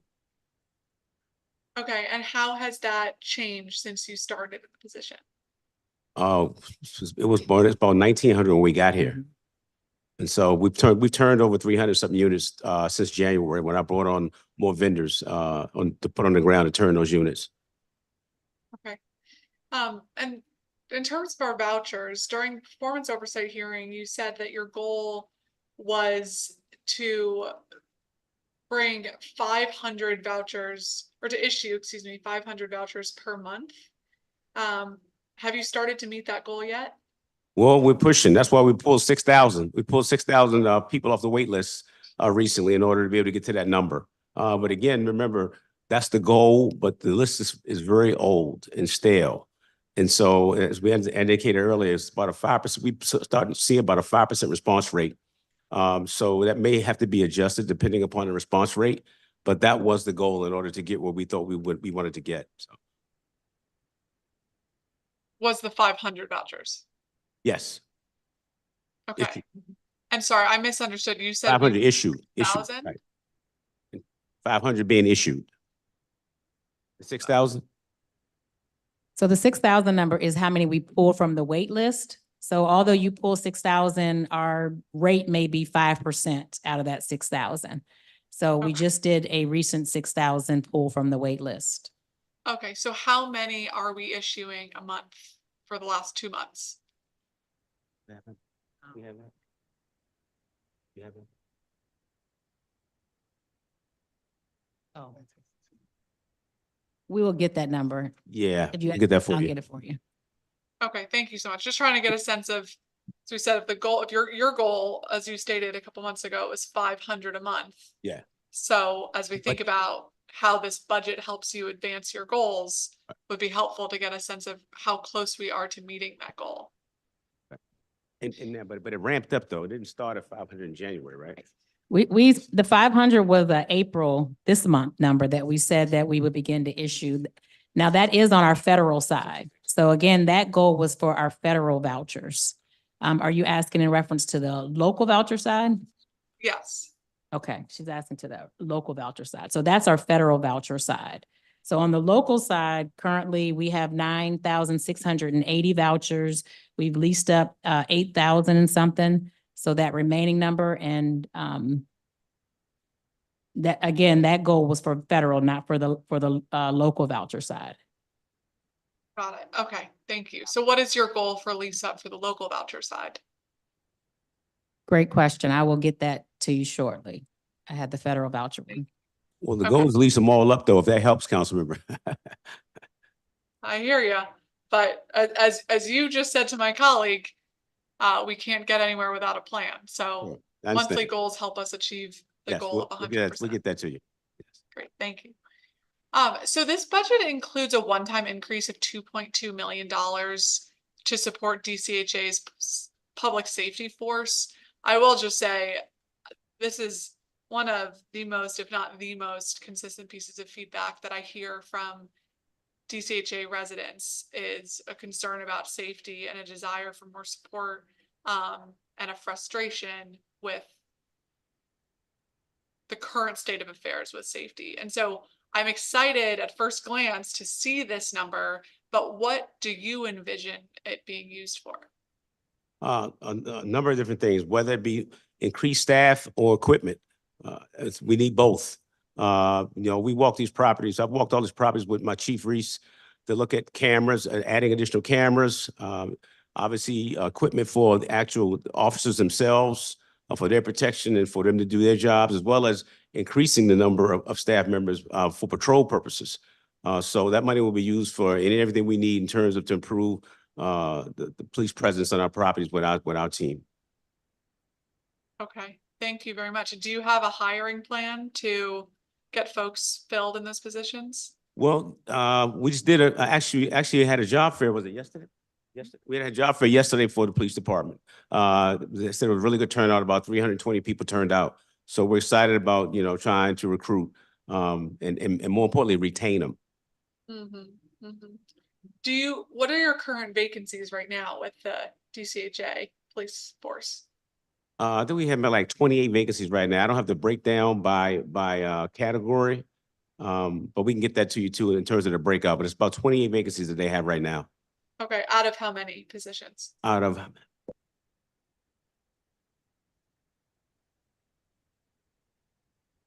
162? 100 out of 162 FTEs. Got it. Okay, thank you very much. Sorry, excuse me one moment. Okay, so in terms of a few of our Ward 2 properties, Claridge Towers and Horizon House, these are two properties that we have been fighting for renovations and improvements for years. I understand that DCHA is looking to address the urgent repair needs, including structural repairs to the Horizon House parking garage and plumbing and fire alarm repairs to Claridge Towers. What is the status of those repairs? So currently, we're actually working on the design contracts for Claridge and Horizon House. So at Claridge House right now, we have completed the roof replacements and we did the parking garage repairs, and they also received boiler upgrades. So currently in this DC spend plan, it's a design cost to actually get us to understand what we actually need to do in order to renovate Claridge. It's going to be an extensive rehab and we will have to meet current building codes. So we're looking at needing electrical upgrades as well as a sprinkler system, and then the actual upgrades to the units themselves. So it's an approach that we can do internally, but we need to understand the actual extensive work for the infrastructure. Do you have funding allocated this year or in FY25 for those repairs? I believe the allocation is in FY24 for Claridge House design and Horizon House as well. Okay, how much is allocated in 24? How much? 5.5 million between the two. Okay. And will either of the renovation project or the rehabilitation project require temporary replacement for residents to move elsewhere?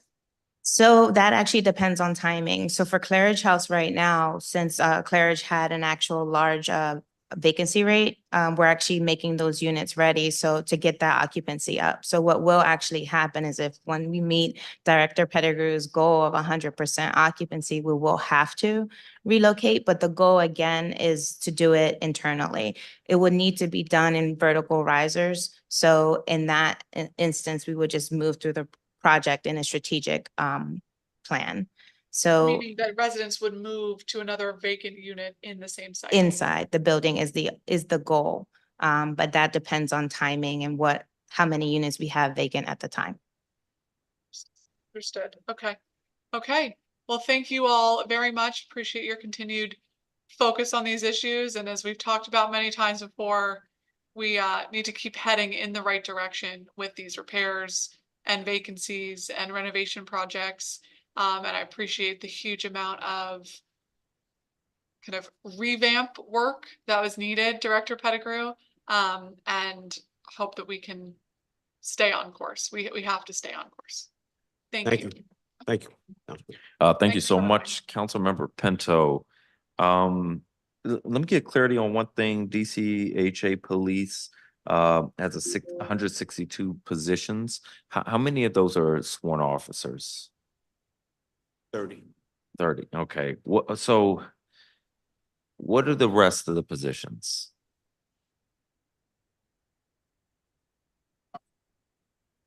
I'm either gonna have you repeat it, Director. Special security officers and unarmed security officers. Okay. So SPOs and SOs, as we call them. Okay. Chief Reese may end up having to come up here. Why not more sworn officers? Well, I will say this, with more money, I can bring more officers. So I'll let the chief speak. After you got to swear him in. Yes, we know, Chief Reese, we got to swear you in. Do you swear or affirm under penalty of perjury that the testimony you are about to provide to the Committee on Housing is the truth, the whole truth, and nothing but the truth? Thanks so much. So 162 positions in DC Housing Authority Police. Now I didn't write down the number of sworn officers. It's 30. Yes. 30. Why not reduce some of the with some of them contract officers or contract security? We do have a small amount of contract security officers to augment our force, but primarily full-time employees. So Director Pettigrew and Ms. Wycliffe has just engaged discussions about increasing our force and moving up to industry standards. So we'll hope that we think that'll help with recruiting and retention. Okay. And of the 28 vacancies, how many of those are vacancies of sworn officers? 11. 11. Okay. The sworn officers that's the challenging part because you have so many competing agencies here. Mm. And to be frank, a lot of officers, we kind of served as a training ground because we don't have a pension, a traditional pension. So that's always a challenge for us. I see. Okay. But you're looking at compensation? Just moving to an industry standards, like Director Pettigrew said, and hopefully we get some retention issues there and treating our people decently, and hopefully they'll stick around a little longer instead of that, revolving door. Okay. I appreciate that. Okay. Well, thank you for that. Oh, you're welcome.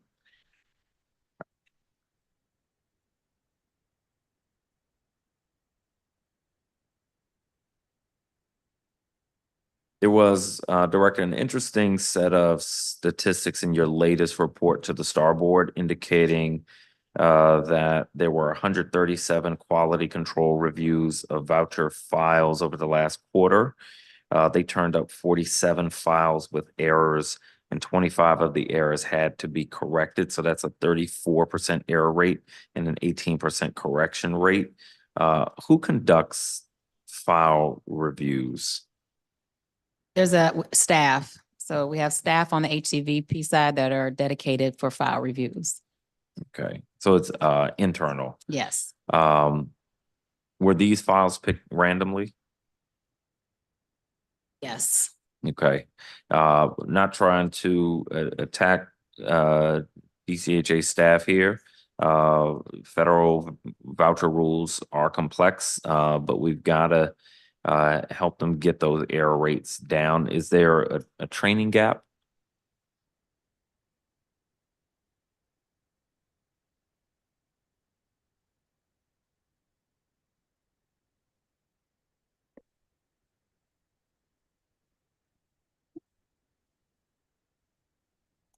Currently, we have two compliance officers who are responsible for our internal audit.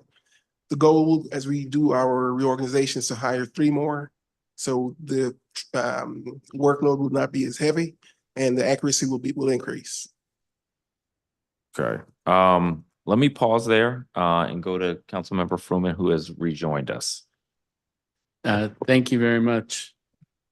So when I was here before, and I don't know what's happened while I was away, so it's a little bit dangerous. Although I was trying to get my head around numbers, and there's another dimension in the numbers, which is that my understanding is that DHS may be asking you, and I think Director Zeilinger at the hearing was talking about as folks move off of rapid rehousing, that their hope is that DCHA could pick those folks up. And so I'm trying to understand, she laid that out as a goal for her, and I'm trying to understand how that fits with you and what the implication of that is for your supply of vouchers and your wait list. So with that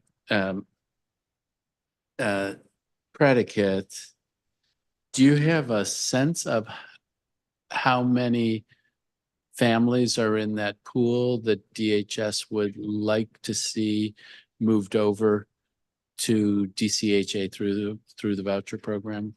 Yeah, they gave me a number of 2,000 families. 2,000 Yeah. families. So we were talking before, number of vouchers that you have, it's slipping my mind, but that's a lot of them, if that's what you did. And they're people with significant needs. It's all very compelling. How are you thinking about if you were to do that?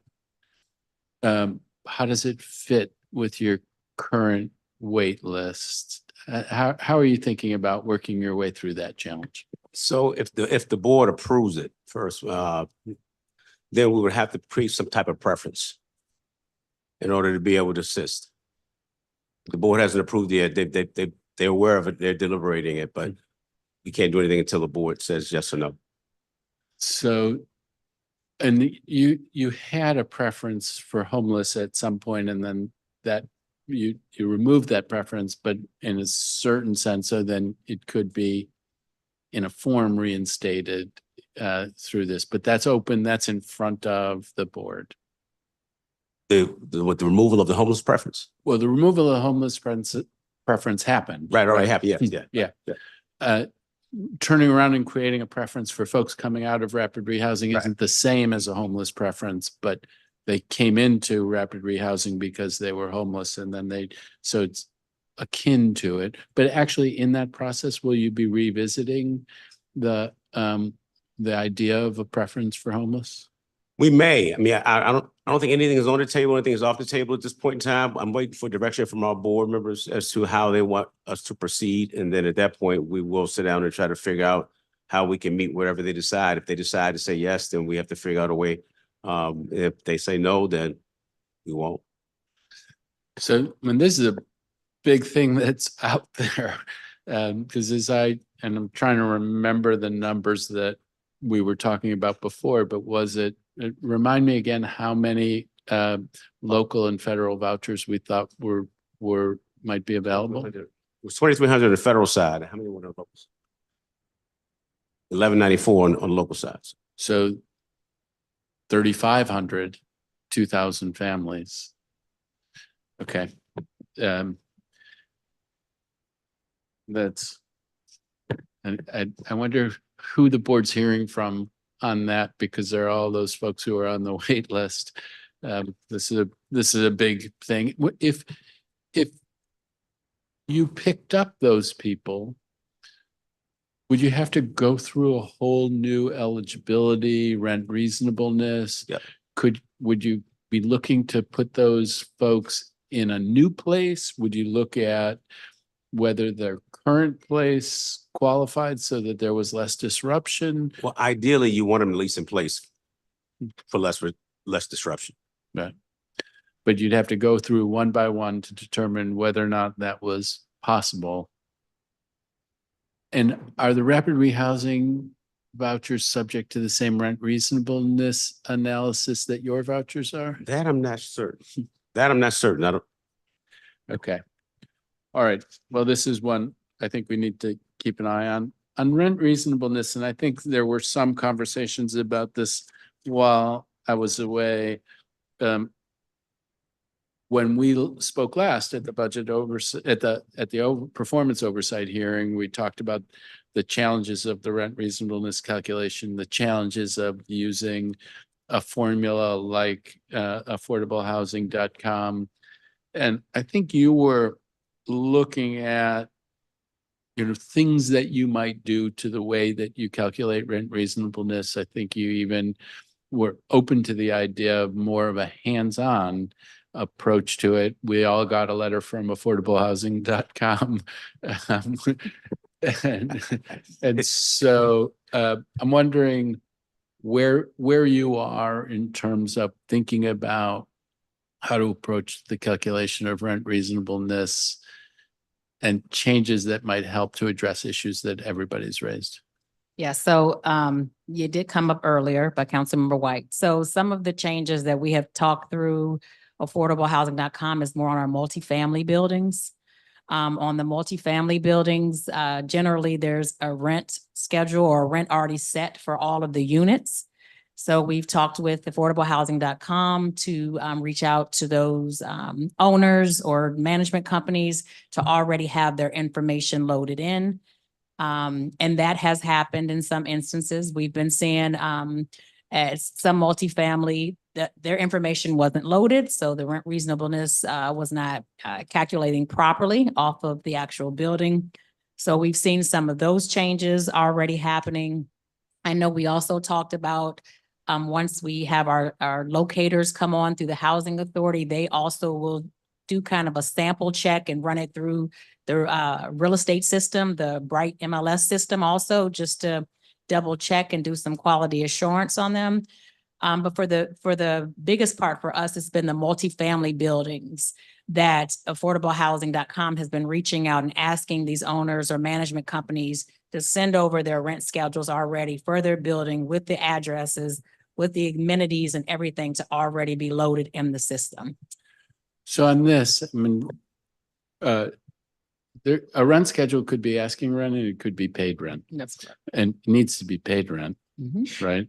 I hope that that's the case because we have seen reports in the press of asking rent getting injected and it's not an abstract question because when we're talking about how many vouchers we have, it's a math problem. What's the average cost and how much money do we have? And that's how many vouchers we have.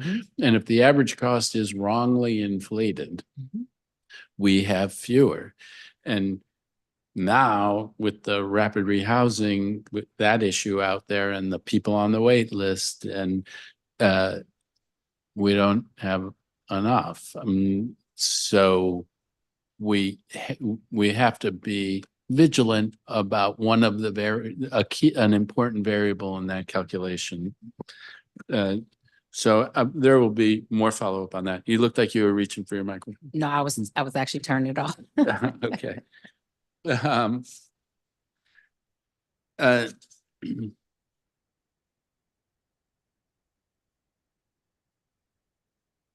What's happening with HUD in terms of their they said we didn't do rent reasonableness calculations for a period before the time that you were in place. And so then what's the ramifications of that? Are they going to want money back from the period where they may conclude that we were overpaying? Where do we stand on the conversations with HUD about compliance going forward, but also exposure going back, potential exposure going backwards? So compliance going forward, I think they're pretty satisfied with what we have going with that right now with affordablehousing.com. And we also have run rent reasonableness on all of the leased up units as we're waiting on that analysis to finally come down. Going backwards, they haven't really said much. There was some initial discussion when I arrived And so I'll be circling back with HUD, obviously, to talk about a number of different issues. And so I'm assuming that one will come up, but they haven't said much about how they're planning to deal with that at all. Okay, can I do 2 last and then I'll leave you alone for the rest of them? Thank you very much. We talked about the regulations that are being promulgated. This is another thing that you inherited where there was draft regulations that have been put out there. They're enormous. There have been lots of issues raised with them.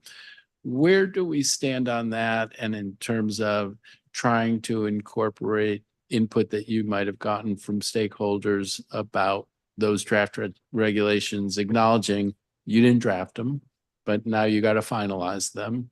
How are you thinking about the process to get them finalized? So we said, which regulations you're referring to? I'm sorry, Councilman. The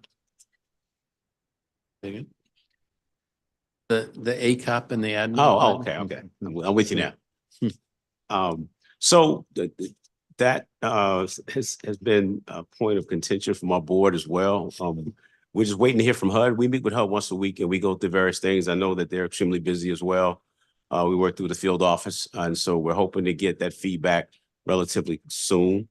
We do know that we need to get it done, but we're waiting for HUD to get back to us. They're reviewing both documents and they want to provide us comments on it. And there's the HUD comments, but there's also the comments that you would have gotten from many people who are active in this space. Yep. I think it would be unfortunate if all you did was respond to the HUD comments. That what's your plan for incorporating all of the different community input? So the community, you mean 127 pages that we got? That's exactly what I'm talking about. Yeah. Anyway, we just talked about that the other day. We were working with our general counsel, Amy Glassman, with regard to going through them and sort of identifying ones that either we like or we don't like, and then have that dialogue. And hopefully by then, HUD comes back with the admin plan and ACOP, and then we can try to incorporate them. Okay, and so then last, and I think you might have touched on this some, but I'm just numbers guys. So I'm thinking 3,500 vouchers out there that you would like to fill.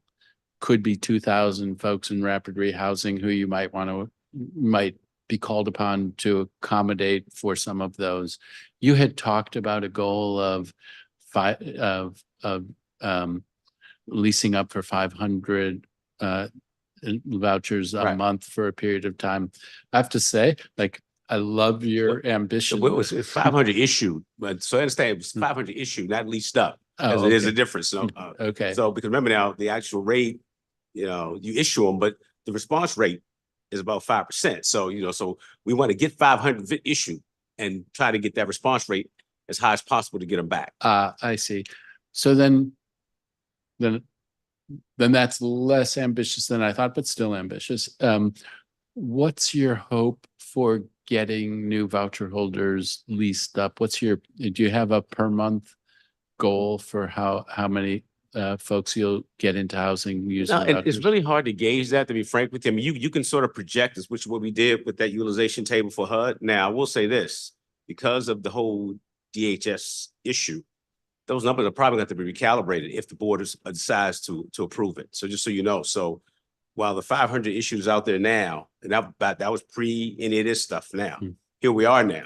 And so now that that 500 may have to be revisited only because of the situation at DHS. Okay. Well, thank you very much. Thank you for accommodating me, Chairman White. Thank you, Councilmember Fruman. Appreciate your questions and attentiveness on an incredibly important agency and many important topics within it. Let me stay on this rapid rehousing question for a bit. As we all know, rapid rehousing program supports are about to end for about 2,000 families. We know that most of them can't afford to stay in their current apartments without assistance. So the mayor's asking DCHA to shift some of its housing resources to these families. If the STAR Board and Council were to approve that plan at the level the executive is suggesting, What do you think it would look like in terms of public housing units and vouchers? How would it impact the agency in your current capacity, staff capacity, housing voucher capacity? How would it impact the agency? Right. So if it were to happen, specifically on the voucher side, we have a third-party vendor that we're confident that can manage that process for us, so that the regular staff are not pulled away from their normal responsibilities of continuing to service the federal side of the house as well as the local side of the house. So I wouldn't be worried about that in terms of being able to process them. We haven't thought about the public housing side at all for right now, just to be frank. Just voucher. Okay. Yeah, we were just looking at the voucher side. Now, Okay. I will, in all fairness, the board did tell us yesterday, maybe we need to start thinking about the public housing side, but initially it wasn't about the public housing side. I see. Okay. Yeah, because I remember now, the goal was ideally at least them in place, and the voucher makes that work. That's what. So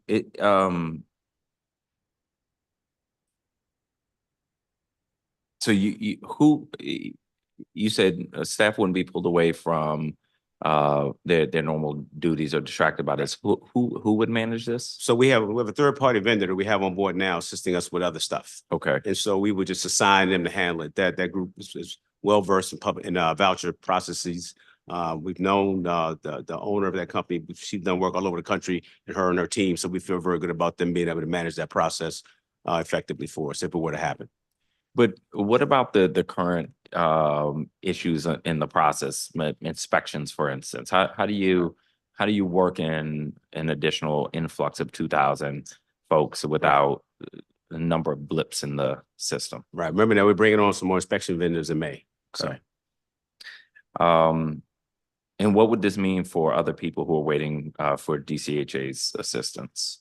Again, that's why we want to use vendors to help us with that initiative if it were to happen, so that way staff can continue to focus on improving the services that we're giving to the regular residents. What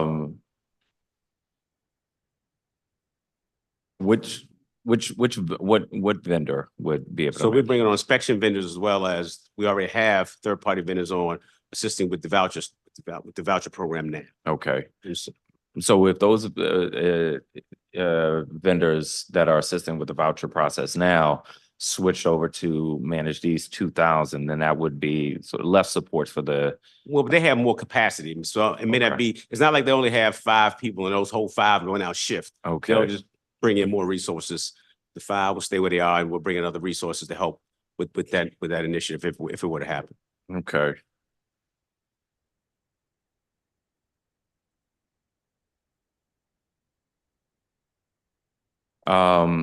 One of the suggestions that came up in testimonies was from a few people was a resident-led task force to review work that had been done by DCHA for, like, let's say, maintenance issues or redevelopment issues. What are your thoughts on resident-led task forces?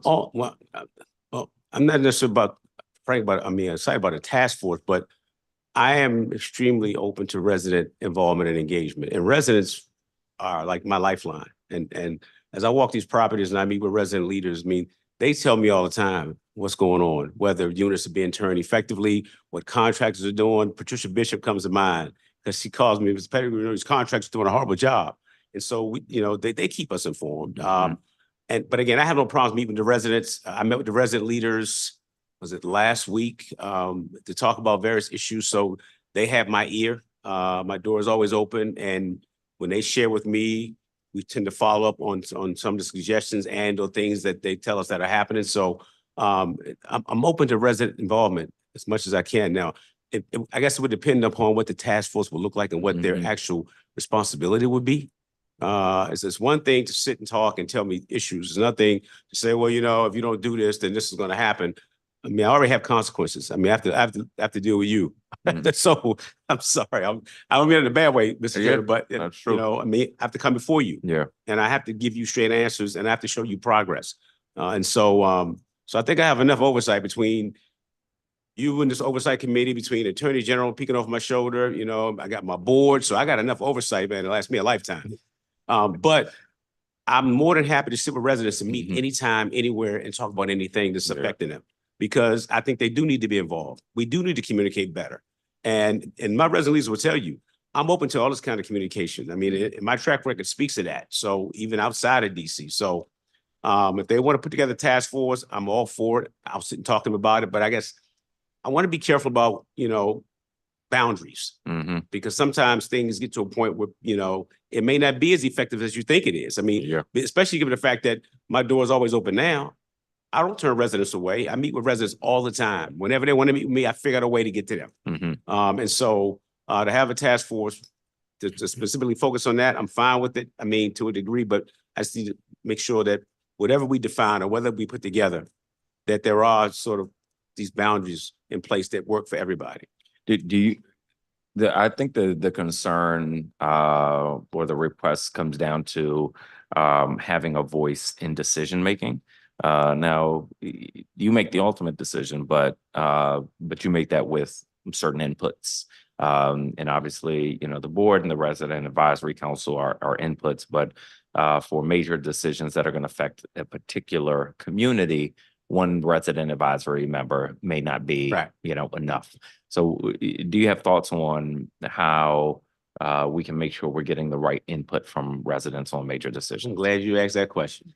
So anyway, and this lends itself more to redevelopment and or repositioning strategies, right? Because that's what really affects residents outside of the straight maintenance work.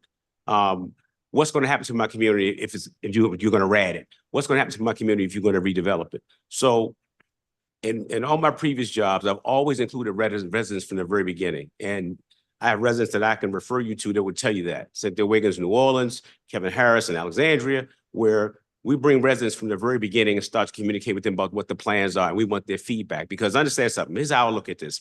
This is their community. We had a conversation about this in my board meeting yesterday about resident involvement. This is their community. So they should have some say-so in what happens in their community. So I want residents at the table. I want to lock arms with the residents when we have to go, like we went before the bar committee in Alexandria to talk about the design of the Sandy Madden development that we negotiated with a resident who was on the committee to select the developer, who also walked us through the whole entitlement process. So that's my wheelhouse. And so I have no problem including residents. Do we need to do a better job of it? Absolutely. Did we do a poor job before I arrived? It appears so. Again, I don't want to criticize previous administrations, but it appears so. But I'm trying to show the world that, listen, and some of the residents probably shared it with you, that I'm an inclusive guy. And so, and they're going to be included. And that's my word. I'm on the record, and they see me. And so I have no problems, man, with residents being involved in their communities, having say-so in their communities, because it is their community. And so they should have a say-so on whatever happens in it. And my door is open to hear them out. They're listening, so I appreciate it. And from what I've seen, you've been listening to residents and walking communities. Inspections. How long are inspections valid now? What is it? 90 days? 90 days. You said 90 days. 90 days. Is that the right time period? Yeah. Okay. Yes. Okay.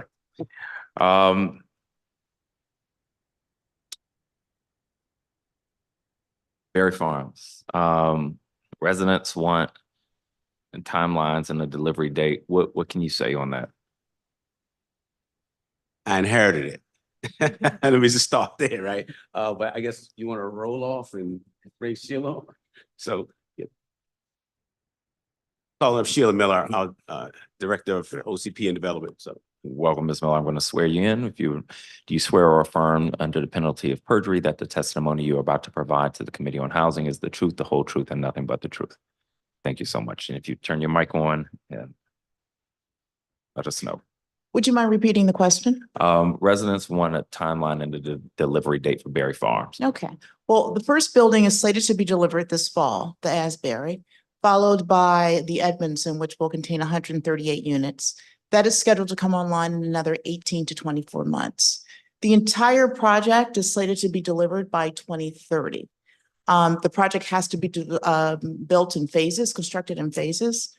And obviously what goes into that is financing for each phase, But the developer is moving along just as soon as one building is completed, they're working on plans for the next building to keep it momentum going for the overall development. So 2030 is the And ultimate day.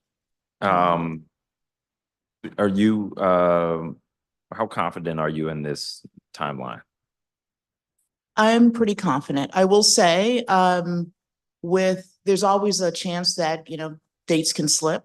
For example, in the fiscal 25 budget, there was a request for dollars to build 2 buildings. Well, now we'll have to build 1 building because the budget was reduced. But we'll look for other ways to fill that financing gap so that they can keep the momentum going. But I do feel pretty confident that they'll be able to meet that deadline. And why